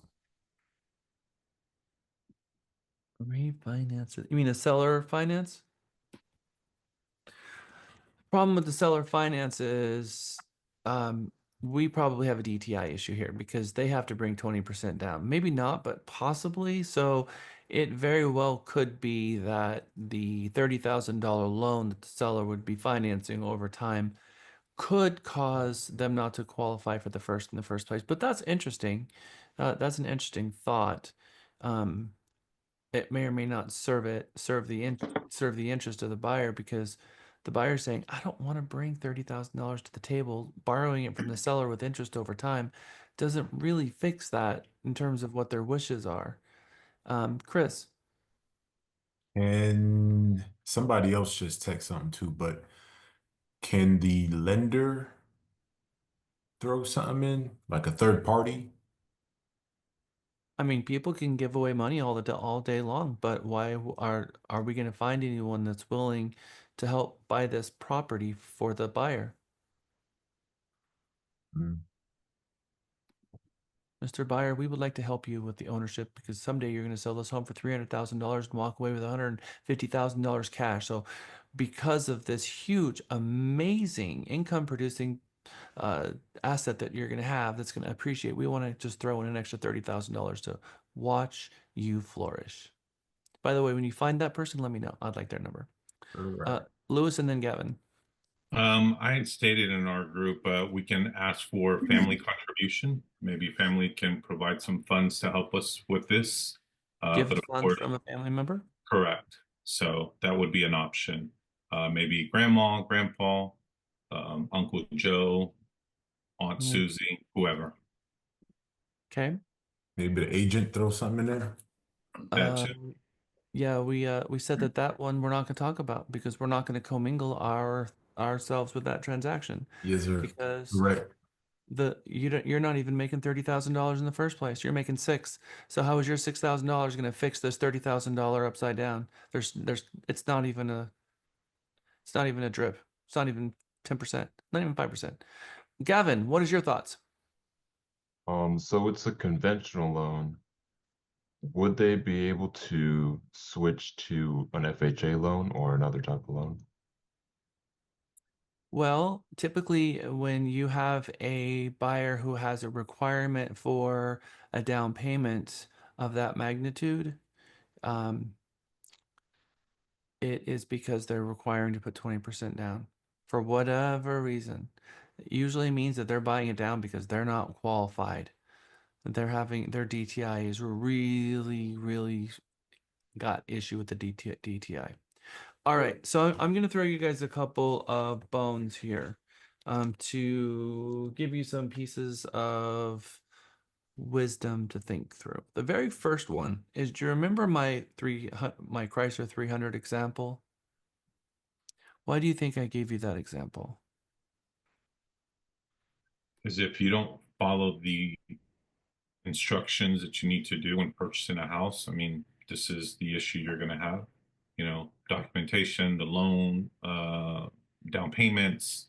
But I mean, you can't put the blame on anyone else. I mean, obviously, this buyer's got the money, they just don't want to hand it over. You've signed a contract, it's legal, binding contract. You need to move forward. So we understand that there could be a risk when you don't change your oil blowing up your engine, right? Yes, sir. So, Right, so that's what correct, yes. so by changing the oil, we're trying to deal with the issue on the front end instead of the Mitigate. back end. So, what are some things that we might could have dealt with on the front end of this. What did your CMA say in the first place? Did your CMA say something way different here? Because $30,000 in a $200,000 home, there's something wrong. There's something going on here.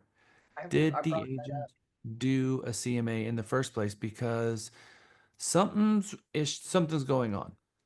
First of all, the manager is going to say, show me your CMA. I want to see it. Number two, if you did do a CMA and your CMA did show a strong evidence for $200,000, I'm guessing that we're gonna say that this wasn't a multiple offer situation, because we would probably be see other documents and there would have been even more expectation for this in the first place. It wouldn't have been a surprise that maybe they're bringing money to the table in that case. So the seller's listed for 200,000 and the buyer, I guess, offered him 200,000 and they went to the closing table and got the appraisal done and poof, here's an issue. So how is it that the seller agents and the buyer's agents both arrived to the same conclusion, a very different conclusion than what the appraiser came up with? So, was a CMA done? And number two, did you meet the appraiser and hand them your comps? Did you speak to the buyer about this in the first place? Could all of this have been avoided on the front end?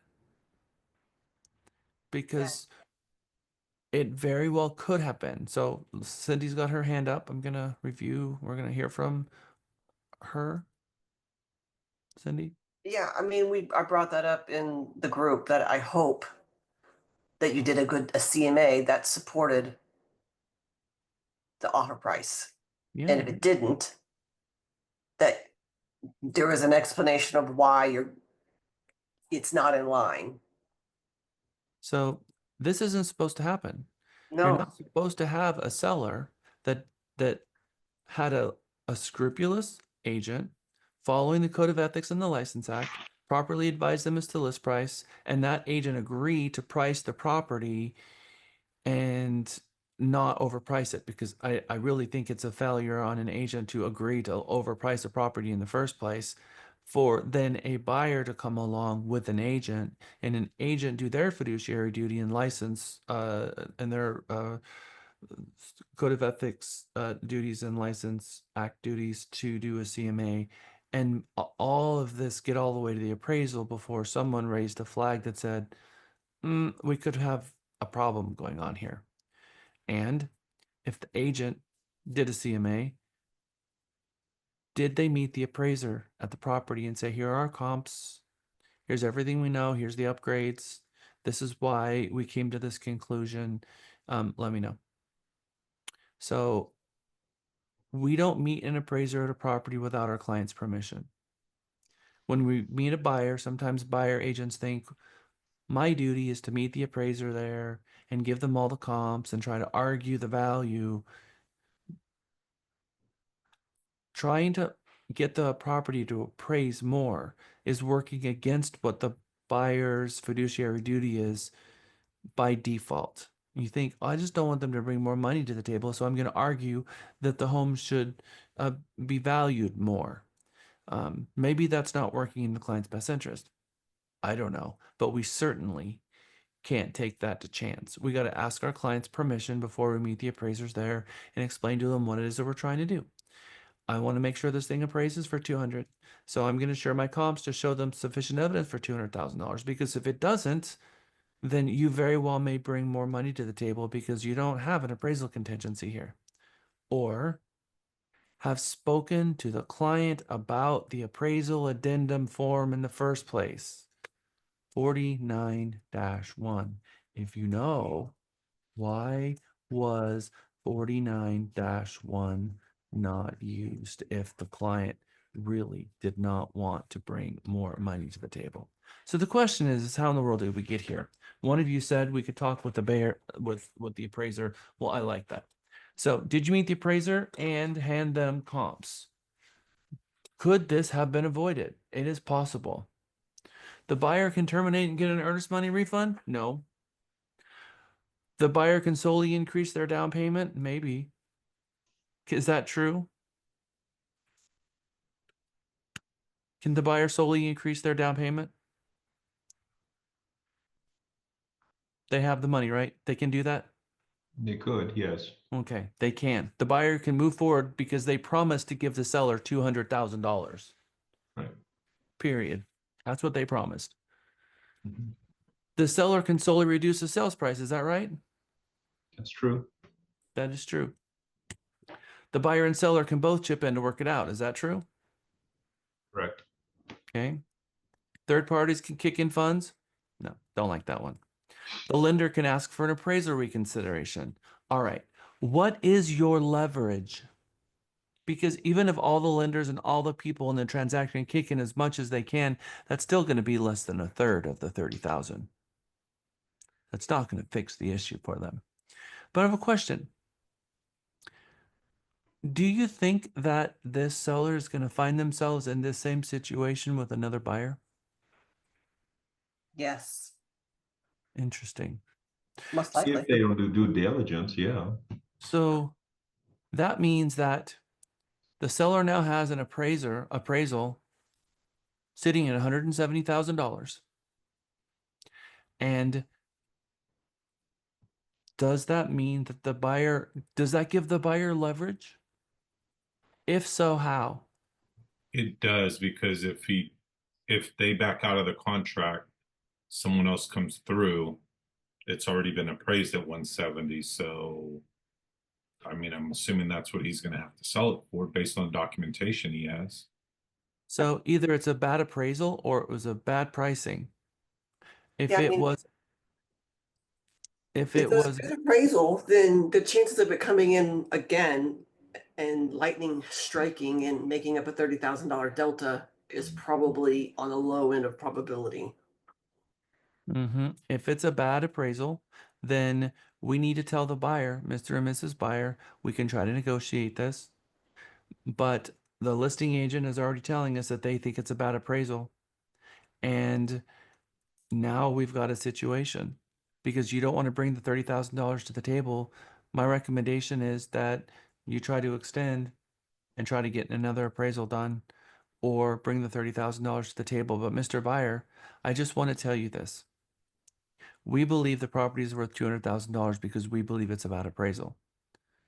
So putting an extra $30,000 is going to lower your payment, and your payment's going to be lower over time. So you're paying into your own equity. But if it's a situation where it's not a bad appraisal and the property is worth $30,000 less than what everyone thought was, my first reaction is, Mr. and Mrs. Seller, this is the reality. If these people breach this contract and walk away from this, you have to resell this to someone else. But remember, they didn't give them the right. The seller can sue them to perform, and it puts them in a really, really bad position. My recommendation is that what we walk away from here is the importance of using the 49-1 form, because this whole thing would have been avoided by using the 49-1 form. In my opinion, this is a failure on the buyer agent. A 100% failure on the buyer agent for not using a 49-1 form in the first place, because that's what it's for. So that you don't find yourself exactly in this scenario trying to figure out what to do. Cindy. Would it be your best practice if you have a conventional loan type to add this form every time? 1,000 times yes, unless I'm in a multiple offer situation and trying to figure out how I'm going to get my offer looking better to the seller. But if I've got one buyer, one seller, I would never not use 49-1. That's what I thought. Thank you. Yeah, 1,000,000 times yes. So we know the third-party financing addendum does a great job protecting a buyer in the event of an appraisal doesn't meet value for FHA and VA law, because they're explaining federal law. But let's learn how to help our conventional buyers so that we don't let them all end up where this one just ended up, which is the buyer's right to terminate due to lender's appraisal. Buyer's right to terminate due to lender's appraisal can be modified for a conventional loan, but it's not for use with FHA or VA loans. It's only used for conventional loans. It's not for cash, it's not for FHA, and it's not for VA. And here's what the form looks like.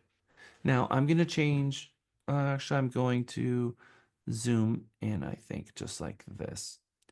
Our contracts have no protections for a cash offer, and the FHA VA protections are built into the third party financing addendum. But for a conventional loan, it's hidden right here under paragraph 3, additional right to terminate, of the addendum concerning right to terminate due to lender's appraisal. This form is to waive or to partially waive the buyer's rights, or to do the exact polar opposite. Give the buyer a new right they didn't have. Could someone read to me the top of this form and what it says and the smaller text and the last two sentences? Use only if the third-party financing addendum is attached to the contract and the transaction does not involve FHA insured or VA guaranteed financing. Okay.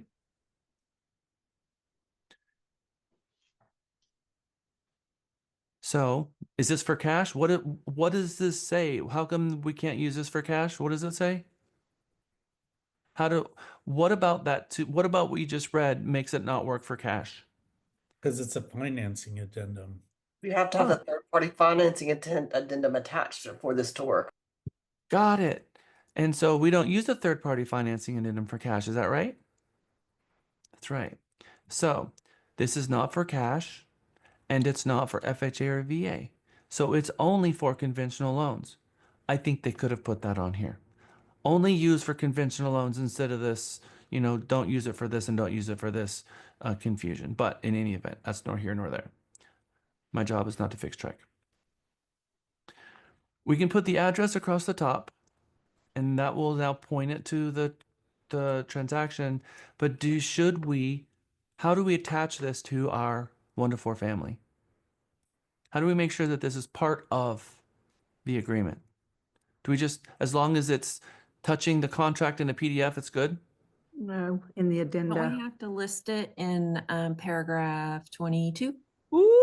Okay, good job, Candy. There you go. Listen to what Another she's gift telling you. card, Candy. You get another gift card.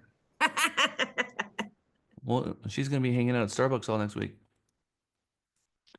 So the financing described in the third-party financing addendum attached to the contract for the sale of the reference property does not involve FHA or VA financing. They put that again here. So waiver or partial waiver. All right, we're going to tackle 3 first. In addition to the buyer's right to terminate under paragraph 2B. What was 2B in the third-party financing? Property approval. Okay, and what are the 3 things? Appraisal, insurability, and lender required repairs. Exactly right. Those 3 things. So the buyer's right to terminate because the lender deemed the property insufficient as collateral for the loan. So those are buyer's right to terminate because the lender said you can't have the money and the buyer's walking away with their earnest money. All right.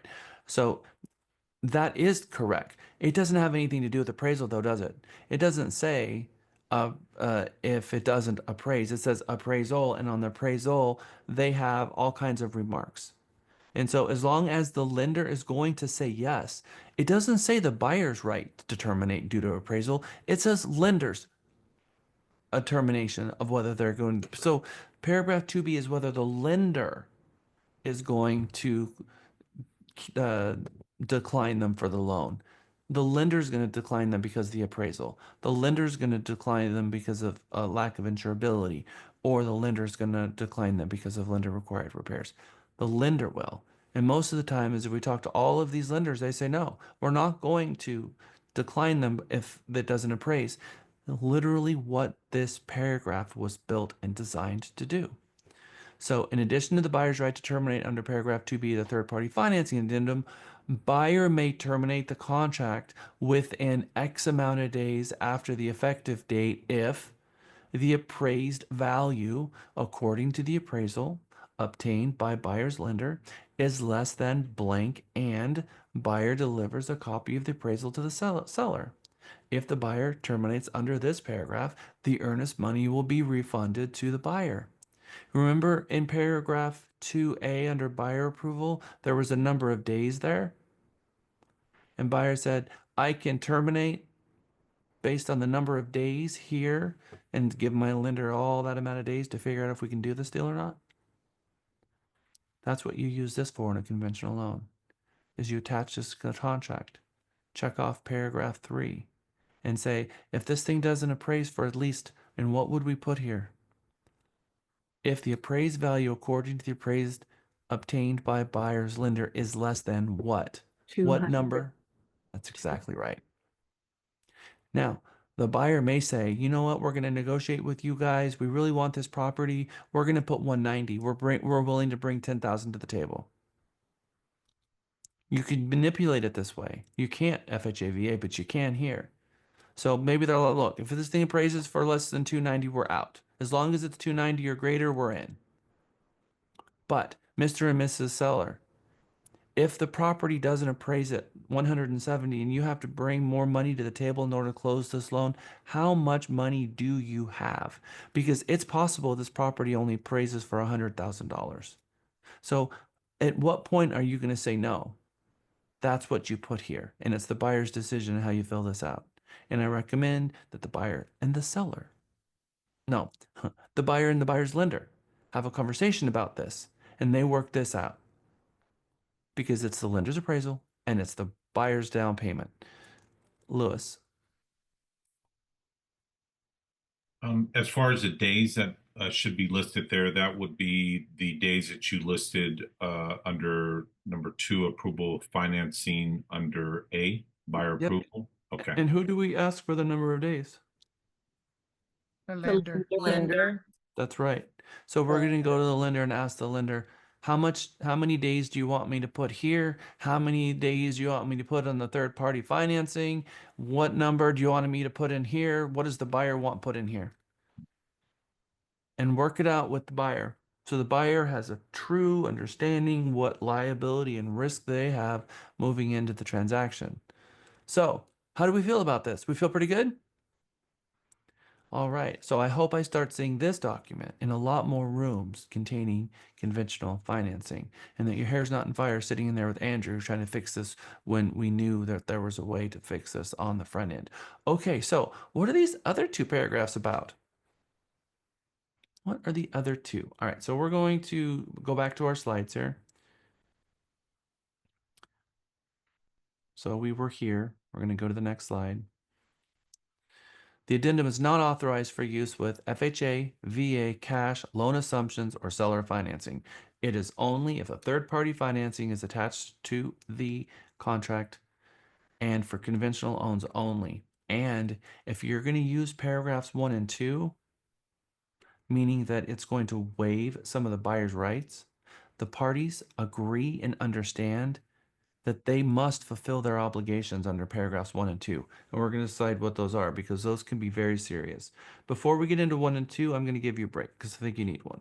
It's 3:04. Let's come back at 3:15. And then we're going to talk about paragraph 1 and 2 and what those mean and how you use them. See you back in 10. Trex 49-1 addendum has 3 completely different options. Paragraph 1 waives the buyer's rights in full as it pertains to appraisal. Remember, it's only conventional loans. It's not for cash, not for VA, not for FHA, so it's for some kind of conventional loan. But it's going to waive the buyer's rights in full. When you hear something like that, and the example that we've been throwing around here was a $200,000 property. If it waives it in full, what is the most liability that could possibly be thrown at the borrower in a $200,000 purchase price if they waive the buyer's rights in full?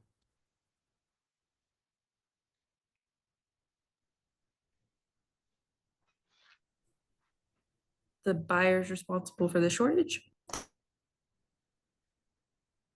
So we talked about that, yes. What is the maximum exposure that the buyer would have in a shortage? Whatever it didn't appraise. Earnest money, right? What is the maximum amount in a Nice. 200,000? So in the example that we had a $200,000 paragraph 3C sales price. In that situation, if we pick the buyer's full waiver, what is the maximum amount the buyer could be on the hook for? 30,000. And 200,000? $200,000. That is right. If they waive it fully, the most exposure that the buyer could possibly have, the maximum exposure that the buyer would have, is the full purchase price of the property, because they're waiving all of their rights. So the question is, does the buyer have $200,000? No. And that's a hard thing to tell your buyer to waive the rights. So in paragraph, well, it could be a very easy thing because the buyer may be coming to you saying, I want this property under any circumstances. So bring me a scenario that's going to get me this deal no matter what. But you're right, Lewis. It depends on the scenario. Because I have had situations and multiple offer situations where they said to me, I want to stuff as much of this as I can in possible in a loan, but I want this house. No matter what, I want this house.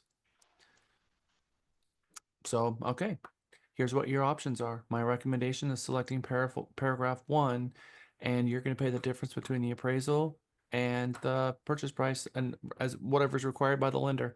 Get with the lender and have a conversation with your lender about the exposure here, about clicking off this box, because you need to talk to the lender. But I can tell you that your maximum exposure would be the purchase price. Now, do I really believe it's $200,000? Technically, in a very technical sense, that may be true, but in a realistic sense, the only way that that would be true is if the lender, for some reason, deemed the property impossible to get the loan, right? So, I mean, is it really realistic that the lender, at some point, the lender's going to decline them for something, I would imagine. If they, come back and say, well, we are going to appraise this property for $1. The question is what in the world just happened? Because on any other planet, the buyer got declined or the property got declined because something's wrong with the property. So it would have not held up to appraisal, insurability, or lender required repairs at a full $200,000. But the reality is Mr. and Mrs. Buyer, this is a full waiver. So no matter what it appraises for, that you're going to bring the thank you difference. so So much for how your much time and cash? help, What's that? patience with all of us. It's been a great class. We have learned so much. What's that, Phyllis? So that is the maximum exposure that you would have is 200,000, but we have to ask the buyer, how much cash do you have to throw on this table in order to get this done? For them to determine whether or not they want you to select box A, full waiver, or box B, partial waiver. And that's what the partial waiver is for, is a buyer that says, all right, let's waive some of my rights. So let's go, I did not want to do that. Let's zoom in on this and let's look at this. Box 1 is going to make perfect sense to you. You're not going to have any questions on box 1. Box 2, we're going to spend the next 10 minutes until all the light bulbs come on because it's going to completely confuse the heck out of everyone. I promise you're going to be confused. I know it's late in the day. I know we're on Mega 15-12. I'm fully cognizant on this, but somehow I need you guys, I need your full brain power for the next 15 minutes on this. Again, number 1, it's a no-brainer. Number 2, it's a full brainer. Got it? All right. The waiver. Let's start with 1. Buyer waives buyer's rights to terminate the contract under paragraph 2B of the third-party financing addendum if property approval is not obtained because the opinion of value in the appraisal does not satisfy the lender's underwriting requirements. If the lender reduces the amount of the loan due to the opinion of value, the cash portion of the sales price is increased by the amount the loan is reduced to the appraisal.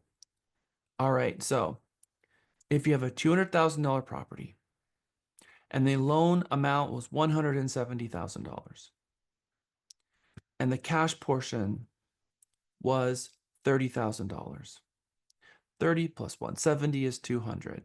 That's what our paragraphs 3A, 3B, and 3C said on the 1 to 4 family. If it appraised for 190 instead of 200, there's a $10,000 difference. How do you rewrite paragraphs A, B, and C in paragraph 3 based on what you just heard?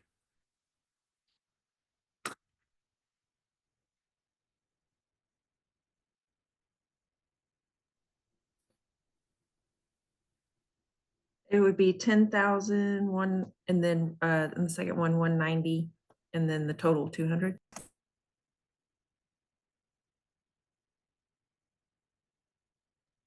I won't pay more than 190,000.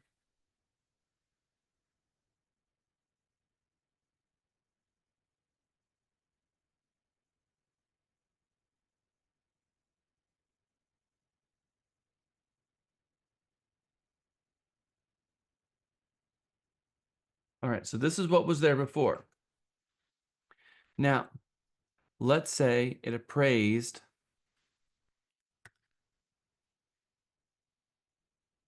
for $190,000. Based on what we just saw here, if the lender reduces the amount of the loan due to the opinion of value, the cash portion of the sales price is increased by the amount the loan is reduced to the appraisal. So, what is the delta here between what we had here? 50,000? Okay. What? It's 10,000. Okay. There's my green.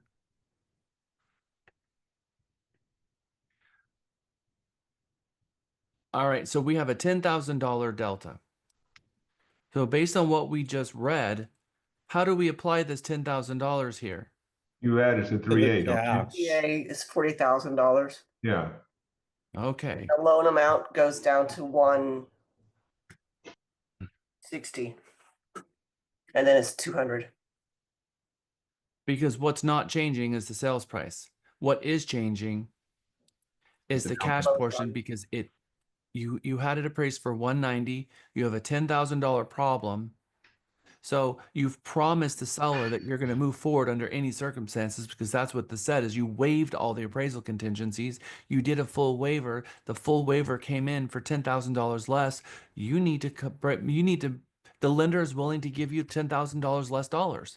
So you need to take those $10,000 and apply it to the cash portion. So you're increasing your down payment and you're decreasing the loan because the lender's not going to give you the money. Because what is fixed here is paragraph 3C. This is fixed. It's not going to change based on this waiver that you just did. Okay. Does anybody have any questions about that?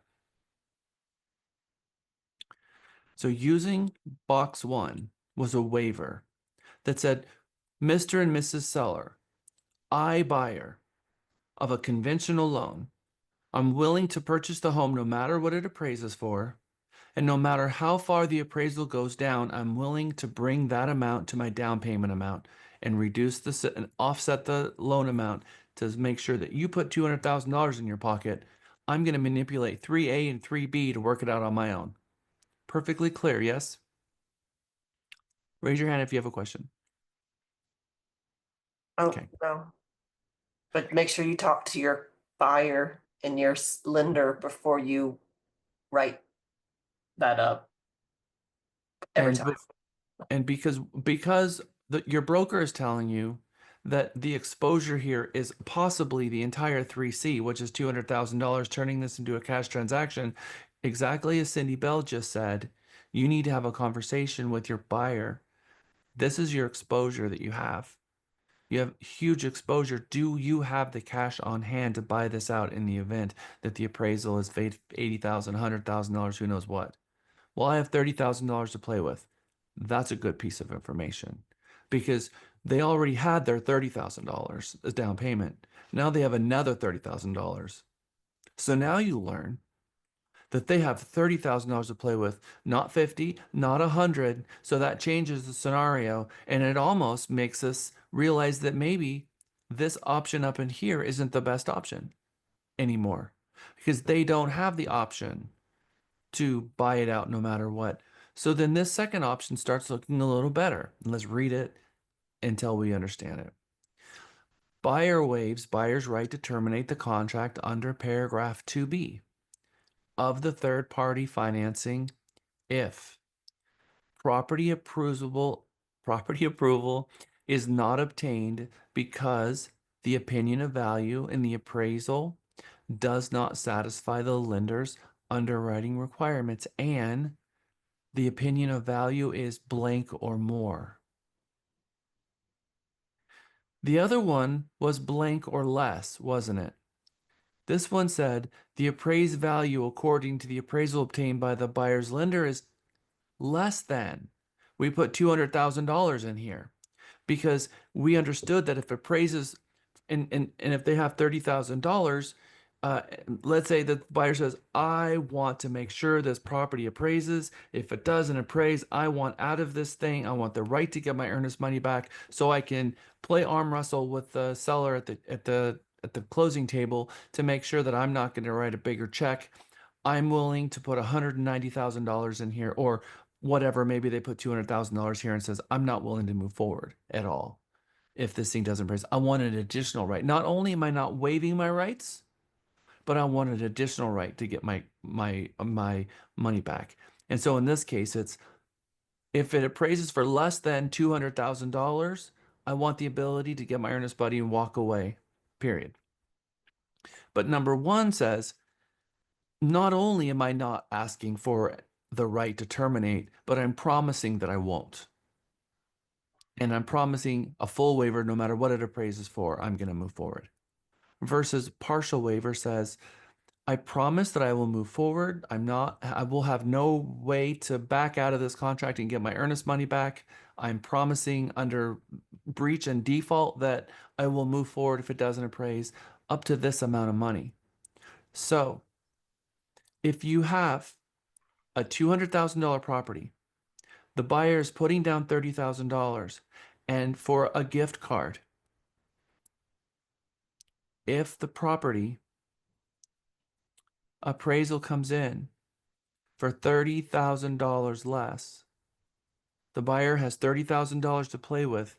What do I put in paragraph 2? 140,000. 140, yeah. 30 No. minus 160. No. 170. Yes. Who said that? Because you're taking the 30,000 they already have Andrew? on the full sales price. Right, because the appraisal is not on the loan amount, the appraisal is on the property amount. And so Yeah. they have $30,000 to play with. So that means that they can buy out the appraisal by 30,000 bucks. So that means you can reduce $30,000 off the sales price. So as long as it appraises for 170 or more, the buyer can pay it out. So paragraph 3 is an additional right. You put $200,000 in there if they want to get out for any reason if it doesn't appraise. But the other one says, I'm willing to move forward as long as the appraisal is $170,000 or more, then I'm good. I'm moving forward all day long. And now the buyer knows I got my down payment and I got a $30,000 chunk of money over here that I'm willing to play with. I don't know yet what's going to happen because I'm writing this offer at offer stage long before the appraisal is even done. And we're going to see how much my down payment is because right now I don't know. It's somewhere between 30 and 60, right? Cindy. So, kind of like a real world scenario where I can see this coming, where you can explain, because a lot of agents get the partial, like they just can't, they understand one and three. The two is like, what? So say for instance, you're doing your CMA and you cannot get to 200. You tell your client like, the seller will not accept anything less than 200. They're stuck at a number. You love this house. It is your house of your dreams. And we're going to see if we can make this work. So we'll say my appraisal, my CMA, I'm only coming in at 170. That's the best I can do. That's the best I can find. And if it appraises higher, we're good. But if we can't meet my CMA, which is saying 170, then we have the ability to get out. Only if you use item 3, additional right to terminate. Or the partial waiver. You do it for opinion has to hit 170 or more. Mm-hmm. There's like a floor. I have a floor of what I'm dealing with. So it has to hit this or more. And then I'm willing to go play with that $30,000 and make up the difference, or 180 or 190 or whatever number I want to make up the difference, because that does happen where you have a maybe not a great CMA on the listing. You can't find comps. You look high and low, backwards, forwards, and you can't figure out how to get it to work. You can't make the delta up, right? In the negotiations, your client absolutely falls in love with it and wants it, and you can Let do me the blow your partial mind, to Cindy. make it. Yeah. Let me blow your mind then. Yay.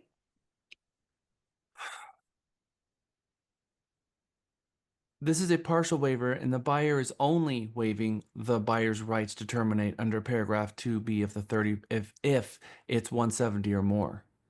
If it's less than 170, you have the same situation you had before you came in here with not having the right to terminate. So tell me why you wouldn't put 170 in one and 170 in the other and pick both 2 and 3.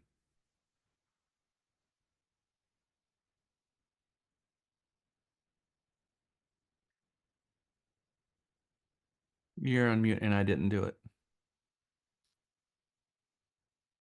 Cindy, you're on mute. Did you do that?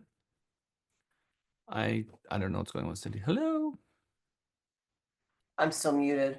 Yep. So I always thought, and you can correct me, I mean, maybe I got it wrong, so that's cool. I always like learning stuff. I always, on the partial, the way I understood it, is if you have the opinion of value is whatever it is, you have the floor, whatever that number you put in there, 170, 180, 190, whatever, that's the floor that you're dealing with, right? And if it doesn't appraise, then you have still the right to paragraph 2B, which is if it doesn't, right? 2B still is in play. 2B is still in play, that's right. But 2B got us in the first place in a conventional owner. Where does it say if the property doesn't appraise, they have the right to get out? Property does not obtain and because of the opinion of value, the appraisal does not satisfy the lender's under requirements and the opinion of blank or more. So it doesn't meet the property approval with paragraph 2, correct? I understand, but that's only if the opinion of value is blank or more. Because you're still talking about the opinion of value and the appraisal does not satisfy their lender underwriting requirements. Right. So if Then it doesn't meet the lender requirements, all I'm saying is that the underwriting, is the lender going to give them a decline status because it didn't appraise? that would be the question to have ahead of time with the lender, right?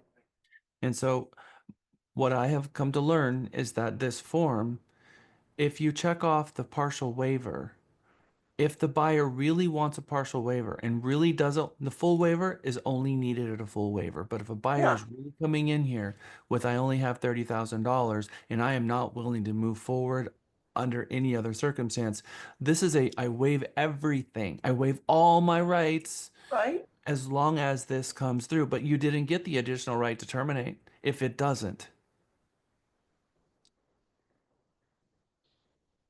So yeah, you still don't have the right to terminate, but I'm saying that if it doesn't appraise by $40,000, the buyer didn't agree to push more $40,000 more, so they didn't agree to bring it to the table, but they also didn't agree to terminate. And this right here, that gives them the right to terminate if it doesn't appraise by $40,000. What I'm saying is that they want to protect their earnest money. If they say, I'm willing to bring $30,000 to the table, but if it appraises for less than that, I want my earnest money and go home. Right, don't that's have paragraph 3. That's paragraph 3. So in a situation where you're dealing with a partial waiver and they say, I'm willing to bring $30,000 to the table, but if I don't have, if it's $40,000, I want my earnest money and we're going to game over, then you're going to use both of these. Right. So what I'm telling you guys as a class is that full waiver means I don't care if it doesn't appraise. I have the buying power to buy this thing out no matter what it appraises for. Number 2 is I only have this much cash.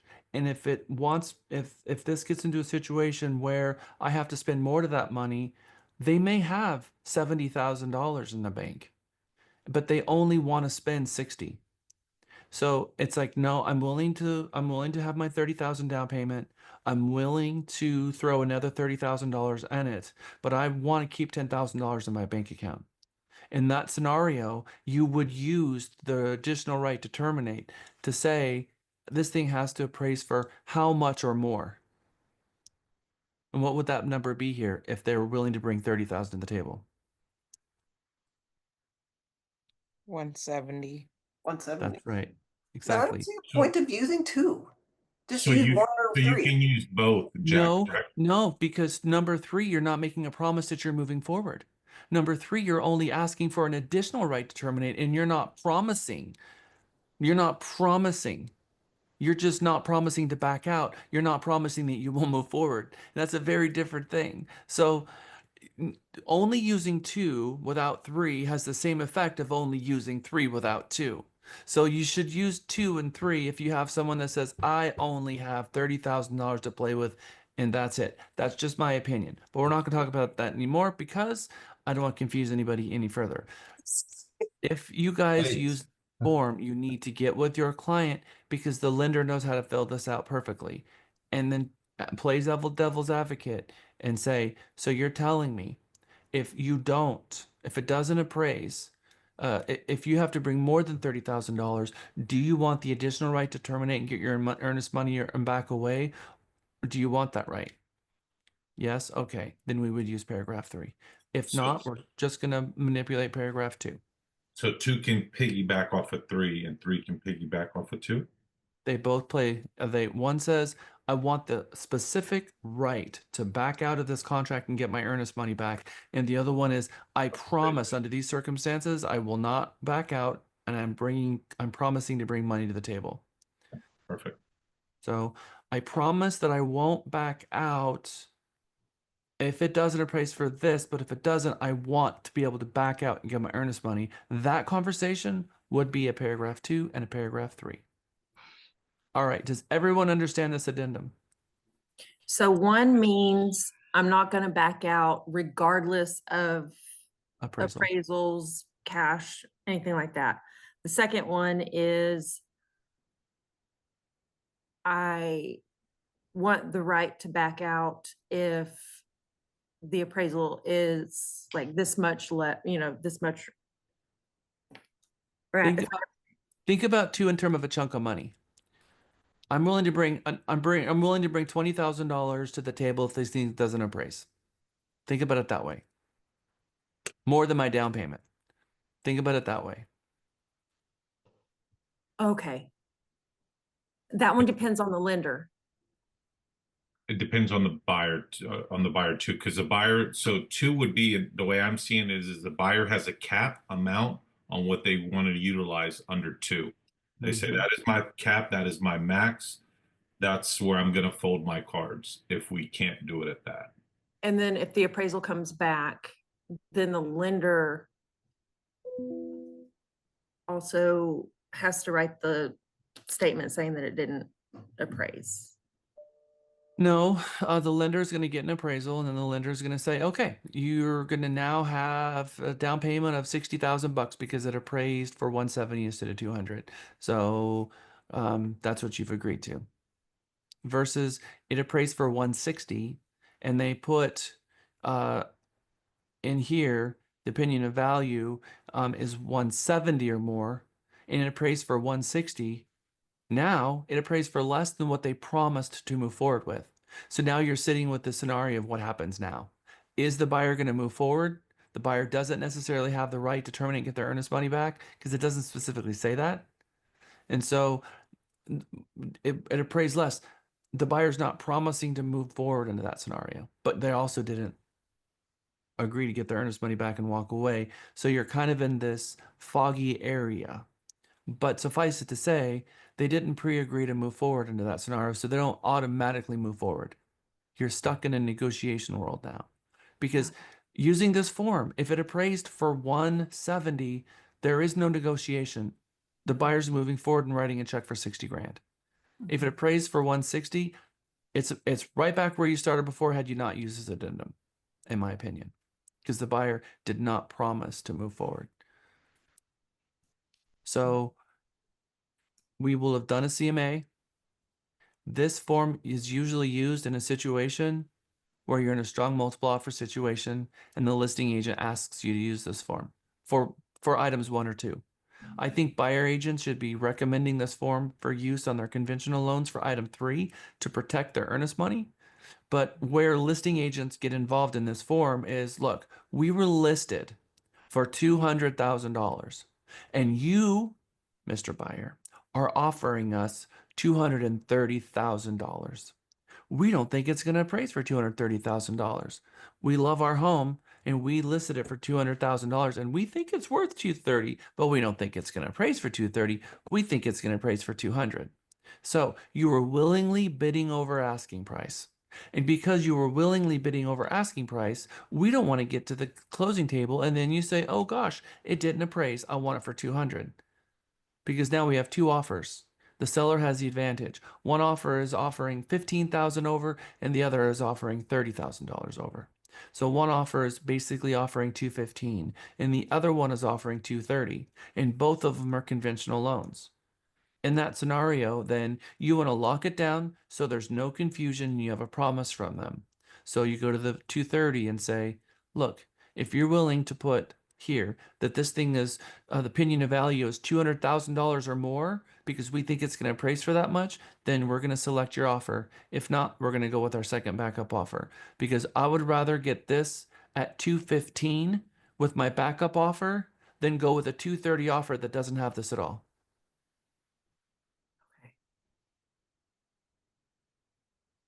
That makes sense. So this is where remember when I said your contract is your most important tool? And that those who know the contract best win? I can tell you, you need to know how to use this in your leverage because this is powerful. And if another agent knows this better than you, they just might throw you a curveball that you didn't understand and you get to the closing table and bad things happen, especially if you're the listing agent. Someone bid over to $230,000. The first time you're a listing agent and the appraisal comes out and they try to terminate for you somehow, you're gonna wish that you had gotten this form because there's no argument anymore. They're promising that they have the cash because how do you know that the buyer has more than $30,000 cash? They might not have the cash. If they only have $30,000 cash and they don't have any less, then they're going to go to the lender and say, "Can I put 5% down instead of 20% down?" The lender says, "No, you can't." They're going to get declined. So in order to clear the assurances and dot your I's and cross your T's and have a bulletproof contract for your client, that is when this document gets pulled out and you wield the leverage and the actual buying power of the buyers so that there's no ambiguity, no confusion. Now, if you have picked, let's say you pick buyer B that said, "We're going to offer 230," and buyer B checks off partial waiver and puts in $200,000 here. Put $200,000 here. They have just promised to pay the difference between 200 and 230, but what was their down payment already? 30,000. So what are you going to ask for in terms of proof of funds? You're gonna ask for 30,000. 60,000? Yes, of course. Their down payment was $30,000, but they're promising to bring up to another $30,000 in the event the property doesn't appraise. 60,000. If it appraises for 290, now they need 40,000. If it appraises for 280, now they need 50,000. It appraises for 170, and now they need 60,000. So their total exposure here is 60,000 bucks. 30,000 for their down payment and $30,000 to pay out the appraisal deficiency. So if I ask for a $30,000 proof of funds and it appraises for 170, what am I doing now? I mean, I'm sorry. It appraises, in this case, it's 200,000, right? So if it appraised for 230, then they bring $30,000 to the table.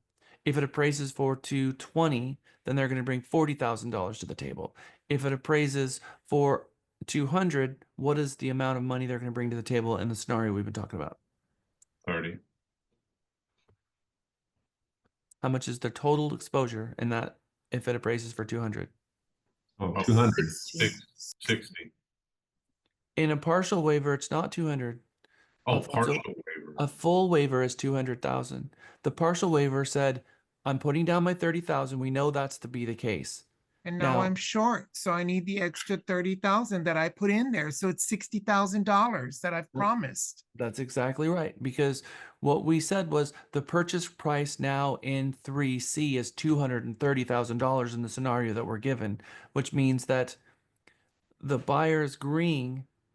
They've increased it. I'm going to put down $30,000, but I'm going to offer 230. So I have my $30,000 deposit, my $30,000 down payment.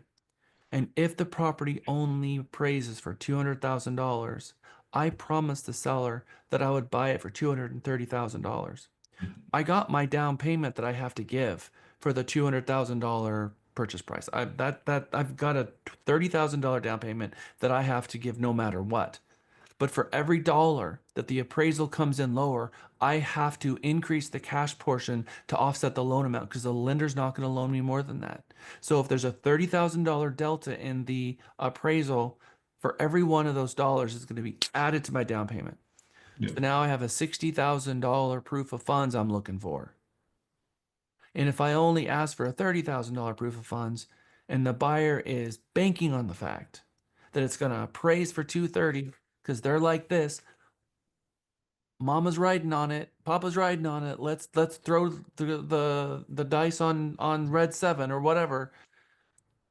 Now what do you've got? You've got a buyer that only had $30,000 and they get declined for you 5 days before closing. And they made all the promises in the world, but they can't do it because they don't have the cash. And everybody was banking on the fact that they could do it. And then they come back to you and say, I can't close. Here's our declined letter. You're going to have to reduce the price. Otherwise, we're out.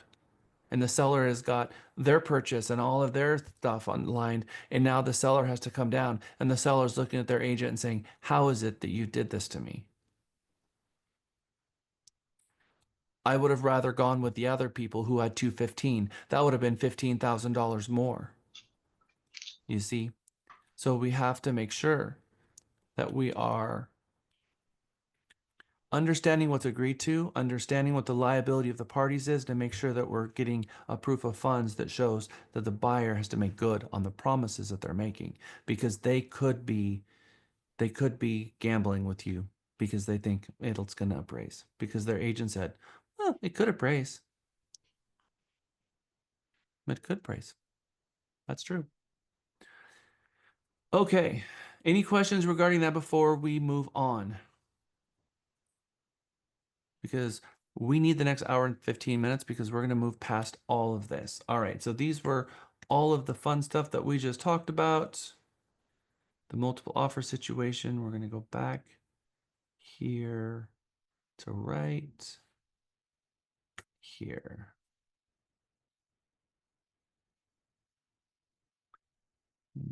Okay. Okay. Hold on. I went back too far. Way too far. Well, actually, I guess I didn't need any of this. Okay. So, multiple offer situation. A multiple offer situation. Where was I?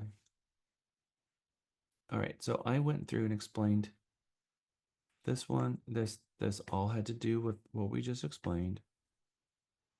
49-1. Okay. All right. Good. Multiple offer situations.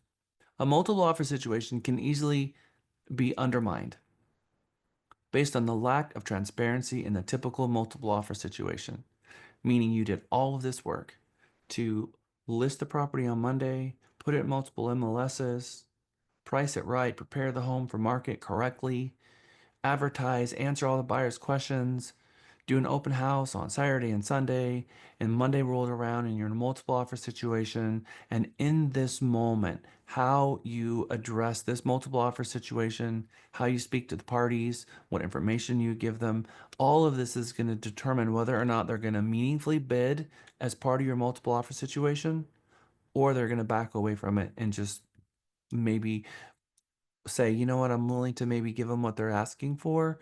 They're listed for 200. I don't know if I want to bid more, maybe 205. I don't know that there is other buyers out there. I don't believe it, so I don't know. Just something about this doesn't feel right, right? How do we get that thought out of their mind? So we recommend that everything that you do as part of the multiple offer situation is designed to be professional, transparent, and be fair to all parties. And there is some really good practices to get here. Now, some important things to consider. Some buyers, FHA, USDA, VA, even 3% down conventional buyers, they're not always in a position to bid over. They don't have the cash to play ball. So you have to understand the cash position of your client. We draft offers based on their ability, not based on what we think it's going to appraise for. So we have to do our CMA and we have to tell the buyer what we think it's going to appraise for and then figure out what they're making a promise, not based on what it was listed for, but we think it's going to actually appraise for based on our CMA.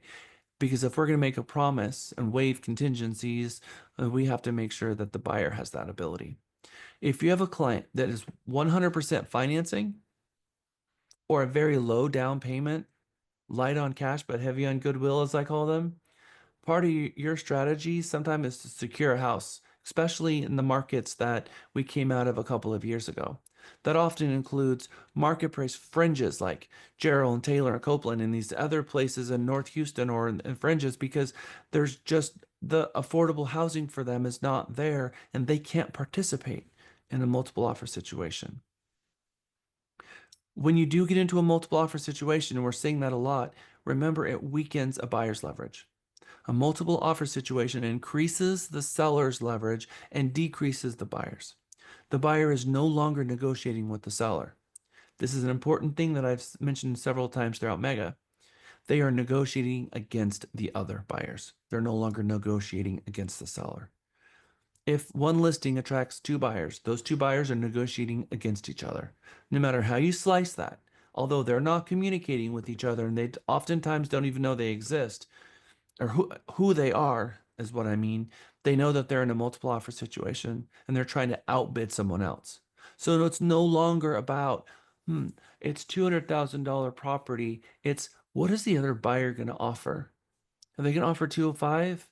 They might offer 207, and a strong buyer might even offer 209. So let's offer 211. You see that frame of mind, that way of thinking, you're trying to negotiate and outthink what the other buyer is doing.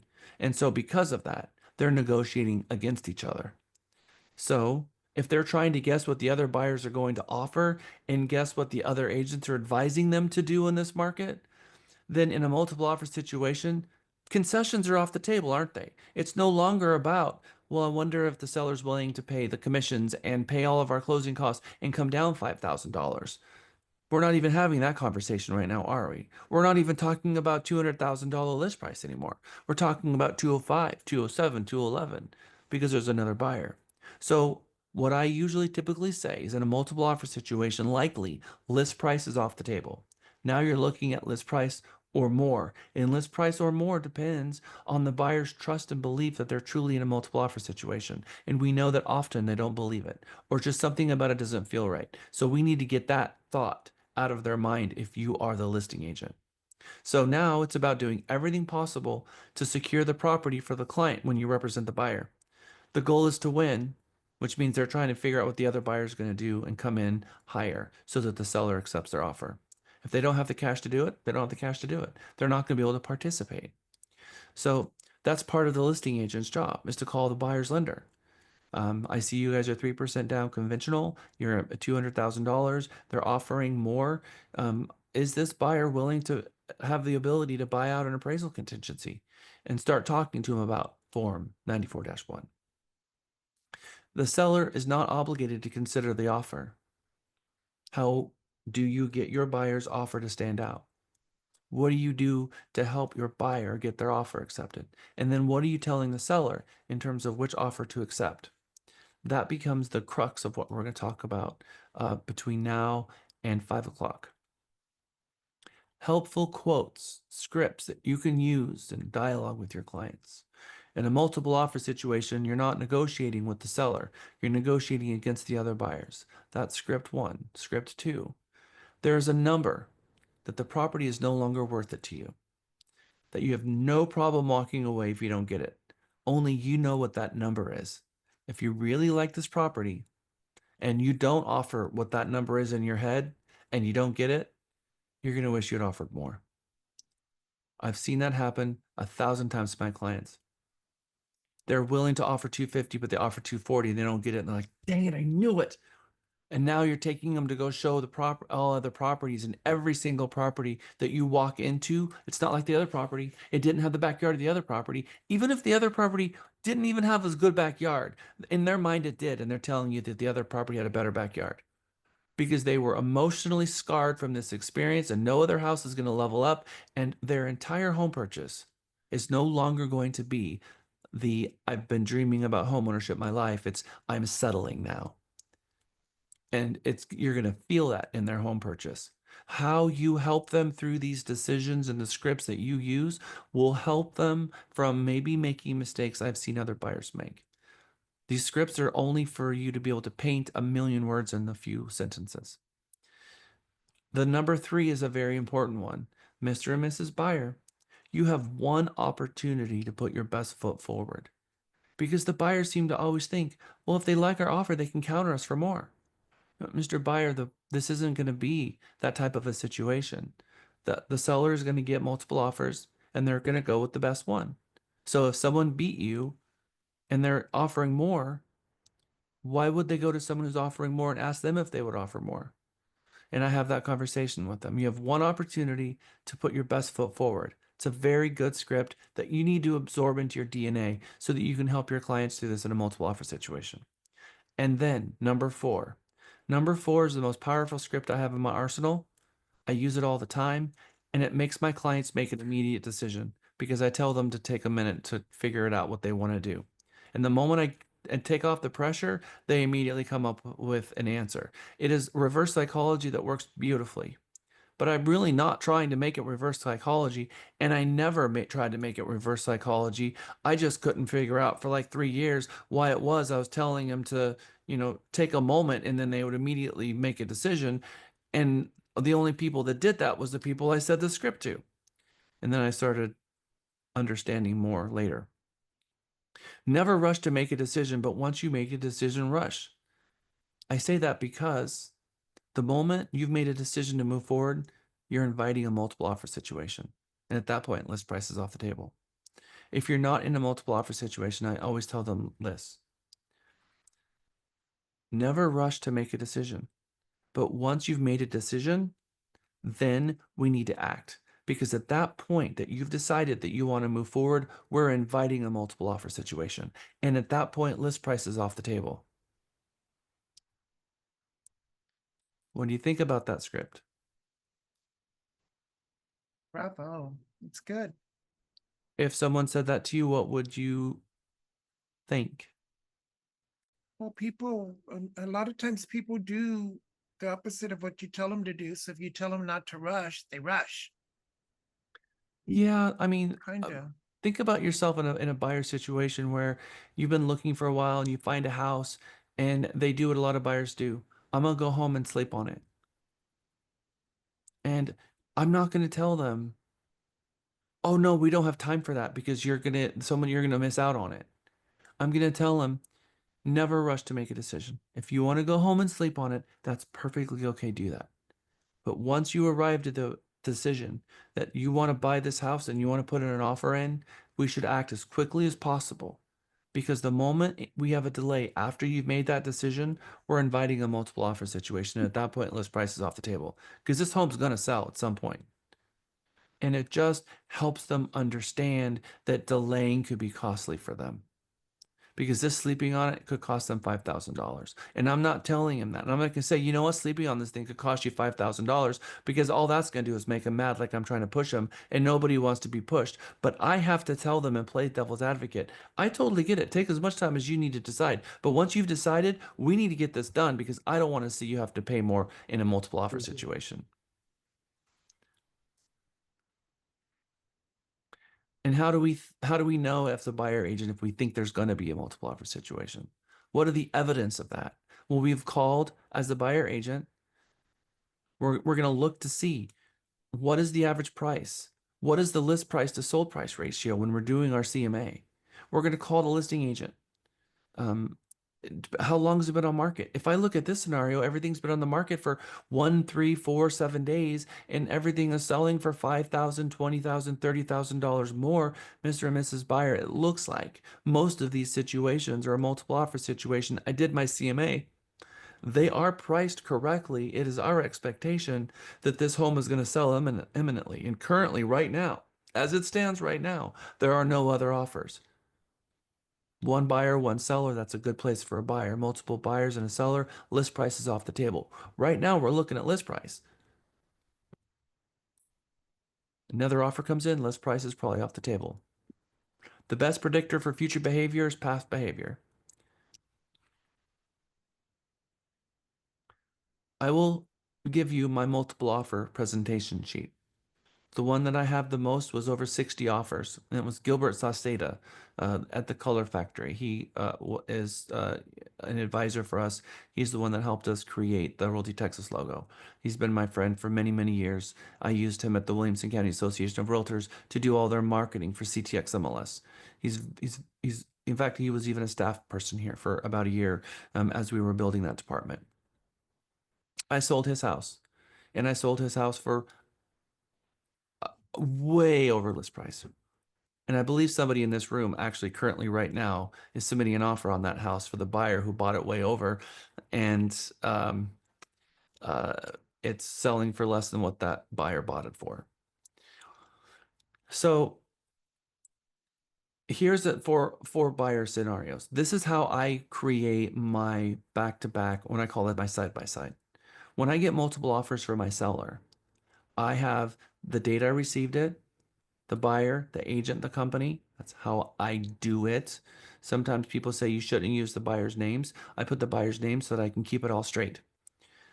The down payment, the loan amount, the offer amount, their option dollars and days, the residential service contract if they're asking for one, if they're asking for buyer's closing costs, earnest money, closing date, and now commissions. And I put that on this sheet. And I do a side by side. Offer 1, offer 2, offer 3, and offer 4. And I do a side by side. And then I give it to my client. And then I take the offers and I put them in a zip file that's offer 1, offer 2, offer 3, offer 4, and I email it to them. So now they can see the side by side. If they want to open the documents and see them, they can, but they can get a really good idea here from the side by side. And I take a screenshot of this and I put it in the body of the email. I'm going to show you copies of all of this, but I also put the spreadsheet as an attachment as well, so that the seller can see at a glance from the email. As soon as they open the email, they see the side by side there. And then I call them and I'll tell them, Mr. and Mrs. Seller, we just received our second offer. Do you authorize me to disclose the fact that we're in multiple offer situation? Awesome. All right. So I'm going to go ahead and let everybody know. And then I let everybody know. And then I build offers. And every time I receive an offer, I take a screenshot of paragraph 3, A, B, and C, a little screenshot of it, and I text it to the seller. This is what we just got. Another offer, offer 4, offer 5. And I'm kind of giving them the drip version of it. And then I tell them, all right, tonight, it's Sunday night. We've got my 4th offer. Remember, tomorrow morning, I'm going to call you at 9 o'clock and we're going to go over these offers. And then at 9 o'clock, I'll maybe get in the office at 7. I'll do my side by side and have it done. Meet with my clients, present the offers, and then I send out my final and best. and I send my final and best as soon after 9 o'clock as I can, and I send it out to everyone asking for their final and best by 5 p.m. Some of them have already sent me their final and best, but I'm going to show you what that looks like, which is going to be very helpful. Here's the offer playbook for a buyer. This is, you can go back to this and use this in the future if you need it. For a multiple offer situation, how do you pull out the stops and get an offer accepted? And this is if the buyer has the buying power and they want it and they're telling you, how do we get this? What do we do? Here is the offer playbook. First, you show them the property. This sight unseen is not a good idea. If they want to see it a sight unseen, then you need to make sure that they sign the 99 form that Realty Texas has, which is an internal form about sight unseen. I don't recommend sight unseen offers. If you find yourself in that situation, I recommend that you disclose it to the listing agent. There's been some lawsuits that have been filed over the last year regarding this one thing that's made its way into legal too. Do you have a prequal from the lender, and is the buyer ready? Does this property stand out from the competition? Does your client love it or do they like it? That helps formulate your over asking price. Immediately call the listing agent and ask the 12 questions. Ask the listing agent if there are multiple offers. If yes, will there be a deadline and when they will be presenting offers? How many offers do they have in hand? And will they share where they are with price? I always ask. Sometimes they'll tell you, sometimes they won't. Sometimes they'll say, yeah, look, at this point, we're at 400. Offers under 400, we're not even in the ballpark for right now. Because maybe maybe they got 10 offers and maybe it was listed for 365 and they're at 400 and they don't want any more offers for 385. And so they're just saying, look, I talked to my client at this point, 400,000 is off the table. Anything under 400 is off the table. And that will help start weeding things out. All of this is at the direction of the client though. How fast can they respond to an aggressive offer? Maybe they're not multiple offers. Does the seller require a lease back? Again, multiple offer situation where we have to pull out all the stops and see what it is that we can entice them in. What is the seller's preferred closing timeline? Do you have a preferred closing title company? Does the seller have a preferred time for inspections, morning, afternoon, and evening? Yes, I'm asking them this on the phone. Is there anything special the seller's looking for? Is the seller disclosure T47 and survey in the MLS? Probably already have all of those pieces of information before I'm asking. But I put that on here because if it's not, you're asking how can you get a copy of those documents? And call the listing agents for the pending comps, if there are any, and the active comps, and ask what's going on in the neighborhood to find out, is this just this property or is this what's going on here? What is worse for the buyer than paying over list price for a property? It could be losing out. So here is pulling out all the steps. And some of this is dangerous talk, but I've had situations and I've seen situations in the last 5 years where we pulled out all the stops. What is paragraph 2D?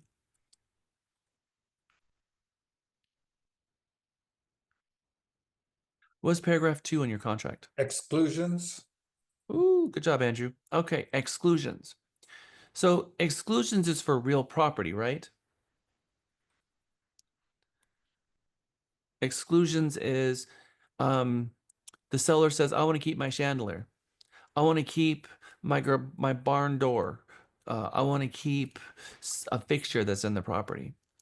In a multiple offer situation, when you represent a buyer, and we're going to go on a break here in a minute. In a multiple offer situation, when you represent a buyer, there is often the seller will have offered non-realty items, a washer, a dryer, a fridge, something like that. And you might be thinking, maybe someone else told the seller in their offer that they can keep those items. I have seen multiple offer situations where they matched the price and the buyer said, I don't want the washer, dryer, and fridge. And because of that, the seller was going to sell that for like $6,000 total on Facebook Marketplace. And it was because the non-realty items that actually made it.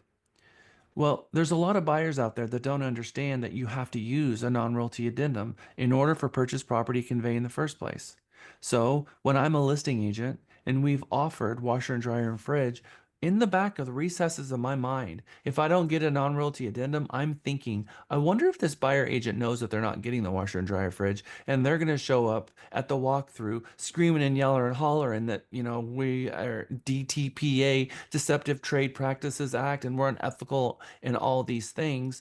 And so because of that, usually in a multiple offer situation, sometimes you don't have as much clear communication with the listing agent. So I will actually put something in 2D that doesn't belong there, but it doesn't hurt. I put seller reserves the right to retain the washer, dryer, and fridge, and I add that to the exclusions.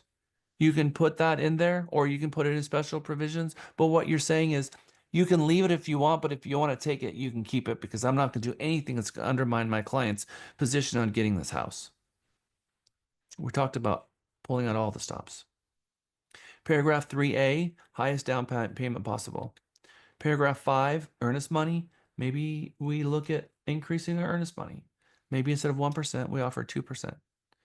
Paragraph 6, we're going to use the listing agent's preferred closer. Paragraph 6.8, buyer to pay for shortages. Remember all the title stuff of what the title policy is not going to cover. And then 6.8, you're going to say that you're going to ask for the additional coverage, so that the only thing that's not covered is boundary lines, or loss of area. And so you're going to pay for the additional coverage. Maybe the buyer pays that 5% extra coverage. 6C2, buyer's going to pay for their own survey. Paragraph 6D, no special exceptions. Paragraph 7D1, I am accepting this property as is. Paragraph 7H, not asking for a home warranty. Paragraph 9, the seller's preferred timeline that you spoke to the listing agent about. Paragraph 10, if there's a lease back that the seller's looking for, give it to them, as long as your lender's okay with it. 11, what is paragraph 11? Special provision. To order the home warranty. Okay, so some brokerages don't like paragraph 7H to be empty. Some brokerages, like Keller Williams, for example, they don't like a seller that does not provide a home warranty. Now, they don't care if the seller's paying for it. They just want the buyer to get one, because they understand that the home warranty helps protect the brokerage and the seller. So they have a policy on that. So if your client says, look, I want a home warranty, paragraph 7H says, look, we're going to ask the seller to pay for one, but nowhere in the contract has they promised to order one. It'd be really nice if 7H said the buyer's going to get a home warranty, and then who's going to pay for it. But it doesn't do that. It says if the buyer orders one, the seller's willing to give them the money back for it. But it doesn't say that they're going to promise. So a good use of paragraph 7H in a multiple offer situation, specifically with Keller Williams, is putting in there that the buyer agrees to purchase their own home warranty at their own expense, so that they make that agreement, because it might come down to $750. It could happen for a home warranty that's what it came down to. And the extreme, and I want you to talk to your manager about this extreme before you do it, because I've seen it happen. A gigantic option fee, a huge option. I'm just going to ask you, what is the largest option you've seen in your entire career? What is the highest option fee, Andrew? 10,000. Okay. Anybody have higher? I've had a 50,000. I've seen 25,000. In the 10,000 transactions that we've closed here, the highest I saw was 25K. That is a gigantic option. They lose that if they don't move forward. In this craziness that happened in 2020, 21, and 2022, there were buyers that we would say, look, I know you only got $30,000. And so you're going to put $20,000 typically here or there, whatever. I recommend that you take the earnest and the option and you flip them. It's no different to the buyer. You just flip it and make the earnest money 1% option, or 2% earnest money as option, and then a smaller earnest money that says, look, I'm not, so if I do end up not buying this property, I don't lose, 2 times my earnest money, because I don't want that. But I am willing to, here, I'm going to give you $500 earnest money, and I'm going to give you a $2,000 option. That way, if I don't buy this property, you're getting $2,000 instead of my $200. So I'm showing super interest. That is a very effective way that the seller says, fine, that's a mortgage payment. If you don't buy it, I'd be happy to sell it to someone else. So let's do it that way. That's a very powerful way. But the buyer has to understand your unrestricted right to terminate the contract means that you're going to leave the seller with $2,000 if you find a defect in their home. That means that you're not going to buy it. So this is pull out the stops, and you need to talk to your manager before you go down that road with them, is my opinion, to make sure that the buyer truly understands what it is that they're doing there. All right, it's 4:14. Let's come back at 4:15. I'll see you back in 10. Aiden. Hello. I am wondering if you can also have the buyer offer to pay for the title policy as leverage in a multiple offer situation on 6A.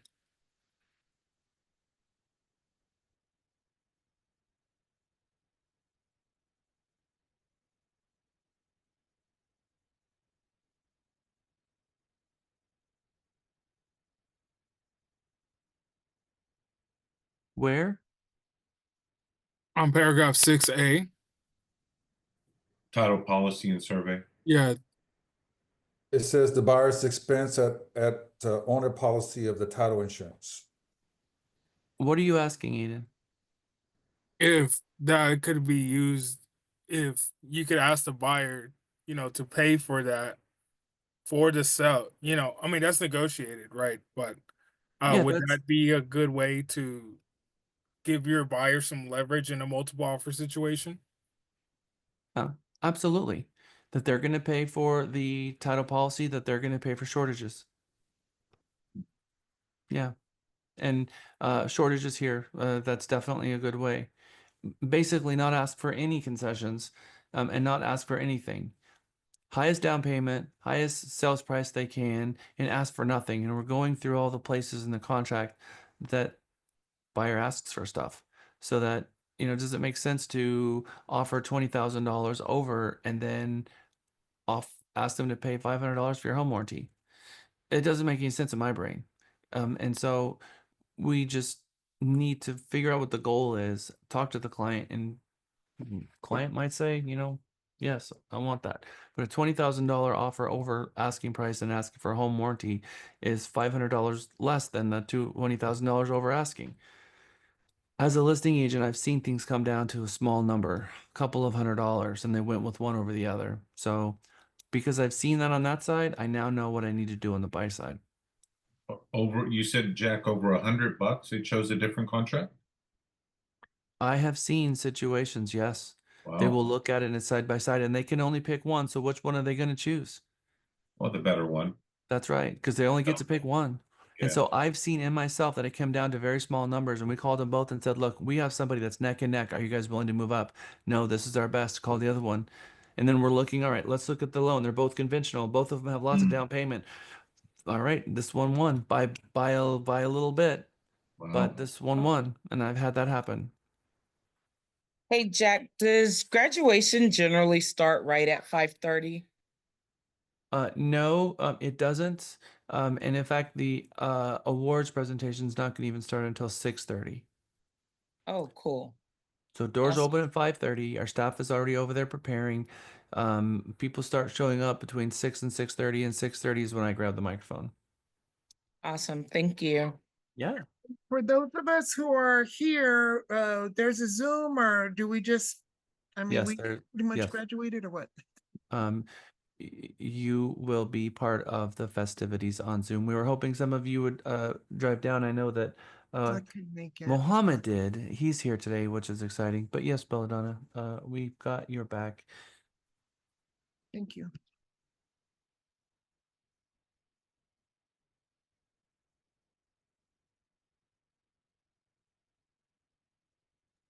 Holy cow, one more hour.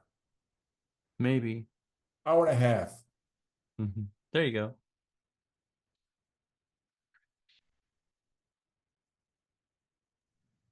I was going to say, Andrew, Yes, sir. what are you going to do with all those gift cards you have now?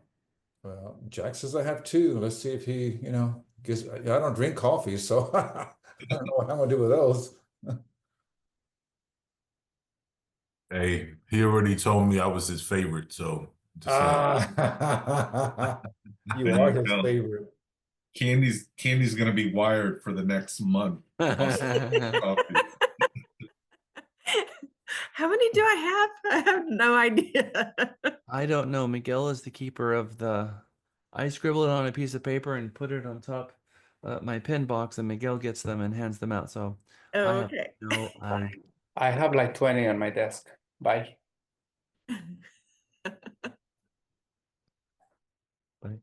Yeah, I used to put them on your mailbox, but since they are gift cards, sometimes some agents get their um, mail and then it's not theirs. They just put it back into someone else.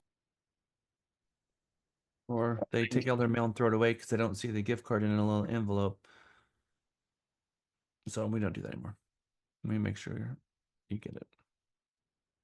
Okay, we are using up the last 30 minutes, last 45 minutes of our mega time talking about multiple offer situations, which is something that as a buyer agent or listing agent, you're gonna have to take it from a completely different perspective and be thinking about what is the other side doing, because it's the other side that you're going to be concerned about, because you can kind of control what's going on your side. It's the other side you can't.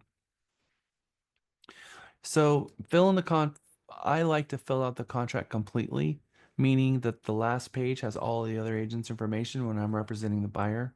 Again, we're still on the buyer side. Your fill all does that for you. Put in all of the contract into one PDF. I know that our system will allow you to put them all into one PDF. Most agents prefer that it's all in one PDF. They don't like a bunch of documents, especially in a multiple offer situation where they're trying to send the offers to the seller and trying to compile it.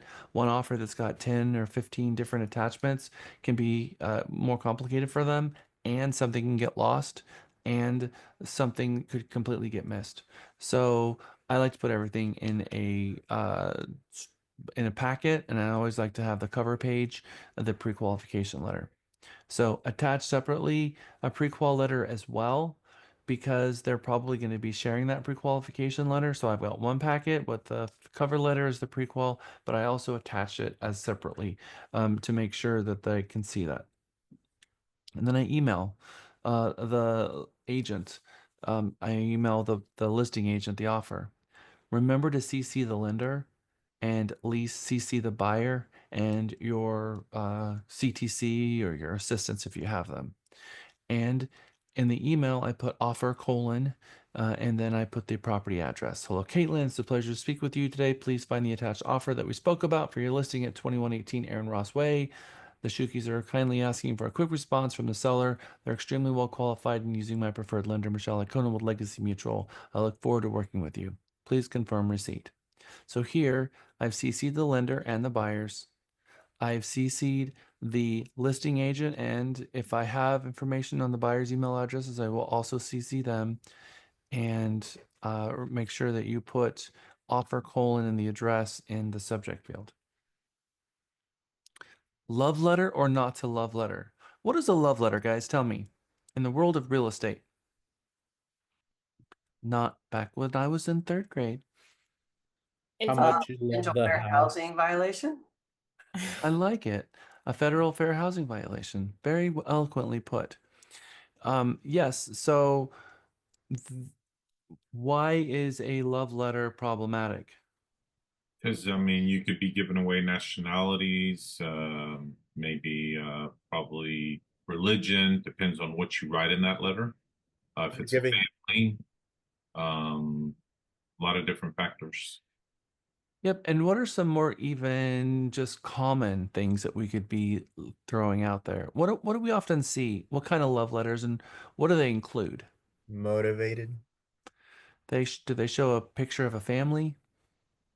If you've seen the one that's got the mom, the dad, the two kids, and the family dog, in a big letter saying how our just got such a cute family and we love your home, and it's a kind of a melt your heart kind of a situation.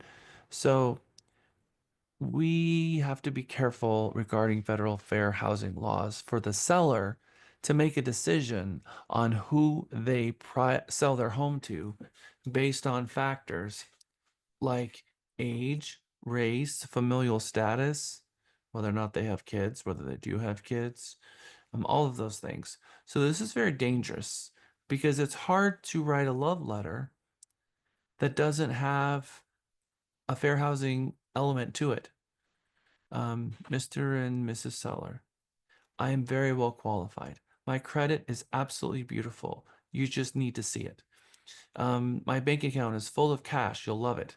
I mean, what can you put in a love letter to them other than we absolutely love your home? We're very, very well qualified using a traditional in-house lender and very well qualified. And P.S. We absolutely love your home. I mean, that's it, but that's not usually what is involved here. Make the offer, make for the seller, it should be, let's look at these offers side by side so that you can make a determination, not based on a protected class, but based on who is going to be the most well qualified to buy your home and who has the highest propensity to get you to the closing table on time and trouble free.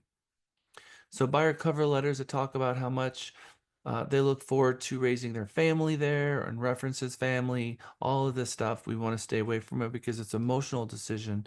It's an emotional based letter instead of one that's talking about the buyer's credit worthiness and their ability to get the seller closed on time, which is really the only thing that should be a concern anyway.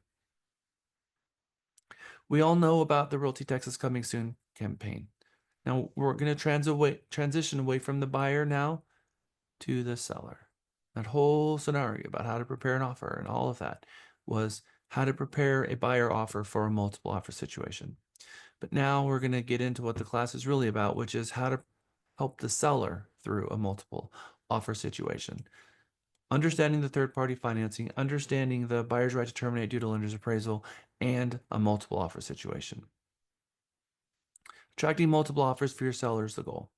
You need a well-planned coming soon campaign to drive traffic to your open house. Buyers are not in the market to hire a realtor. They're in the market to buy a home. 75% of our marketplace buyers don't yet have a realtor.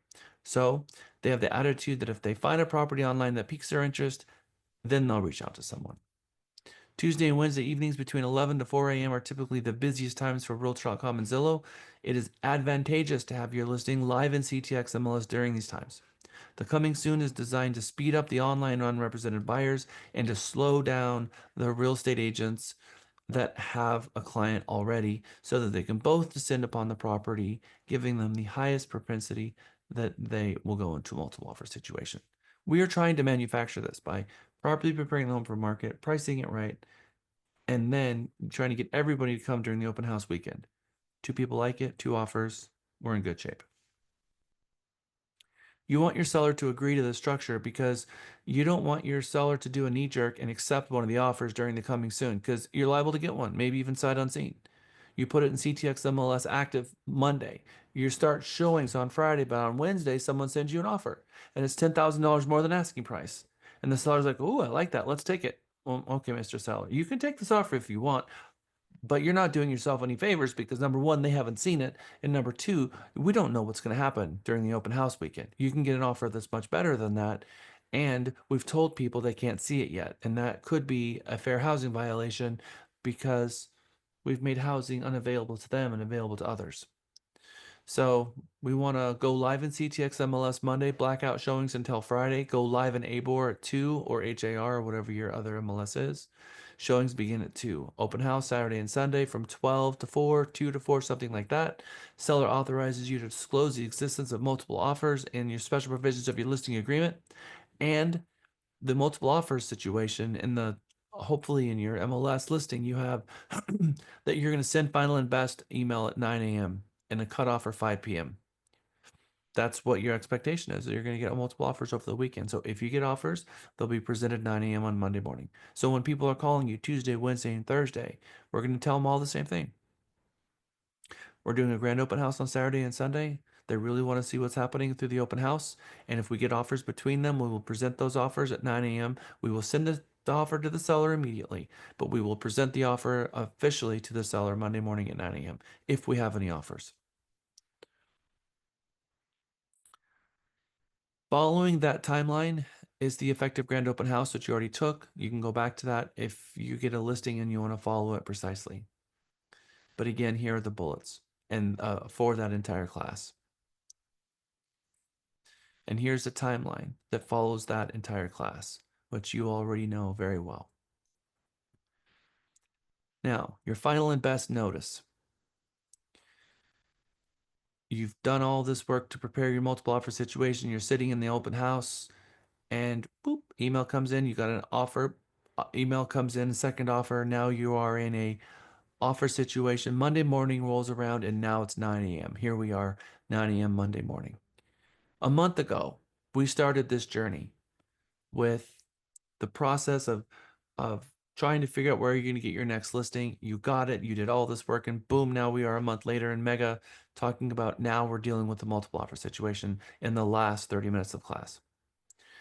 In your final and best email, because you've got multiple emails, you've already had a conversation with all of them as the listing agent.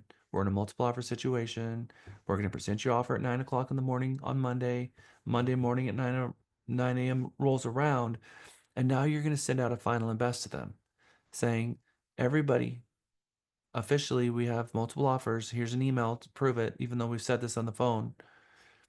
Please send me your final and best and get it to me before 5 p.m. today. And the content of that email has to be very specific for transparency for the buyer and the agents. And your audience, tell me, who do you think the audience is when I'm sending this multiple offer email on Monday morning at 9 o'clock? The buyer. Agents. Not in a million years is the agent my audience. I am writing this to the buyer. Now, I am absolutely sending it to the agents. I may or may not have the buyer's email addresses, but even if I do, I'm only sending it to the agents. But my audience, how I'm crafting my words in this message, I'm crafting it to the buyers because I want them to read every single one of my words. Because I know that I have to be professional, I have to be transparent, and I have to make them understand that this is fair to make them believe that we're in a multiple offer situation so they willingly bid their way through this. And I don't have a bunch of people just backing out of principle. And then boom, I'm left with no one and I'm in a bad situation now. Because if you're arrogant or cocky, of course, it's, thank you for your offer. We got multiple offers. And if it feels edgy, it feels kind of contentious, a lot of them will be like, no, I don't want anything to do with this. This doesn't feel good. So we have to figure out how we can get through this, making them walk away from this email thinking, okay, I feel okay about this. Thank them for their time, the agent too. Be very kind. Your audience is not the agent, the audience is the buyer. And talk to them by talking through the agent to them because you know they're reading it. So make sure they hear things that are kind. Send the email to yourself and BCC all the agents that send offers. Why do I do this? It's kind of an odd practice. Why would I send the email to myself and BCC all of the buyer agents? Why would I do that? So it appears that nobody you else do have knows. multiple offers. Where you can show that you're not bluffing. I have BCC'd all the other agents. Blind carbon copy. I've BCC'd them. And If I they emailed reply, it to myself. They're if not they going to see it. reply to you and not everybody. I don't want that one person that's like, hit reply all. We are out. We're done with this. And all of a sudden that message gets put out to everyone. And I feel like, oh boy, everyone else is going to be thinking that this is out and it's just going to come crashing down. I'm not going to let that happen to myself. So I am going to email myself and BCC it to all of them. And the from and the to is Jack Stapleton. So I not only email it to all of the people who gave me an offer, but I also email it to every single person who showed the property. Why do I do that? Why am I emailing it to buyer agents that showed the property who didn't even submit an offer? Bring your best offer if your clients are interested. because I don't know if they're working on an offer right now. So exactly right, Lewis. If your people are interested, we're in a multiple offer situation. You have until 5 o'clock to get it in. Because how many times have you been an agent and you submitted an offer or you showed a property and then the next day it went pending and they didn't even bother to call you? Many times. And you're thinking to yourself, WTH, why did they do that? I mean, why would they do that? So we're not going to, we're going to make sure that we include these people so that they're included in it, because oftentimes you're going to find out that there is someone in the middle of submitting an offer and we're not going to forget about them. Disclose in the notice the name and brokerage of every offer that you have in hand. Not the buyer's names. No, no, no. The name of the agent and their brokerage in the actual email. And I'm going to show you how I do that. And then I'm going to give them a final and best timeline that is the same day, but at least 4 hours in the future. Here's what my email looks like. So, to Jack Stapleton, you see the BCC? They can't see this. I can. Jill, this agent, this agent, this agent, and 10 more. Because these are all the people to whom it may concern. Samuel and Kelsey have asked me to thank you all for your hard work and time in showing their home. They've really enjoyed the property and have a lot of amazing memories in this home and are grateful that you love the home too. We have 3 offers. And then I said, Carol Easter, Coldwell Banker, Jarrett Hayes, KW, Ernesto Jonas, Vista Real Estate. This actually is a real multiple offer situation that I was in. I just copied and pasted out of my email from back in May 26, 2020. We ask that you provide your final and best by 5 p.m. today, and Samuel and Kelsey will review the offers at that time and make their decision today. Thank you for your time. I look forward to working with you. Now, since then, there's actually something else that I even do. I was in a multiple offer situation very recently.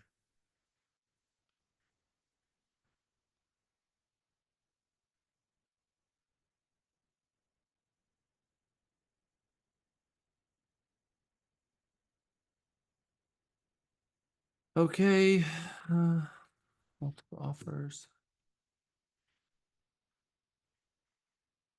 Notice. And I always put notice first.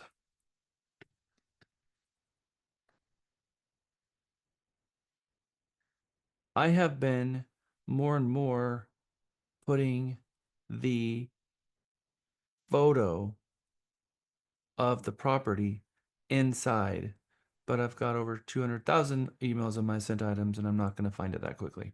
Okay, I will try to find it before I'm done. Multiple offer situation.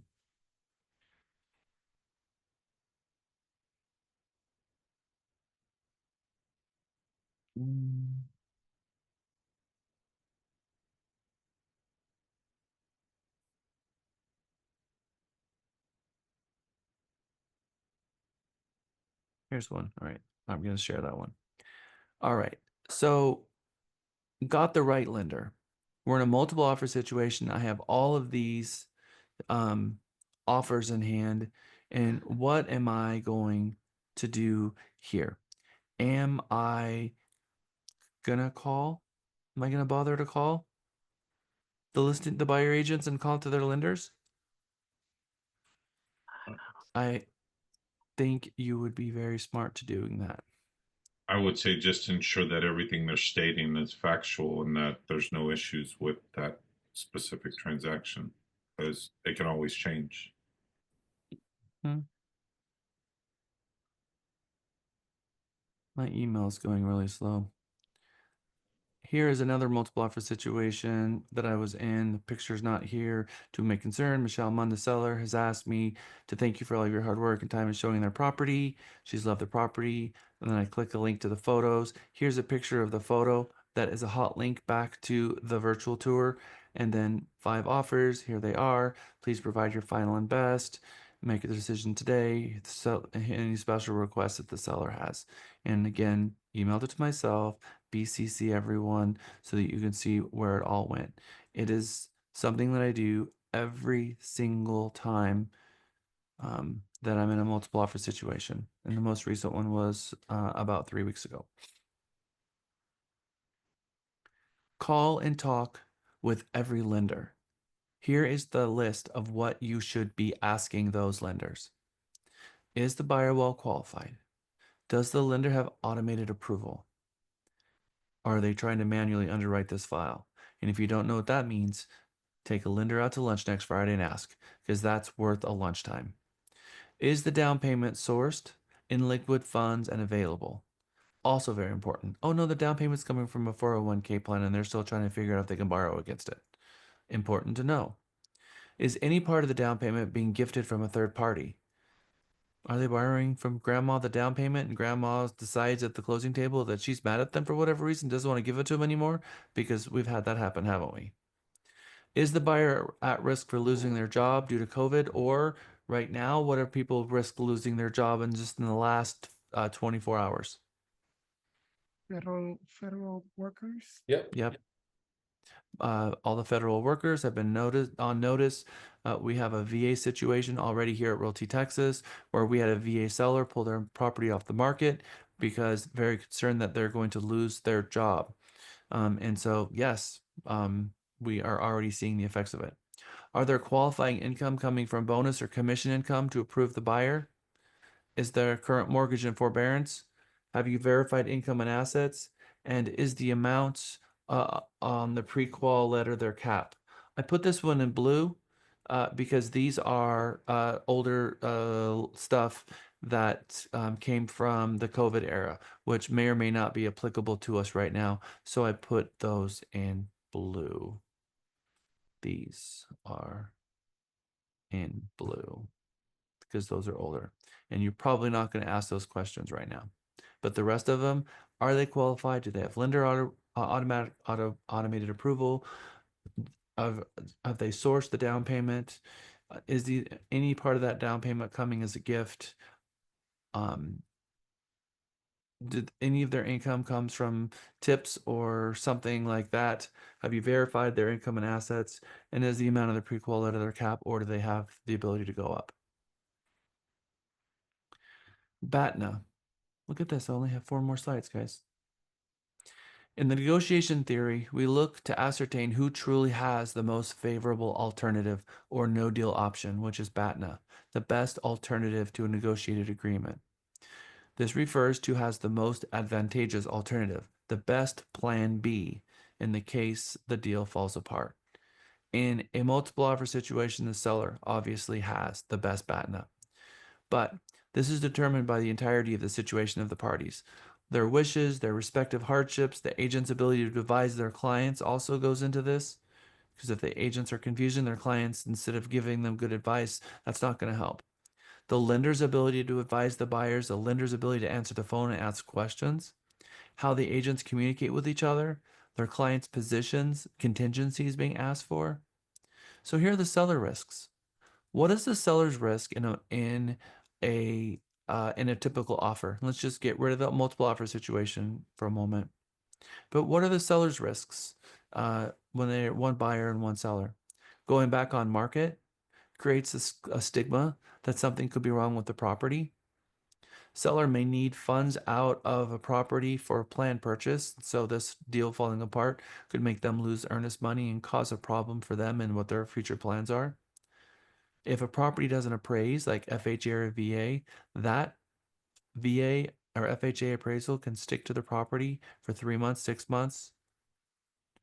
Having additional holding costs for the seller, a mortgage, insurance, utilities, lawn care, because if a seller gets an offer and the seller doesn't take the offer, now we're getting out of the multiple offer situation and we're talking more about just plain negotiations. If a seller gets an offer and the offer is not taken, how long is it going to take to sell that property? And if they do get an offer and they're asking for repairs and they're asking for stuff like that, maybe they agreed to it, maybe they made some repairs and then it got to the appraisal and they backed out.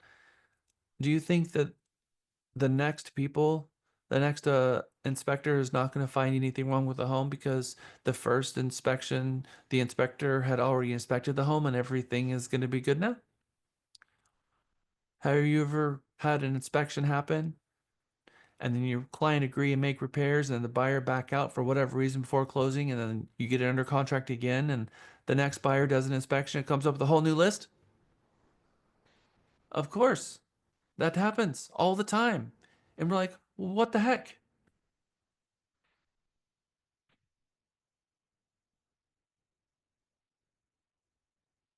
Buyer risks.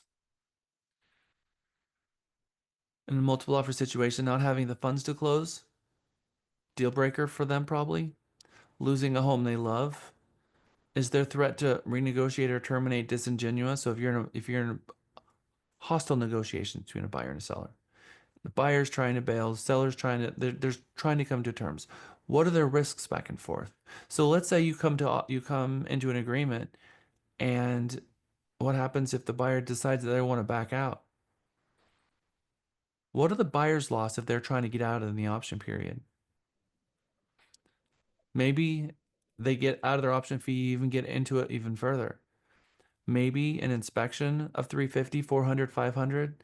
Maybe an option of 300, 400, 500. Maybe an appraisal if it was ever ordered or not.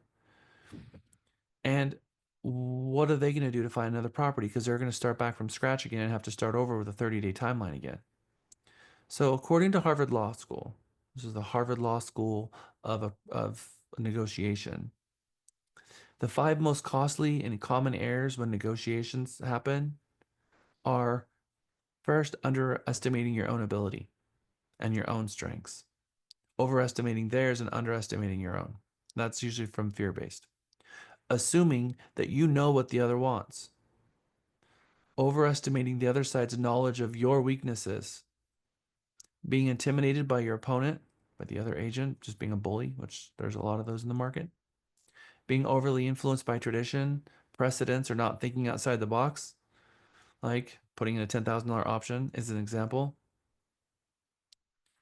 So you've got seller risks and you have buyer risks, and they're going to balance those risks out. And you have to understand from the seller side, what are buyer risks?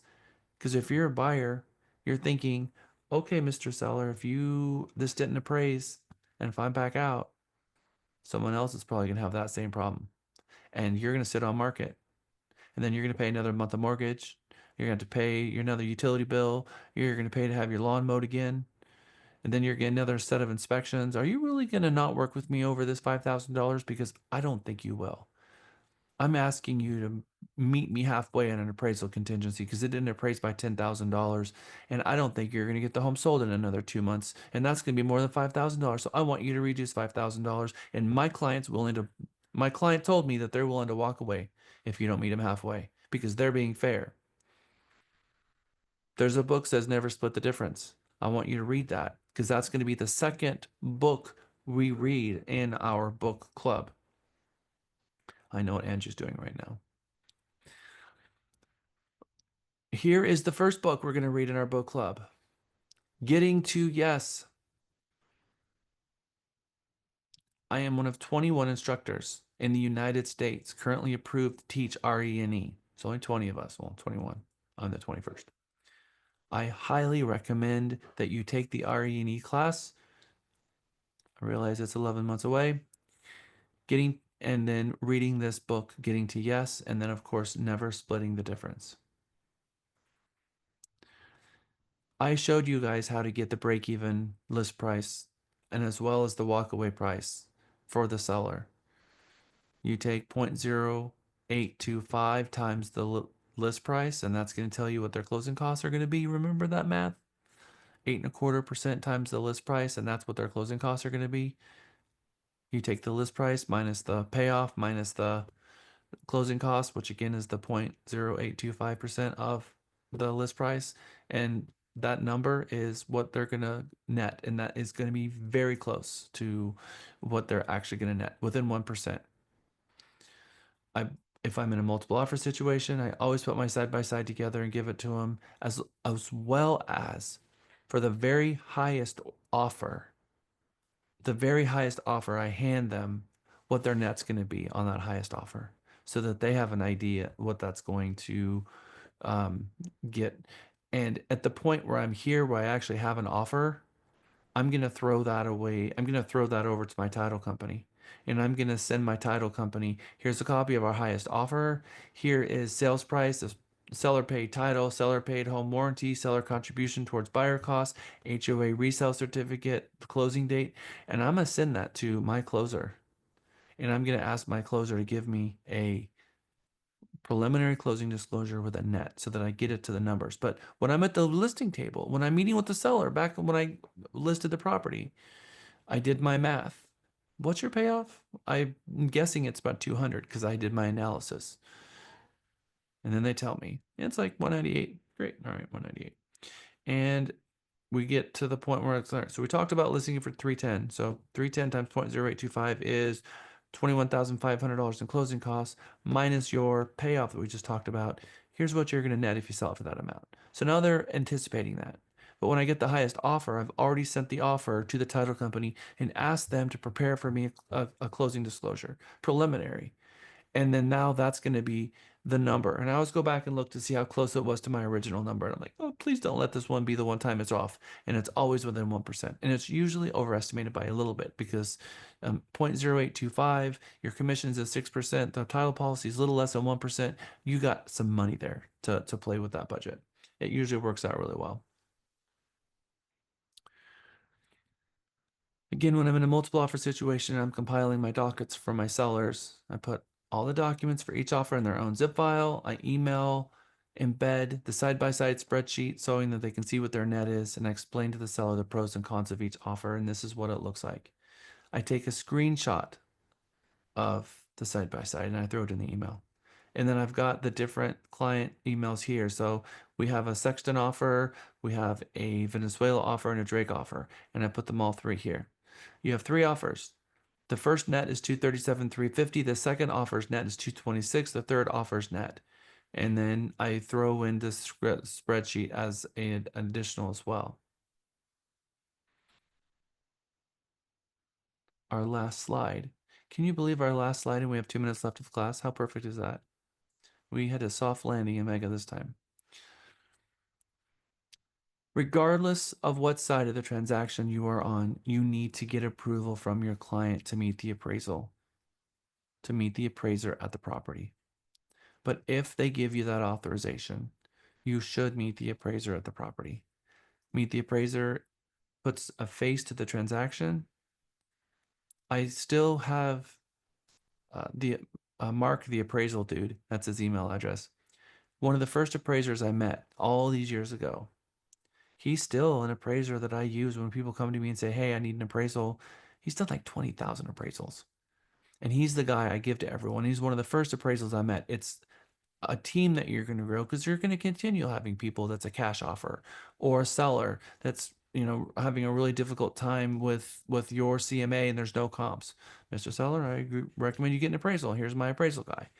I recommend that you meet the appraisers because you're going to build a team from that. But it also helps you build, if the appraiser can see that the agents are involved in this and that you're professional, they're going to put more weight into how you listed this property. So they're going to put more work into trying to figure out why their number doesn't match yours, because obviously this is an experienced agent who property listed it and gave me their comps and met me at the property. So they're going to put more weight in your word. You're going to hand them your business card or tap your virtual business card onto their phone. You're going to hand them a list of upgrades to the property or things that are relevant that affected your CMA that you took into consideration. List of relevant comps and all of the relevant MLSs that are around. Maybe CTX MLS, you did a search as well as Actress or HAR and CTX MLS. Coastal Bend and maybe Galveston. You're going to give them an RPR of the report because most of the time they don't have access to it, and it helps them with their CMA. I mean, with their appraisal, because they can get marketplace statistics from it. Proof of a multiple offer situation if you're in one. So we got 5 offers. Here's page 1 of all 5 offers. List price to sold price ratio for all the comps, which is the quick CMA. And in some situations, if you have a really good comp, you may ask the listing agent if it's possible to obtain a copy of their appraisal. I call them, you're my best comp, and you wouldn't happen to have a copy of the appraisal, would you? Or the buyer agent's phone number? Hi, Mr. Buyer Agent. This is Jack. Could you please give me a copy of that appraisal? I think it's going to really help me in this scenario. I've gotten my hands on many appraisals by asking. It's worth at least asking. And if you don't get it, you don't get it.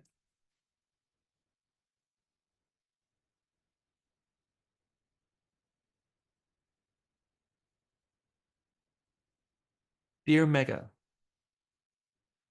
you did it. Congratulations.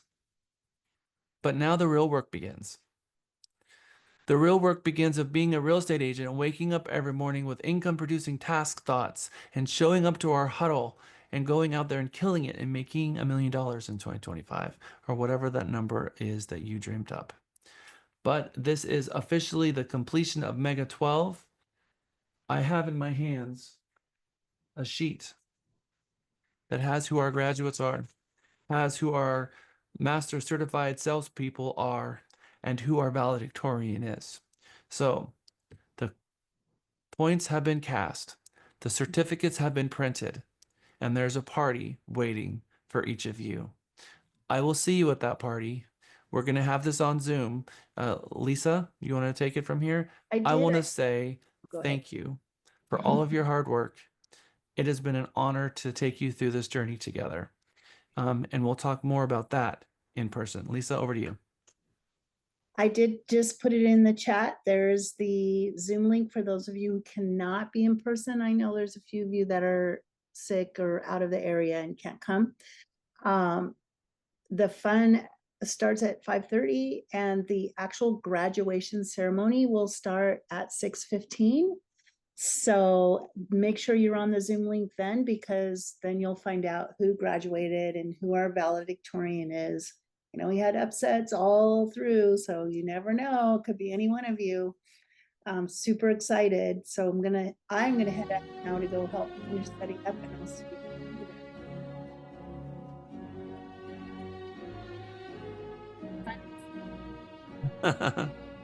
All right, everyone. We will see you over at the event. Officially in the Mega. Congratulations, everyone. Thank you so much. Thank you, Jack. Thank you, Jack. Lisa, Ari Lee. Thank you, Jack. Thank you, Jack. Thank you. Thank you Lisa. so Thanks, much, Jack Jack. and Really Lisa. appreciate you. Appreciate you Thank you, both Lisa. so Thank you, much. Lisa. See y'all shortly. Thank you. Thank you, Lisa and Jack. Thank you, Lisa. That was Thank you all so amazing. much. Thank you. Good job, Lisa and Jack. Thank you.